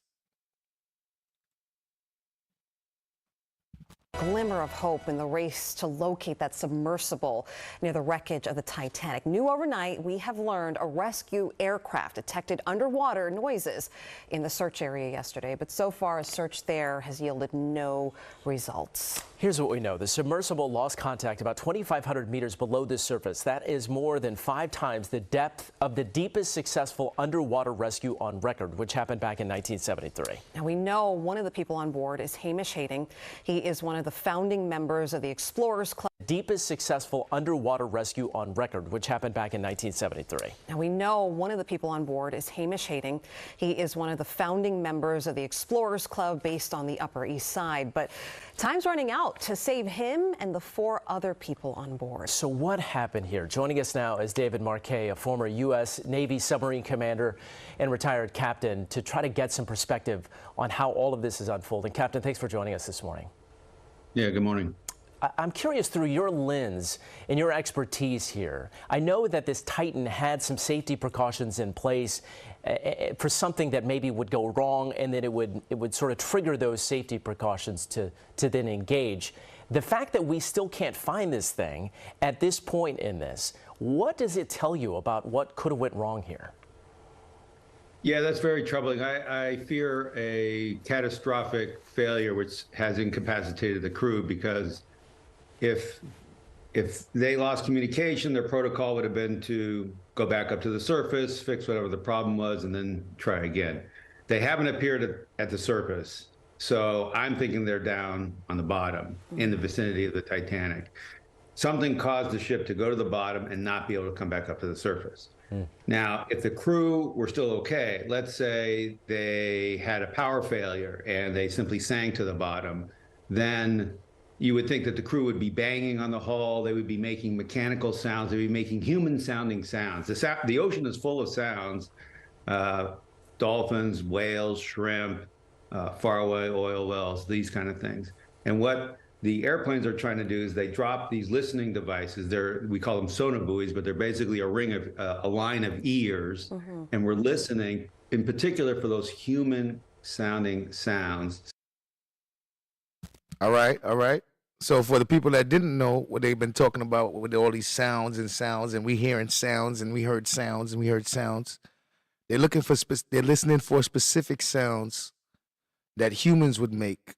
Mechanical sounds, like sounds of banging on the metal or stuff like that. And if you guys know anything about sonar technology and the whole echolocation thing, you learn that the ocean sound travels very far in the ocean. I'm talking about far. So you can hear sounds from long distances in the ocean. Like long fucking distances. Whales and shit communicate from miles away. Like those clicking sounds, them shits, you can hear them shits. So in the ocean, sound definitely moves. And that shit move across vast distances. So they can hear all different kinds of sounds. But they're looking for mechanical sounds. Sounds that could be caused by humans. And it sounds like one of the airplanes last night heard something. We triangulate and say, okay, it's coming. It looks like it's coming right from here. Now, there's a couple ships that have ROVs, remotely operated vehicles. We send the ROV over there. Now, it can only look at a very small area, but it has a camera, so we can actually see what it is. They didn't find anything. Okay, so with your expertise, what happens next? We know that this area is vast, the size of Connecticut, the search area.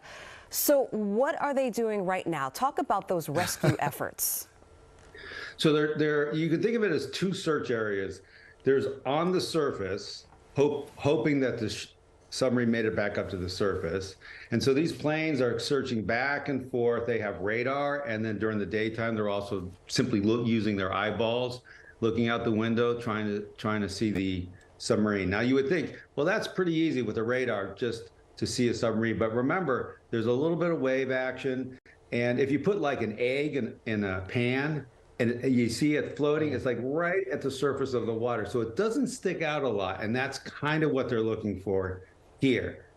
The other search is at the bottom. Now, this is generally in a much smaller area because it probably wouldn't have gone too far away from the Titanic. The problem is on the bottom of the ocean, you cannot search very far, very fast. And we don't have very good tools. It's pitch black, so you need a little ROV. It's got a light. You can't see very far. So you're basically, it's like taking a magnifying glass and walking down a football field, looking at blades of grass on your hands and knees.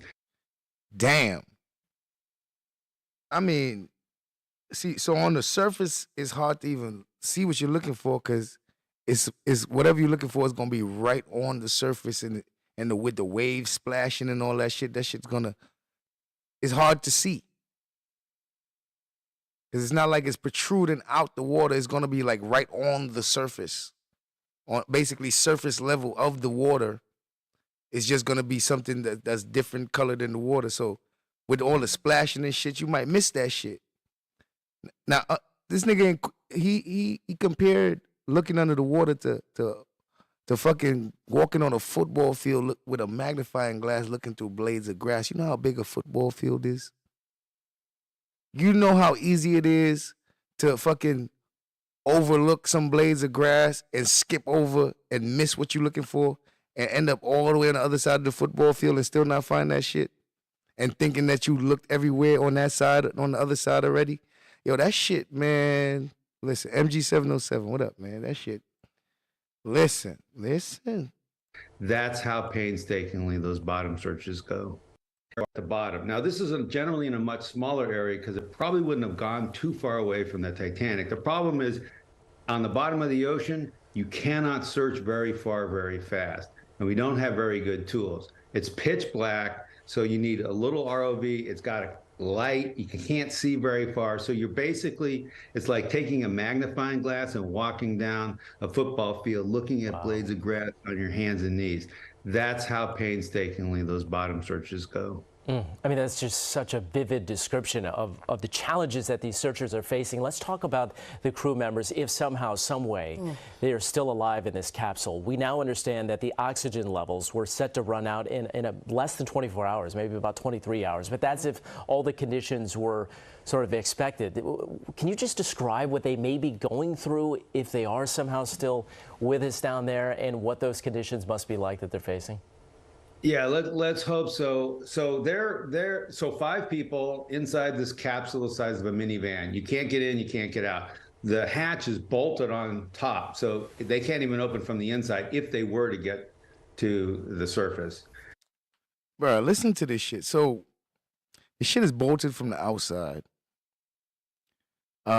Even if they made it to the surface, they would be trapped inside that shit. Like I guess they're not trapped now. They probably that shit probably done exploded. But they would be on the surface trapped, and if they don't find them on the surface, they would just die in that motherfucker. That's crazy. That's crazy. It's very cramped. There's no seats. You're sitting uncomfortably on the floor. Why? There's a little curtain. There's no real bathroom. There's sort of a Ziploc bag that you would use if you had to. And the big problem is, because we're humans, we're breathing in air, using oxygen, and we're exhaling carbon dioxide. So we're depleting the oxygen levels. They have scuba tanks where they can bleed more oxygen in, and they're trying to regulate their oxygen, calm themselves down, reduce any kind of physical activity they're doing other than have someone banging maybe boom, boom, boom, boom, boom every 10 or 15 minutes or so. The rest of them ought to be calm, sleeping, reducing that activity, reducing the oxygen they use, and reducing the carbon dioxide that they're exhaling, because that's slowly poisoning them. We only have about 30 seconds left, but I'm just curious because Man. So even if they was alive in there, it would still be a hard situation to deal with in there. But then again, it shouldn't be that hard because they actually signed up to go in there for all those hours, 4 hours to get to the Titanic. And then how much hours are they going to spend exploring the shit? Then it takes 4 hours to get back up. So these motherfuckers are going to spend at least 12, 16 hours down there all together. So shit. you were the commander of the USS Santa Fe. The Navy, I mean, people think about, why don't you just go down? Got to be calm, sleeping, reducing that activity, reducing the oxygen they use, and reducing the carbon dioxide that they're exhaling, because that's slowly poisoning them. We only have about 30 seconds left, but I'm just curious because you were the commander of the USS Santa Fe. The Navy, I mean, people think about, why don't you just go down there and start searching with all these contraptions? But the Navy doesn't even have something when you're talking about 2 miles deep to do an extensive search, right? There's not really a military reason to have the capability to operate down there. Bruh. The military don't even got nothing to go down there. Cause they over there like we don't got no reason to go down there, nigga. We don't got no wars down at the bottom of the ocean. What the fuck we making shit to go down there for? Yo, the military said we don't got no wars at the bottom of the ocean, nigga. Why the fuck would we make something to go at the bottom of the ocean for? What does that? What purpose does that serve us to go at the bottom of the ocean? Yo, that's crazy. You think they don't want to just, but for real though, but the people that's going down there is going down there for research and all type of shit. What the military, what is the military gonna be doing down there? Why would they be spending billions of dollars to go to the bottom of the ocean when they could be spending billions of dollars on motherfucking warheads and all type of shit, military stuff? They're not gonna do that, man, especially not America's military. Search, right? There's not really a military reason to have the capability to operate down there. There's really not much down there that the military cares about. Everything is up on land or in the first, like we operate only 10% as deep as where these guys are going. So that's some very specific research ships are designed to go down there, but it's not something the military is designed to do. The Navy. That's a good question. How would they get it back to the surface? Shit. I guess they would have to try to send some kind of unmanned rover down there and see if they could tow that motherfucker. I don't know, man. I don't know. They probably, listen, the way they working is locate that motherfucker first and then we'll figure the other part out after. He does have this winch system, which they've flown out to Newfoundland, that they can mount on a boat.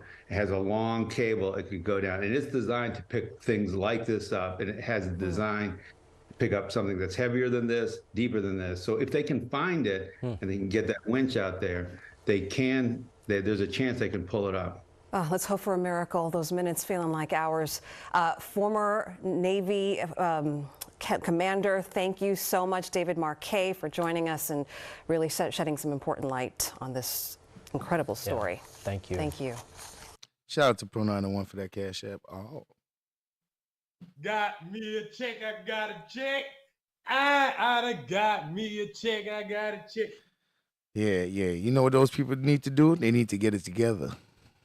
Oh, let's get it together. Get it together. Let's get it together. Get it together. Come on, get it together. Get it together. You better get it together. We gon' get it together. Get it together. Get it together. Literally. We gon' get it together. So, whoop, whoop. You ready for whoop, whoop? All right, I'll let whoop, whoop rock. I'll let whoop, whoop rock.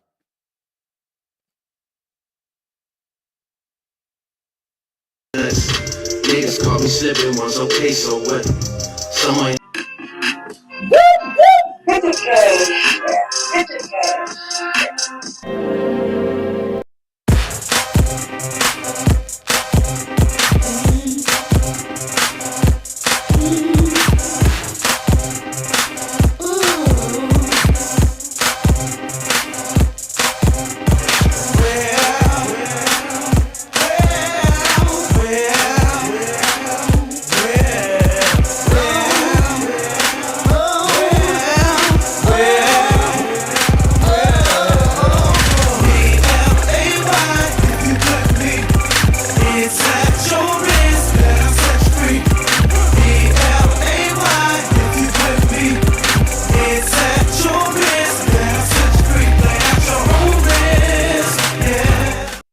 Play at your own risk. Hey, go to the bottom of the ocean at your own risk. Yeah.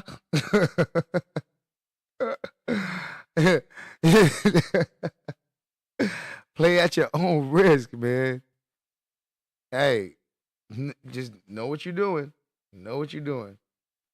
Listen, I would stop breathing for the minute that motherfucker lost contact. Once that shit lost contact, nigga, I'd have used up all the oxygen in that motherfucker because I'd have been breathing so hard. It's just Jules. Love you, Star. Oh, play at your own risk. Yeah. I'll be breathing so hard, man. I'll use up all that oxygen in there all by myself. Before we even get to where we going, I'll be, man, oxygen be done, nigga. They'll fuck around and kill me. Cause I'll be breathing so hard, I'll use up all the oxygen. The motherfuckers kill me in there. Play at your own risk. What up, Sugar Bear? Oh, you watch 2 ads? That's what's up. Shout out to the ads.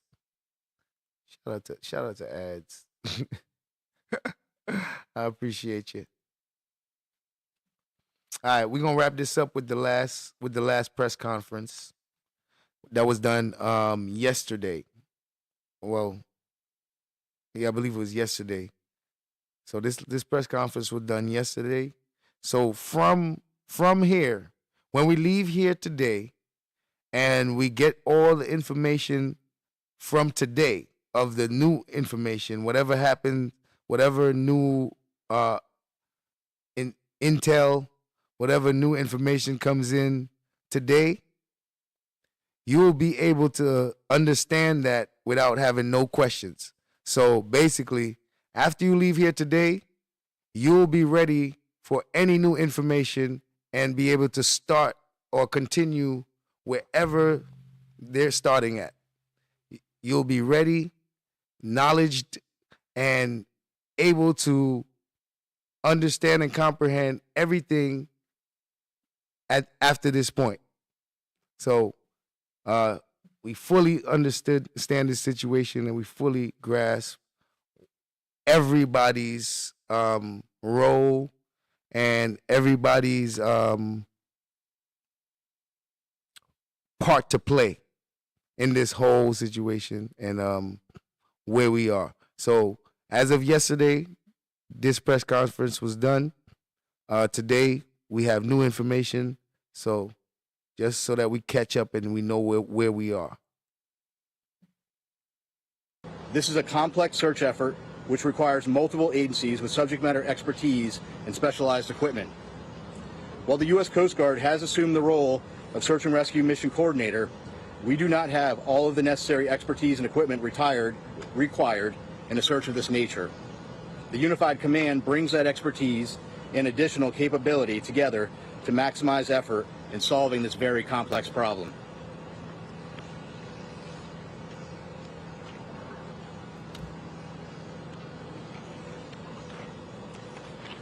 We're out of order here. As a recap, on Sunday, the Coordination Command Center in Boston received a report from the Canadian expedition vessel Polar Prince of an overdue 21-foot submarine Titan with 5 people on board. The Titan was attempting to dive on the wreck of the Titanic approximately 900 miles east of Cape Cod and 400 miles south of St. John's, Newfoundland. Approximately 1 hour and 45 minutes into the scheduled dive, the Polar Prince lost all communication with the Titan. The Polar Prince conducted an initial search and then requested Coast Guard assistance. The U.S. Coast Guard in Boston assumed the responsibility of search and rescue mission coordinator and immediately launched search assets. Since Sunday, the Coast Guard has coordinated search efforts with the U.S. and Canadian Coast Guard, Air National Guard aircraft, and the Polar Prince, which has searched a combined 7,600 square miles, an area larger than the state of Connecticut. 7,600 square miles. These search efforts have focused on both surface, with C-130 aircraft searching by sight and with radar, and subsurface, with P-3 aircraft were able to drop and monitor sonar buoys. To date, those search efforts have not yielded any results. Search efforts have continued through last night and today. Today, the vessel Deep Energy, a 194-meter pipe-laying vessel, arrived on scene with underwater ROV capability. They have rendezvoused with the vessel Polar Prince and commenced an ROV dive at the last known of the position of the Titan and the approximate position of the Titanic wreck. That operation is currently ongoing. Additionally, a Canadian P-3 aircraft is currently conducting a 6-hour search of the area, and several C-130 aircraft and another P-3 are scheduled to fly this afternoon and this evening. The Canadian Coast Guard cutter, or vessel, John Cabot, is scheduled to arrive later this evening, and several other Canadian Coast Guard vessels and the Coast Guard cutter Sycamore are en route. Additionally, the U.S. Coast Guard has the U.S. Navy's SUPSAL, Supervisor of Salvage and Diving Command, is working with U.S. Transportation Command to bring additional assets to the search area. These more capable assets will be staged at a St. John's for further transport to the search area. There are also several private vessels, research vessels with ROV capabilities that are making preparations to join the efforts. So I want to reiterate, this is a very complex search, and the unified team is working around the clock to bring all available assets and expertise to bear as quickly as possible in an effort to solve this very complex problem. We'll continue to provide updates as they become available. And again, our thoughts and prayers are with the crew and the families and their loved ones. We will provide unwavering effort as we continue the search. And I think at this time we'll open it up and take a few questions. Yeah. So as of today, it's reported that debris was found. So we'll see where that goes. How the ROV would work, sir, it's tethered to a ship and what it can see, and then would it actually plug or So each of the ROVs, so that's kind of a vague question, right? ROVs have different capability.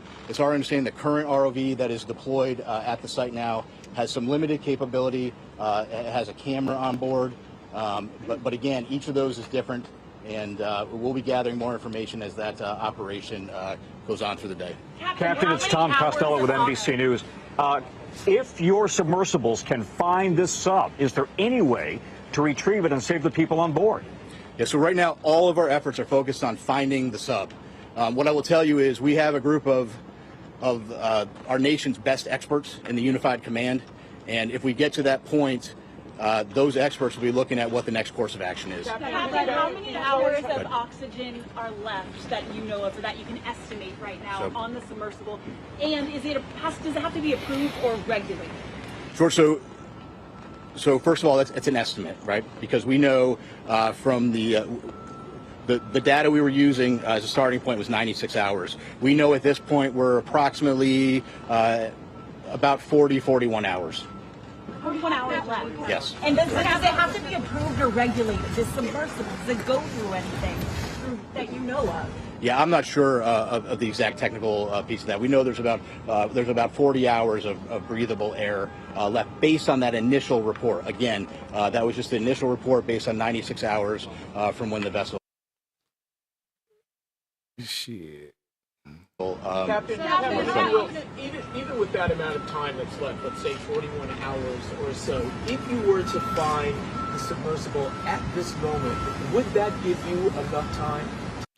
Yeah, I think the Hunter Biden story should be way more. Well, not way more, because these are lives that's at risk. So that's why it kind of gets more. But I definitely think that Hunter Biden thing needs to be, man. Listen, not to change topics, but I just want to say this.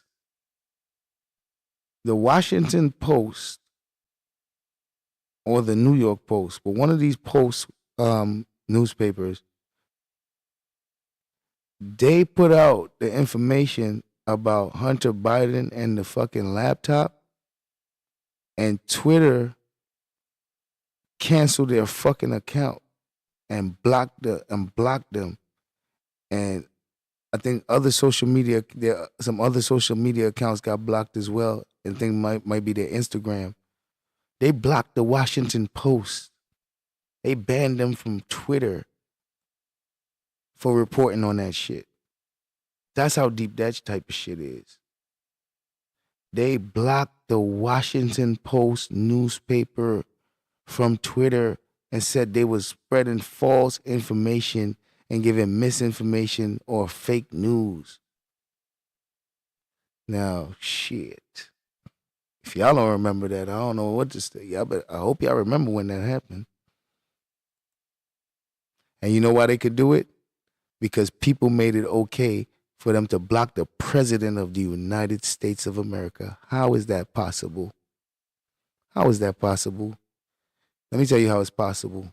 Because they realize that hatred for other people, when you can use that and fuel people with hatred, they'll allow shit to happen that they would not allow to happen just because it's happening to somebody that they don't like. So the president of the United States, the commander-in-chief, had people working for him that was hiding information from him, deceiving him, all type of shit. And people cheered it on. People cheered it on because they didn't like him, even though those things are criminal and are treason against the goddamn country. But we don't give a fuck because we don't like the nigga. Take what you get. Anyway, they're announcing the debris field. Yeah, the debris field. The debris field. To save these 5 people on board? Yeah, I don't know the answer to that question. What I will tell you is we will do everything in our power to effect a rescue. Again, it's going to depend on if the ROV finds something. It's going to depend on what they find, what needs to be, what steps need to be taken next, and really that is for the experts within the Unified Command to take a look at and then decide what the best course of action is. BBC News. It seems to have taken the mothership vessel, or those running this operation, about 8 hours to contact you on Sunday after they lost contact with the sub. Is that a cause for concern? Listen, right now, our effort and our focus is on searching with what we know. As soon as we received the report on Sunday evening, we immediately launched search efforts. We flew assets that evening, and we've continued constant surface and air asset searches since that point. You mentioned that the search operation is very complicated. What are the biggest challenges? Well, this is a complex search, and it's complex for a variety of reasons. You're talking about a search area that's 900 miles east of Cape Cod, 400 miles south of St. John's. So logistically speaking, it's hard to bring assets to bear. It takes time. It takes coordination. And then we're dealing with, you're dealing with a surface search and a subsurface search. And frankly, that makes it an incredibly complex operation. Captain, will the U.S. Navy or the Canadian Navy be able to get salvage equipment on time? They starting to be realistic, Uncle L. After a while, man, it ain't no rescue no more. After a while, it ain't no rescue no more. After a while, it's trying to figure out what happened, see if any charges need to be filed, give the family some closure, shit like that. Before the air runs out. Obviously, getting salvage equipment on scene is a top priority. Unified Command is working through that to prioritize what equipment we can get there. There are ongoing operations right now via the U.S. Navy and Transcom to get equipment staged in St. John's and to get it on scene. I can't give you an exact timeline of when that's going to happen. What I can tell you is there is a full court press effort to get equipment on scene as quickly as we can. Is that equipment already on the East Coast, though, or is it coming from the Pacific, for example? No, so some of the equipment that's coming is coming from the East Coast, but again, we're talking about very heavy equipment. It's a complicated transport operation, but the best professionals in the world are working it, and that's U.S. Transcom. Shit. How the fuck what they gonna use to pull that shit out the water? if they was to find it at the bottom of the floor, what they gonna use to pull that shit out? When it comes to the equipment, can you go into more detail? Do you have a Bird 21 that's being shipped up to that location? And since you don't have the fleet type, exactly, lovely one. What other assets you have civilian ships? Yeah, so like I said, there are several civilian ships that have offered services heading that way. There are additional Coast Guard cutters. We hope to have a Canadian Coast Guard cutter on scene this evening. We hope that they may be able to assume on-scene commander. Polar Prince has been doing a great job with those duties, but if we could take some of that from them, that would be good. But your question about specific equipment, I'm not going to get into talking about specific equipment. Frankly, I'm not an expert on what that equipment is, but again, I think rescue was an option initially, and I think they were optimistic. I think they definitely felt that they would have been able to rescue these people in the first day. I think after the second day, it started to seem like hopeless, because where the fuck could they be? Like, at that point, it started becoming like, at first when you go in, you start feeling optimistic. Like, you start feeling excited and confident in yourself as a rescuer. You're going to feel confident in yourself, like you're going to be able to find these people. But then day 1, day 2, by the time day 2 come, it's not making sense anymore. Where the fuck could they be? We looked everywhere. We tried everything. What the fuck? And then you start thinking the worst. You can't think positive no more at that point, because you start thinking the worst. You hope for the best, but you're thinking the worst. and I can tell you, we have experts in the Unified Command that are going through that, prioritizing what we need and then how we get it on scene. Can you tell us about the personnel from Boston? How many people from here are out there, and also what equipment? From Boston specifically. So Boston, where Boston plays a role is the command center, the rescue coordination center is here in Boston. The aircraft that are coming in are coming from different locations, but the command structure is being worked out of Boston. And I think we have time for two more questions. In all your years of experience, just how unique is the Coast Guard ever had to deal with? Well, I don't want to speak about it. The Coast Guard has ever. I would tell you it's a unique operation. It's a challenging operation, but right now we're focused on putting everything we can at it and searching as hard as we can and getting the assets out there as quickly as we can. And so in private companies, the other assets that are rushing to this area, what sort of assets do they have? Do they have ROVs, do they have source technology that would be? Yeah, so there are some additional assets with ROVs. There is one asset that is working to get on scene with a decompression chamber. So those are all pieces that are coming together, and we're working those logistical challenges to get them there. And I think we'll take one more. Decompression chamber. That's if you got a body that's alive.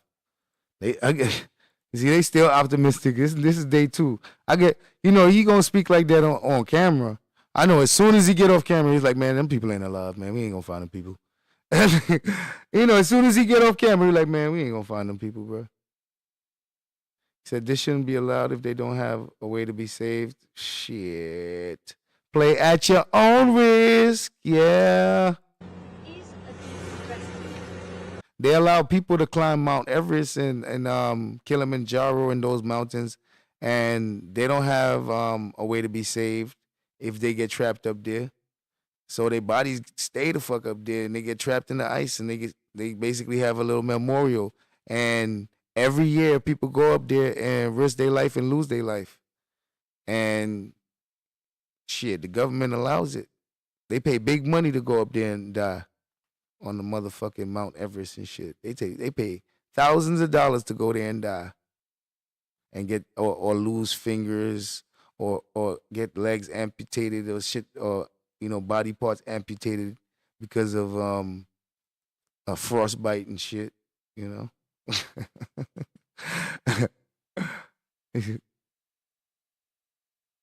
said that's what they need to do for this.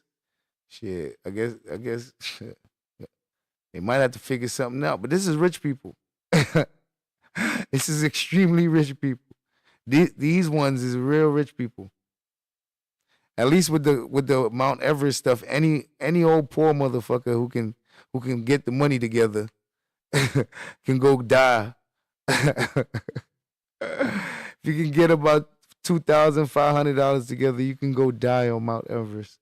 But these people paying $250,000 to die. So it's a whole different ball game. First of all, the people that's trying to die in this shit, the number is small. The number is real small compared to people, trying other crazy shit. So, yeah, they're not really gonna. It's, they might make some laws so that because what's happening is the amount of money that's being spent to look for these people, man, when they start adding up the expenses for all the specialists and all the people and different people that have to come aboard to help with this, because they ain't coming to help volunteer work. The people that's coming aboard, they working. So it's a lot of money, government dollars, tax dollars, all type of shit going into this shit. And I guess whichever government is really got foot in the bill, that's going to determine whether and how mad they get. when they see the bill, they gonna be like, this shit, we ain't never allowing this again.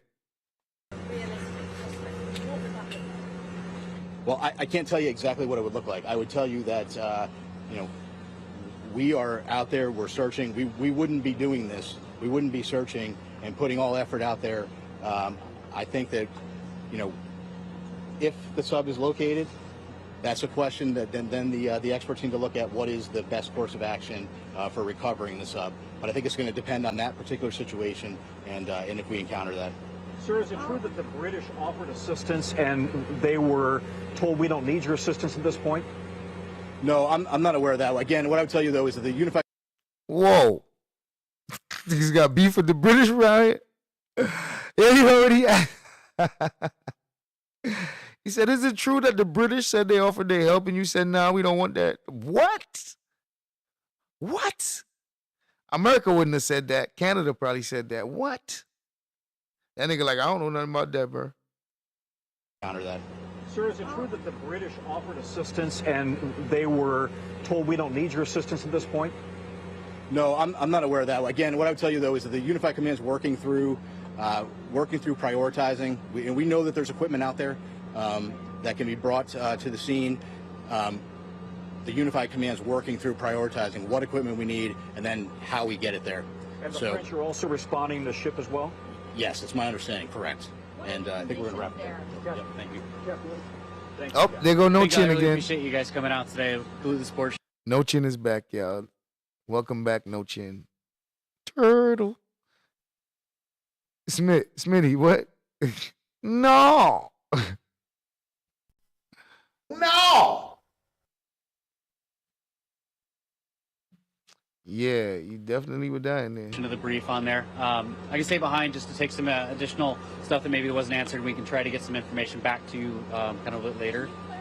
The question about the netting here for days in Boston. Yeah. So are they not out there? Are they just working here? Right. So the Rescue Coordination Center that he's talking about specifically, that's based in Boston. So the personnel that are working in the command and control environment, as far as building a lot of the search and rescue plans, sending out the information, coordinating those pieces, are here. The people affecting the mission, so the pilots, the air crews, all of the ships, those are based out of different areas. So our pilots, air crews are out of Elizabeth City, North Carolina.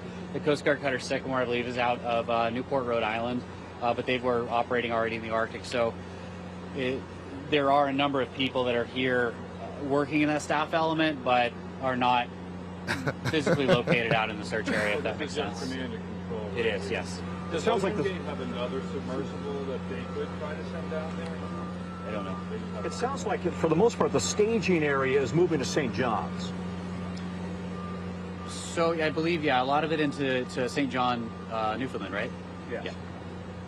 That's so. Our aircraft, the C-130 aircraft, they're based out of there as well. So I know there is a number of pieces going out there. Logistically, it's easier as opposed to from here. Talk about Transcom organizing the different assets available. I asked Transcom, but they didn't know what you guys. Okay. So can you give a little bit more clarity on what kind of assets? That's a you have fact, put in the lovely water? woman. I specifically asked about the Curve 41. Yeah. Miss Eve. I don't know. Good I afternoon. don't know the answer to that. So I know a lot of those questions were unanswered on there, and it's a lot of it's because we're not the right agency to be asking that. I know as the command, we should be to be the one to give the answer to you, but we want you guys to hear it from the subject matter experts. That nigga don't got no answers.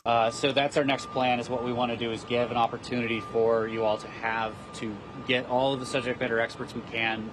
Bro, this dude came up there to answer questions. Hey, I came up here to answer any questions that you guys would possibly have. Yeah, I don't have no answers for you guys. I really don't know shit. I really settled. That nigga don't know shit. One location to kind of get those questions answered, to give you kind of the best thing we can do. You anticipated that in those 40 hours, when that becomes a recovery mission, if you choose to do a recovery mission? Is that I'm sorry. your plan? When those 40 hours are up, is that the moment you shift from a search and rescue to a recovery operation, if you choose to do a recovery operation, given the difficulties? I think it really depends on a number of factors. So anything that could change between now and then, as far as information response, things like that could change that. So it's not a hard and fast, timer's up, time to transition. There's a lot of factors that go into it that could extend something like that. This is the Coast Guard, one of the U.S. Coast Guards. He was the one of the original people to speak when it first happened. He did the first press conference. Excuse me, what role does the amount of oxygen play in one of those Script reading With bitches. 40 hours of oxygen left, when would you then transition from a search and rescue to a search and recovery? I don't know an answer to that. That's definitely outside, but we can try to get back to as we transition through that phase. We'll have better answers for that. Is there information about the conditions out there? Like, what exactly are Coast Guard facing? So the weather-wise, yep. So Nah, actually, I have, the 40. I believe the weather. She said the 40 hours, not the $40. Talking about the oxygen tank, the oxygen that should be left, which should be 40 hours left of oxygen. On scene today was 5 to 6 foot seas. What does that mean? So sorry, like the wave. So wave height 5 to 6 feet. I believe it was 15 knot winds. Visibility was very foggy yesterday with very little nose visibility, but was increasing today, and they were expecting much better conditions from an aerial search perspective. So it's like 6 waves today. Yes. And it's cleared in terms of visibility. High winds persist, or It's 15 knot winds. So in terms, it's Oh shit, I got a little egghead. I can't talk shit. it's about average out there, right? How long would it take a typical Coast Guard vessel from the U.S., or for that matter from Newfoundland, to get on site if they're running at maximum speed? That depends on the cutter itself or the ship itself, because they all have different speeds. Yeah.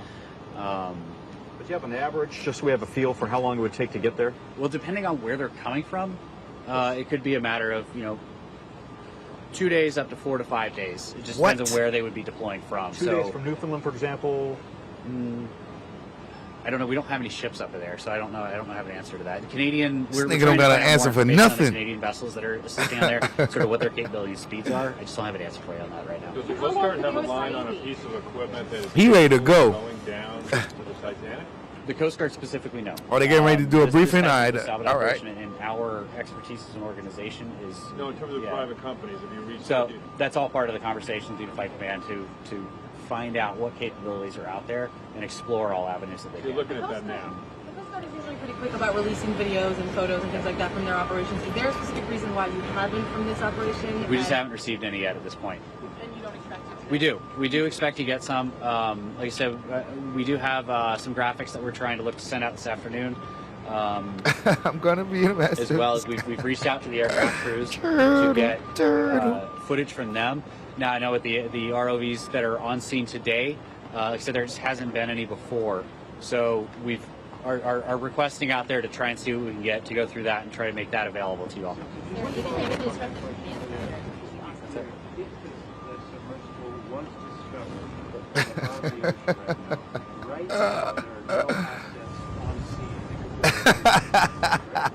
Yo, you're probably right. It is what it is.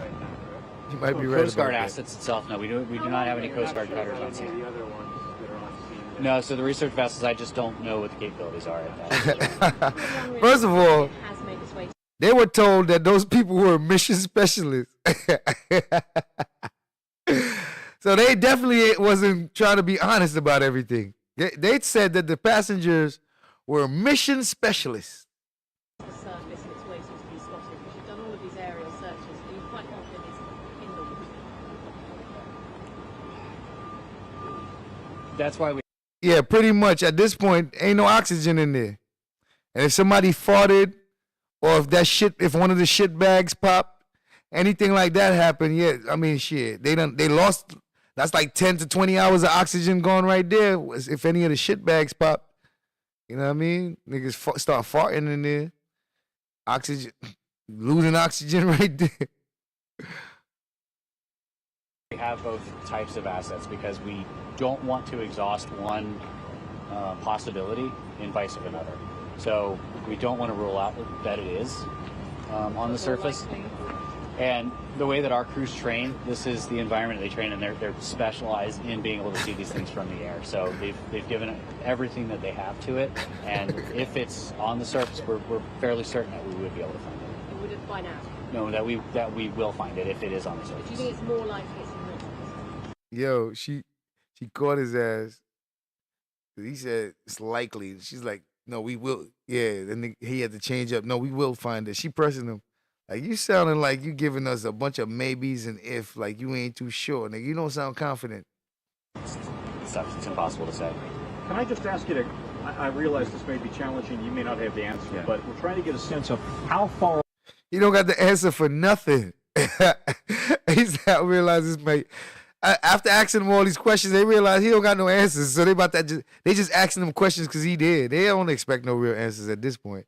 Away the nearest naval asset would be that has that lift capability, salvage capability. Is it coming from North Carolina, from Florida, from Boston? Can you give us any idea of how far away it might be? Yeah, I don't have an answer to that. Yeah.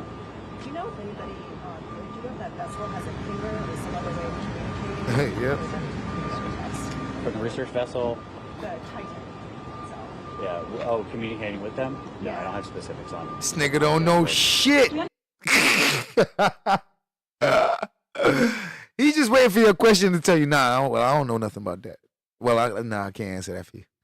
What's your question? Nah, I don't know the answer to that. Do you know the answer to any questions? No. I didn't think so.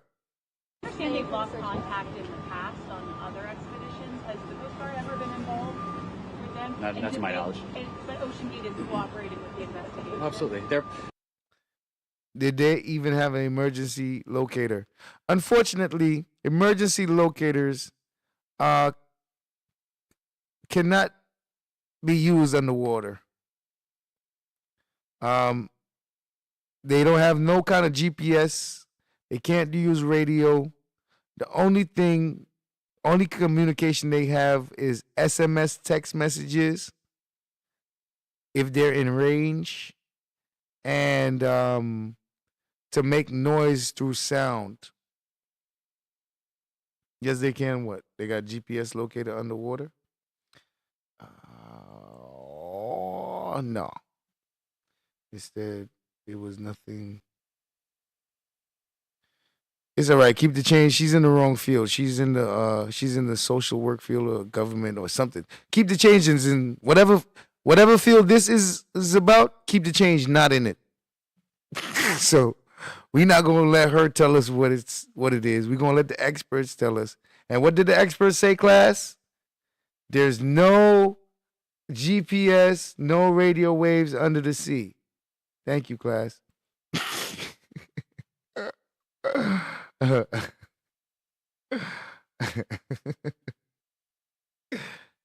Thank you, keep the change. You can sit down now. You can have a seat now. Thank you. She came up to the front of the class to say that. Shout out to keep the change. So yeah, they're part of the unified command in here, so we're all making decisions together. So do they have anything else that could go down? 13,000 feet. I don't know, but if they do, it's definitely being discussed as far as their capabilities. This nigga don't know nothing. So it doesn't sound that hopeful, to be honest. I don't understand. Like, it sounds like the nearest vessel that it's not clear how long it would take to get a vessel there. Right.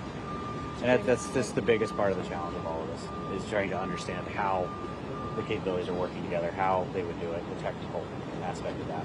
So if you're a family member or somebody on board, like, do you have a message? I think it was clearly stay with Captain Frederick. Could we ask you, could you just describe, the crush depth here? We're talking about 400 times, as I understand it, what we all experience at sea level. What can that do to a vessel? I can't speak to the scientific side of that. Bro, he can't even tell you what could possibly happen with the crush depths. You should know that. This nigga has no intentions of answering shit. He can't even, oh my God, this nigga's over here. He media trained. He been doing media trained shit because this nigga came up there to say he don't know nothing. That's what this nigga can't even answer that. You can't give an idea of what happens because at a certain depth, certain things could happen. The cabin pressure and like, damn, you can't. I think so. I really don't know nothing about that shit. Again, this is just more or less trying to get some background information for you guys on there. I don't have any of that information on that. Can you tell us about what the circumstances were? I mean, submersible doesn't necessarily, it goes in for a dive and walks right back up. It's not supposed to be there for that long. Is there? And that would be a great question that we could try to get answered for you with that subject matter expert. Listen, if debris got confirmed, that means everybody dead. It's unfortunate.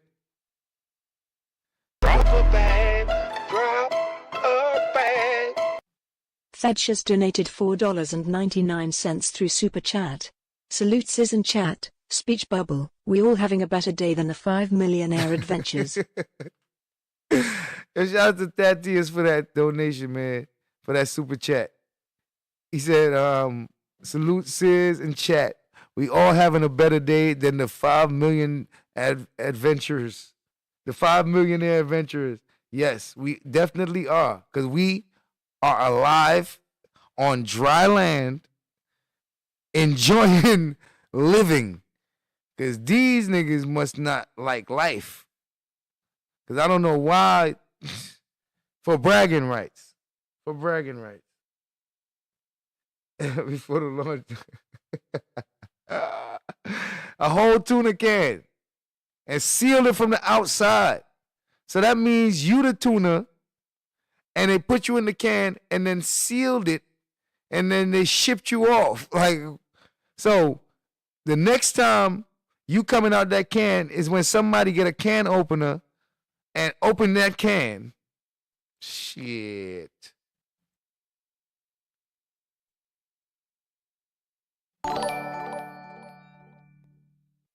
Shout out to I Am Such a Lady for joining the Wabbitry. She's down with the Wabbitry, y'all. Shout out to you. I appreciate that. She's a new member. Welcome to Wabbitry.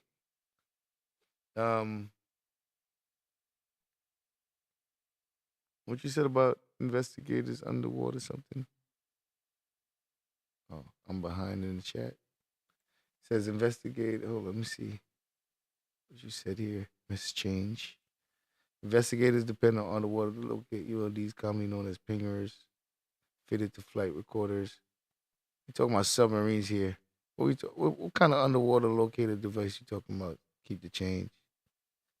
Something with a sound. The pingers would have to be something that emits sound, but it wouldn't give location. Commonly known as pingers, fitted to flight recorders. I'm not sure if because it says ULD, it means what you think it means. I'm not sure. But GPS location you're not gonna get. So I guess the sound will help you pinpoint where they at, but it wouldn't be like a GPS location.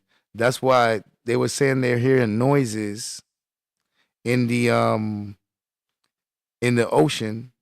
So that would help them. That's why they're dropping the buoys with the sonar locators, because they're looking for the sounds. And with the sound, if you get closer to the sound will get louder and stuff like that. But it's not a precise location. So it's a way to find them, definitely. but it's not a precise location. So just want to make that clear. Like there's no way to get their precise location, but with a quote unquote ULD or something that's making noise, it's a way for you to find them. But it's a whole process. It's not just like you'll just get a location of where they are and be able to find them. The sonar lets you know how far the sound is coming from and stuff like that, and you can get closer and closer to the sound.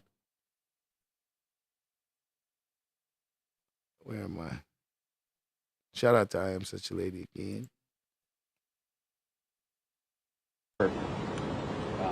Discussion that we talked about to get the opportunity for you guys to ask that question, because it'd be much more important and realistic for somebody within that community part of the command that would be able to answer that question a lot clearer than anything I would be able to. So, and when might you provide your next update? So we do have a press release that's going to be going out shortly with the graphics we talked about. Probably similar information to what was passed today. If any new information comes up, we'll update that. But I think ideally we'd be putting out press releases daily, and would look at probably doing another briefing tomorrow.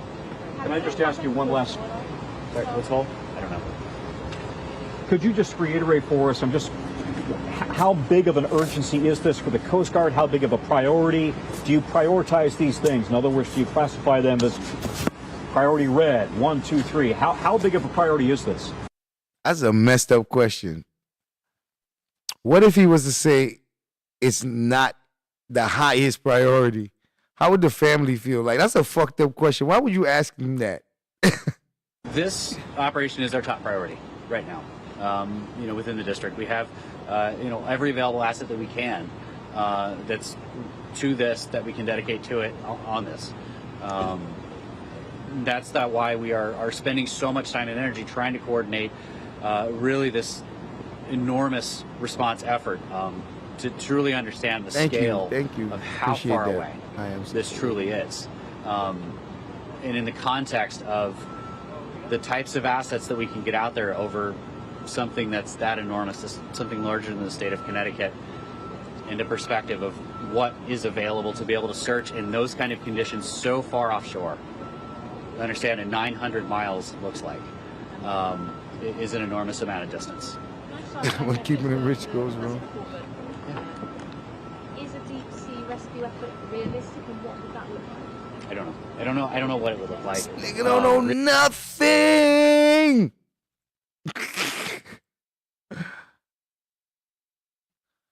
Well, yeah, I mean, but he not even. You said what happened? What happened? What I missed? Keep change. What I missed?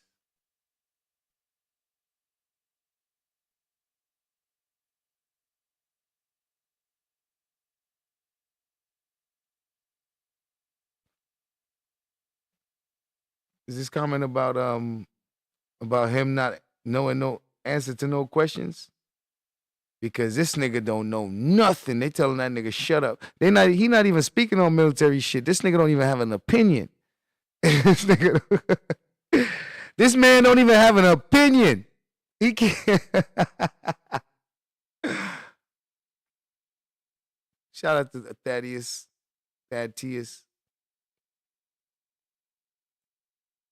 Oh.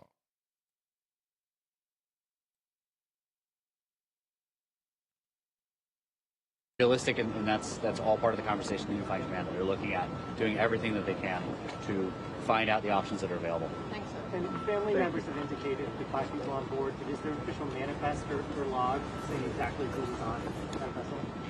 There is on there. So not until all the next notifications have been. What? One multi-millionaire? Well, shit. We might be doing a follow-up to this shit. Said one multi-millionaire pulled out of the trip at the last minute, according to Live Now. What?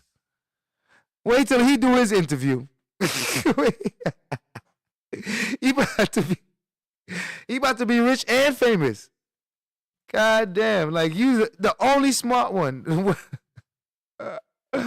He was stupid enough to consider it. So you know what? Now we get to actually hear the conversation of what it's like a group of men that's thinking about doing some dumb shit, he's going to, you challenge him? Okay, hold on. I got you. Okay.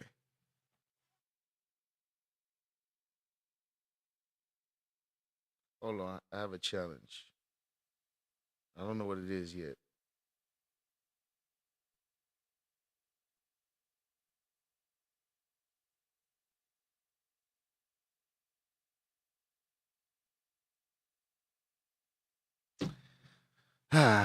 What are you challenging? Keep the change. There are underwater locators. Let's go down this rabbit hole with keep the change. She playing a word game with me. How about this? Take away locators and put GPS. When you say locators, are you talking about GPS? That we're gonna take away locators, and we're gonna put the word GPS. Are you saying the same thing? And then we can move on, so I can get an understanding of what you mean.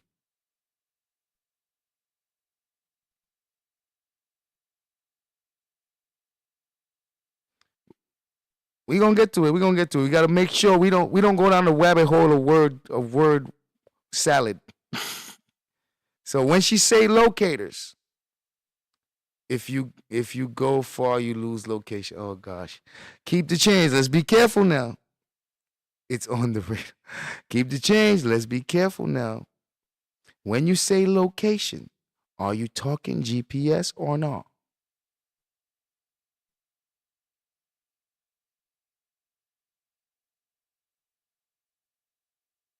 Because there's different kinds of locators. But we are referring to precise location, because I explained the locator and how it would work, because you won't get a precise location. And it takes an actual process to actually get to what you're hearing. And the sonar is the same thing, because it's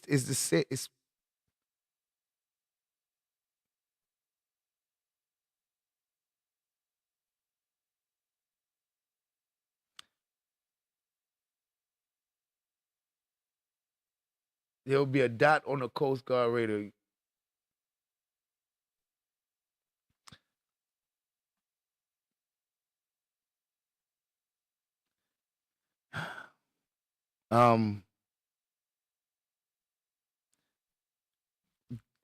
That's not GPS.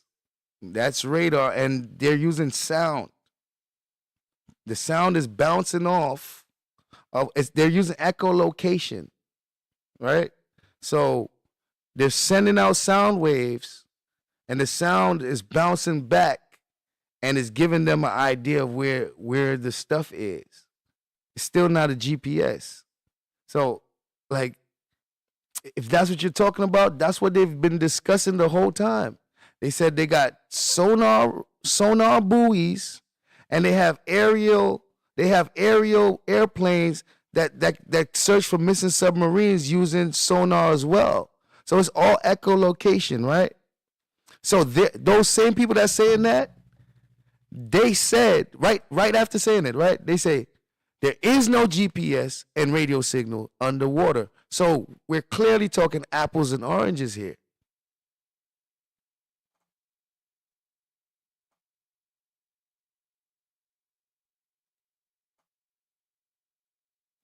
A beacon, well, the beacon wouldn't work underneath the water. So what they said was, if they had some transmitters that releasable, detachable, if they had some transmitters that they could have detached from the that would detach from the vessel, it would float to the top, and then it would work up there, and they'll be able to pick it up. And based on where they pick it up from, they can do the calculations based on the wind speed, how long it would have took for it to float up, and the calculation of the waves and all that, and how fast the currents is moving in which direction, to get an idea of where to start searching in which direction. So it's still not precise. It's still it helps, but it's not location like a GPS location. It's not that. Oh. Completed. But that was a nice challenge, though. Thank you. But we're not talking about the same thing. So you're still right, but we're not talking about the same thing. So I'm right, too. Now, you would be wrong if you tried to say that the locator you're talking about is a GPS. So we're going to leave it there, right? Through that process, can we release names in that way? I know that some have gotten out, but they have not been through us. Okay. But, yeah, thank you. I really appreciate your time today. Thank you. And we'll send out an update when the next advisory or advisory will be out for you guys. Are there any briefings happening? Yeah, the satellite picks it up, but that's when it's close to the surface. We talking about underwater, depths under the water. It's not going to get picked up at all. No radio waves and no GPS. Those two, not even a remote chance, not even a little bit. So just take those off the list. Now, you can do echolocation and sonar, radar. Those all uses sound. Sound travels, agree to disagree. NASA say different. What NASA say? What is NASA saying? Wait a minute. Let's go. Let's go. Let's ask NASA.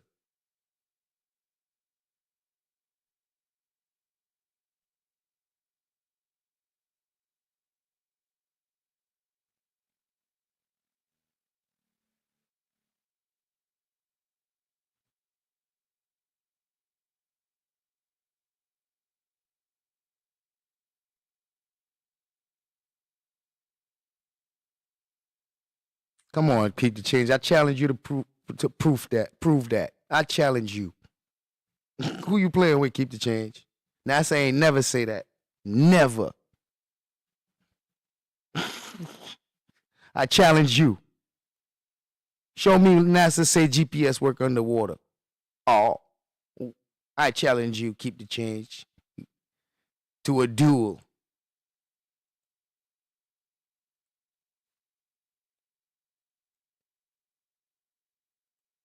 Well, hold on. Let me put the link in the chat since you will. And you can share all you got to share, ma'am. Or you can put whatever link you got in the chat. You're a moderator. It'll show up.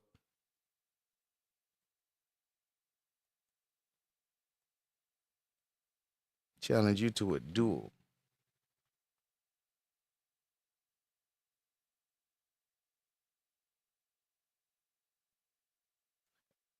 And just for the record, so we understand, NASA deals with space. Let's go. Just for the record, NASA deals with space. But, okay.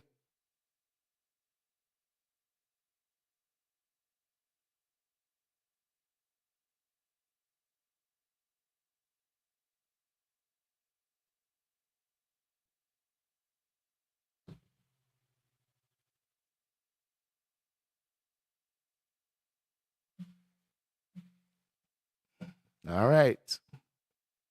I'll be waiting. Boss court. Wait, let's do a press conference real quick. I'll be waiting for keep the change. There are underwater locators. What are we doing here? We still, you see, all right, I'm not moving forward until you, wait, is this old stuff that I'm reading? I might be reading old messages. Oh, I'm reading old messages, my bad. Over here. Let me get over here. You said, let's go? Shit, nigga. Sizz ready. Sizz ready. Sizz ready. Shout out to Uncle L for actually looking it up. Because I don't know how she looked it up. I don't know how she looked it up and found that. No. I keep the change. Don't be up here trying to challenge me. Nah, I wasn't. Wait a minute. Is that what happens now? Can you hear me? Is that what I can hear you? Let me think. Oh shit. My bad. My bad. Oh shit. Hold on. Testing.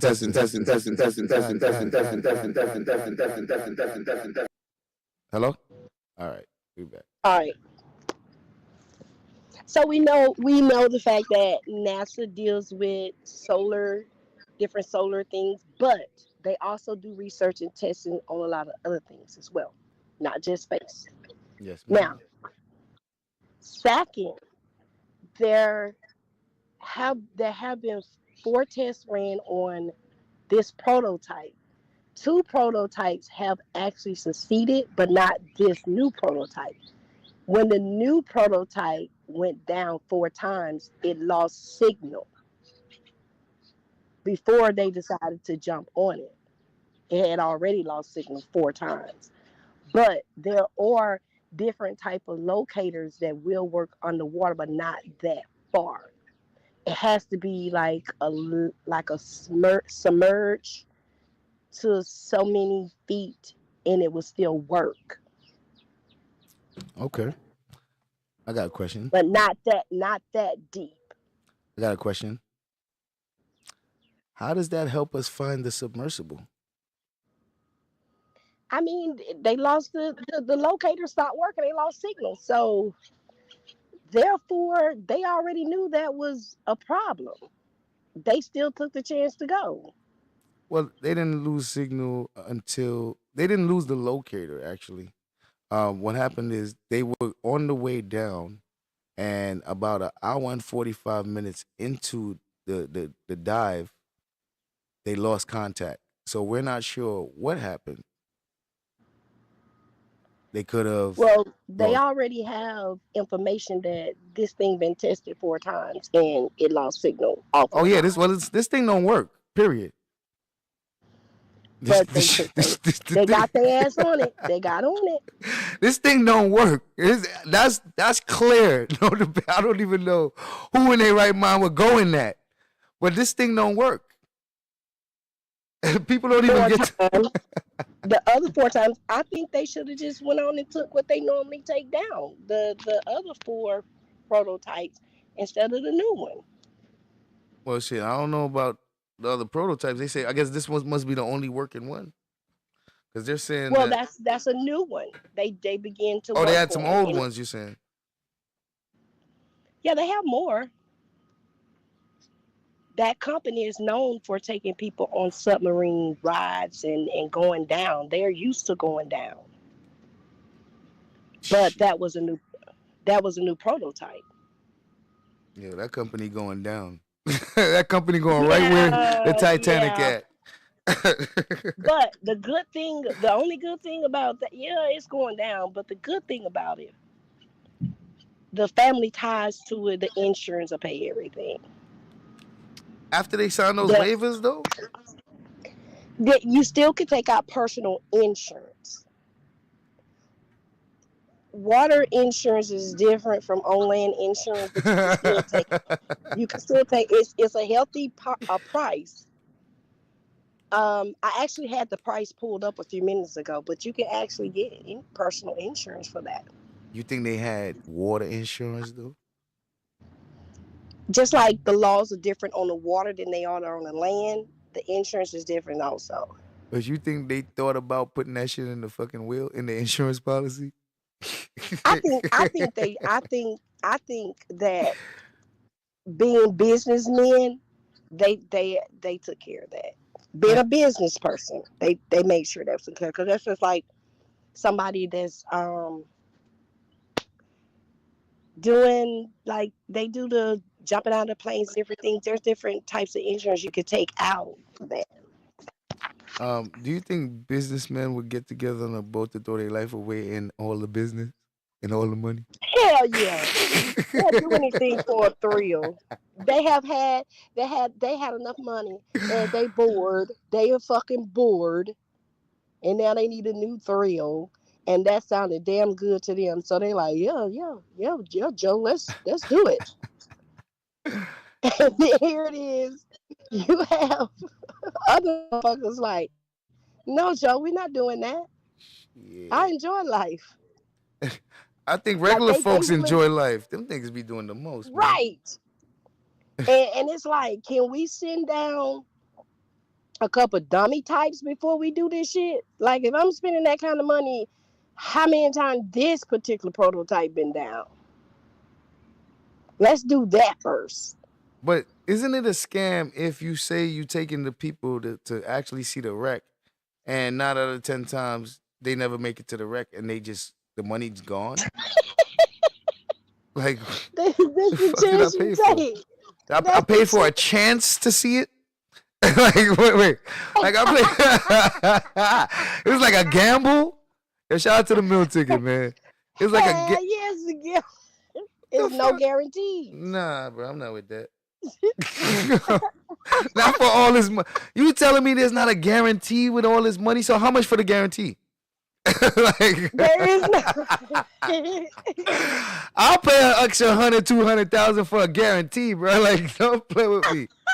Don't play with me, man. There is no guarantee your ass is coming home. I can't do that. And the Like, dude took there's his no son. guarantees when you go to SpaceX and be like, hey, I got the cash. Let's do this. Ain't no guarantees there now. All right, now think about it. Now, the dude took his son. The fact that he took his son, He felt comfortable. He had to think it was safe. Yeah, he felt comfortable. But did the engineers share every valuable piece of information? Did the owner withhold information? Like, each time they launched this thing, was he forthcoming with all the information?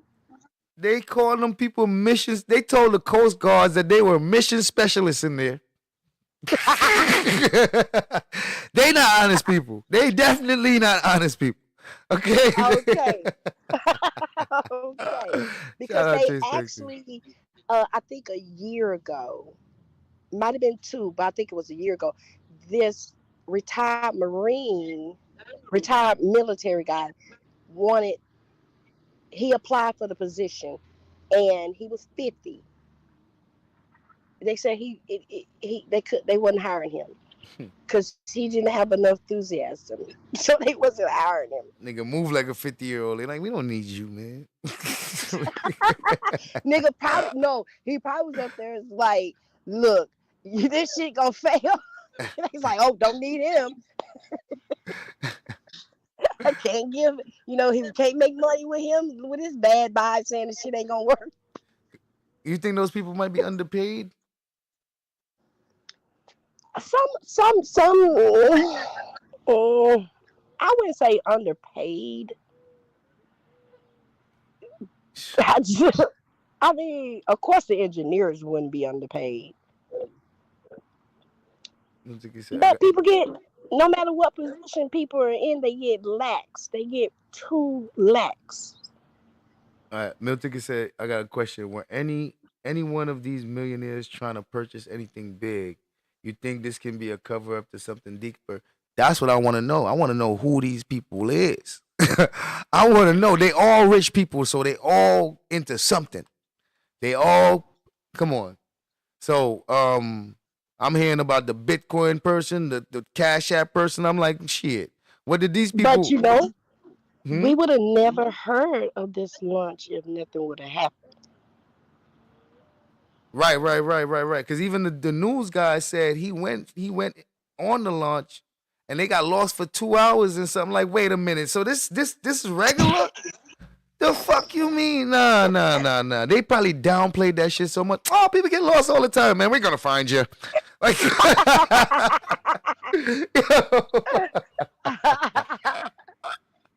yo, this is crazy. Yeah, that's crazy because spending that kind of money, you would also have to have an extra prototype that's attached that could possibly pull us up. You gotta have all the bells and whistles talking about taking me down that far, spending that type of money. Fuck that. That's what I'm saying. They ain't even have a comfortable seat. You gonna give some millionaires a Ziploc bag to take to pee and shit like yo. Nah, bro. I mean, shit, water life, like. Bro, if I wanted to experience what it's like, I'd have just went back to the hood and just spent a day in the hood. If I want to fucking experience hard life, nigga, like, what am I doing in this cramped space? Fucking peeing in a bag. Like, what are we doing here? I mean, it's not a yacht. It's a submarine. No. And they would have to release the toxins back ocean wise anyway. Right. So, and man, listen, when I gotta listen to everything that they said the people had to get in, and then people on the outside had to seal them in from the outside. I'm like, what? yeah, I'm sorry. They have to screw it down from the top. Yeah, they got to seal it down. Yeah. My life in the hands of everybody else outside. Everybody else. Everybody else. Nah, man. No. That's crazy. Like, can you imagine? Because everything rotates. Water, dirt, everything. Nothing stay erosion. It keeps rolling. So these people ain't no telling where the water push them out to. That's what I'm saying. They talking about 100 feet per minute, and that's for 1 knot. So if the water's moving at 6 or 8 knots, that's 800 feet a minute. Ain't no way. Man, listen, that shit's like an airplane. That shit flying through the water, nigga. Shit. Nah. Nah. Nah, they can keep that shit. But after this, they ain't even gonna be able to sell $10 tickets. Yo, these people completely put their life and faith in whoever told them this shit gonna work. That's like they ain't take no precautions. These dudes had. So listen to this, right? This is my thing. So it's gonna take them 4 hours to get to the Titanic from the surface. So that means it's gonna take you 4 hours to get back up. Right. How long you gonna spend down there? Probably about 4 hours. So you guys are trying to spend 12 to 16 hours throughout this whole. You know, they all had just a bottle of water and a bag of chips or a sandwich. What? What? This is like, I don't understand this. Like, I wouldn't. What do you want to see? Like, what are you trying to see? Actually, they trying to see Jack. You have a carnival-sized ship that's sitting at the bottom. People died in a tragic way, and you want to go down there fucking with that? Them niggas want to see a ghost. That's the fuck they want to see, right? Them niggas went ghost hunting. Them niggas wanted to see a ghost. It was like, it's like, it gotta be ghosts down there. Like, ghosts like, nigga, we ain't seen people in years. Listen, anybody going, look, really talking about who going to Mars. Anybody going to Mars gonna be comfortable. Trust me. Just wait. You know what? When the black box come out, which they probably won't share it with the public, they may or may not. It's a private company, so that would have to probably be like. Well, it will have to be turned over now because of what happened. It will have to be turned over federal now. Yeah, but that don't mean they're gonna release that shit to us. That don't mean they're gonna release it to us. Or the transcripts. Oh shit! They say donate to the Republicans. Listen, they about to do all type of fuck shit now. Yo, you know, all type of companies gonna be trying to cover their asses that did business with this nigga. And some of them. So wait, you knew he had this thing going in you? Like, yo, you know what? Nobody sleeping right now. They all up. Like they up. Yeah. This one, cause this ain't no regular people on. You know how much money is on that? That's at least about $5 billion in that damn in the submersible. The people alone in there. Yeah, a couple $1 billion. No, when it happened, the first sign of trouble, the engineers on the phone seeing what they could sell their house for. They trying to pull their money out. Cause nigga, we gonna have court for a long time. What Jay Hester said, what if these people are lying? Man, what if? First of all, I need to know where the fuck that airplane at, bro. That's what I would like. Once you disappear a whole airplane, you probably doing some shit. I know. Like a whole airplane. They start telling us like, yeah, the ocean is vast. So it was so much. I'm like, man, I don't know, bro. A whole airplane, my nigga. Not even a wing or nothing left, like nothing. Nothing fell out. Nothing. Or nothing. The whole plane. God damn. That's not shit. It's a magic trick. You ask me. We can't even follow an oil leak or nothing. The plane is just gone. Shit. Like, you know how much shit is in the plane? You know what parts is in a goddamn plane? When that shit crashed, you're supposed to find something. And have you seen planes when they hit the water? Like the one that damn near glided on water. The captain was pretty good. Yeah. Yeah, he glided on the water. But shit, the plane was breaking apart though. That shit was in New York. That plane broke in half. Like you said, it's gonna work 75% of the time. Shit. Going that far deep in ocean, no way. They thought that was safe. They thought that shit. First of all, keep the change. They signed a waiver that had at least 10 different ways that they could die on this trip. I'm sure. Just like in a surgery, you gonna sign that waiver of the 12 ways you can die. To save your life, though. You risking your life to save it, though. Like, these niggas just risking it. At least when you take surgery, you risking your life to save it. Unless you're getting a BBL. Then you just risking. Then you like them. You just taking chances out this motherfucker. You're bored. There's not another car that will incite you. There's not another home, another clients that will incite you. You had it all. So it's like, hey, Joe, last things left we need to do. Just go on the water. You know what, Sugar Bear? You just made a great point. She said, have you actually looked at the vessel? It's only one small window. How are they supposed to really see the wreckage? Maybe there's cameras that give them a visual from the inside like that. Yeah, they probably have monitors all in there. Yeah, because that is a good question. Like, shit, how are you supposed to see?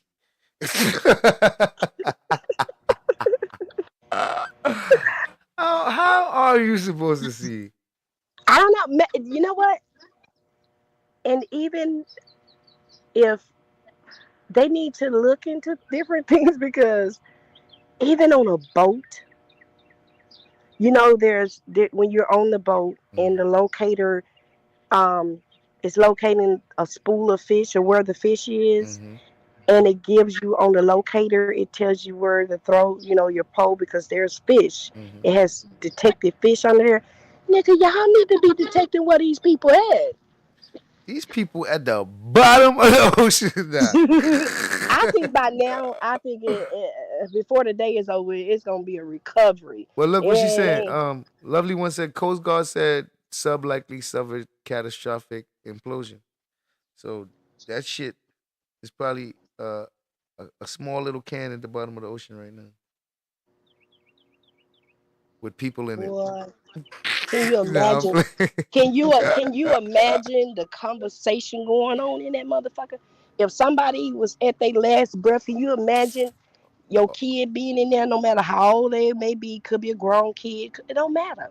Like Man, the conversation's a bunch of better. We're gonna die. We're gonna fucking die. We're gonna die. Calm down. I'm gonna fucking die. I'm gonna die. The owner Man, is in there.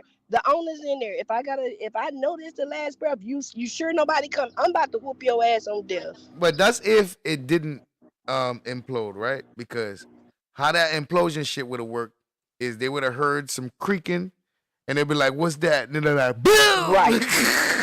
Right. That shit would have. They better whoop his ass while he down there under that water because he took him there. Yo. Go I've been ahead choking that and nigga. take the CEO, take him out while you down there. He would have got choked. Like, bro, in minutes, anything stopped working on that motherfucker, he'd have got I'm choked. choking you. Like, nigga, like, I'm on your ass. If we I may, die, we may or may not make it back, but you ain't going. oh yeah, I'm gonna kill you, bro. Like, nah. And I'm panicking too. Oh my god, I'm be crying and shit, killing you, nigga. Like, I'm going back down to the chat. man gave me a death sentence, nigga. I'm be crying. I'm killing him, boy. Like you, fucking. Sully landed that plane right in Manhattan, boy, right on the Hudson. They signed a waiver. They cooked their gooseberry. Oh man.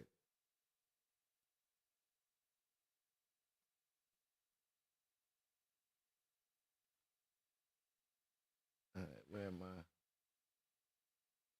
Where am I?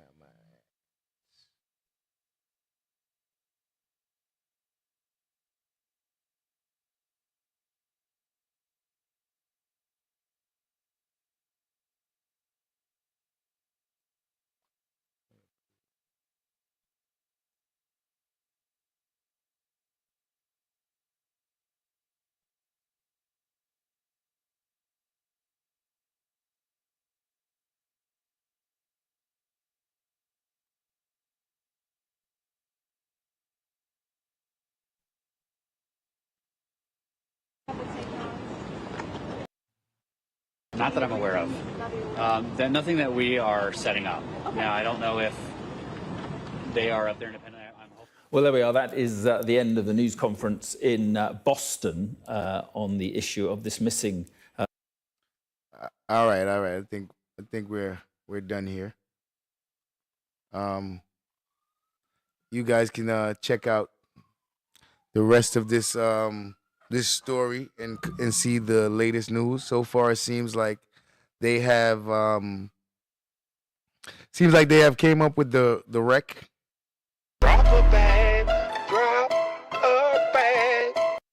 George Smith donated $10 through Super Chat. Yo, shout out to George Smith for that Super Chat donation. Appreciate all the people that pulled up today. We rocked out. Definitely rocked out. Like we do. Hold on. Let me see something. Oh, I know. Shout out to the chat. Thank you, Keep the Change. Thank you for coming up, man. Just made it interesting. Oh. Chat interaction is very much a big deal. Because, you know, it's what makes this a good live. It's what helps make it a good live. Salute to y'all. And we ended at a good time because now everybody can go get back to the fuckery, you know. But salute to everybody. Salute to the Cash Apps. Salute to the donations, super chats. Salute to all the chat interaction. I appreciate everybody because you guys made this very live, made it very lit. Now they saying 5 presumed dead. Damn. Well, at least we caught. At least we know where we at. We don't got no questions. If the news say that they found these people dead, we completely understand. There's no confusion.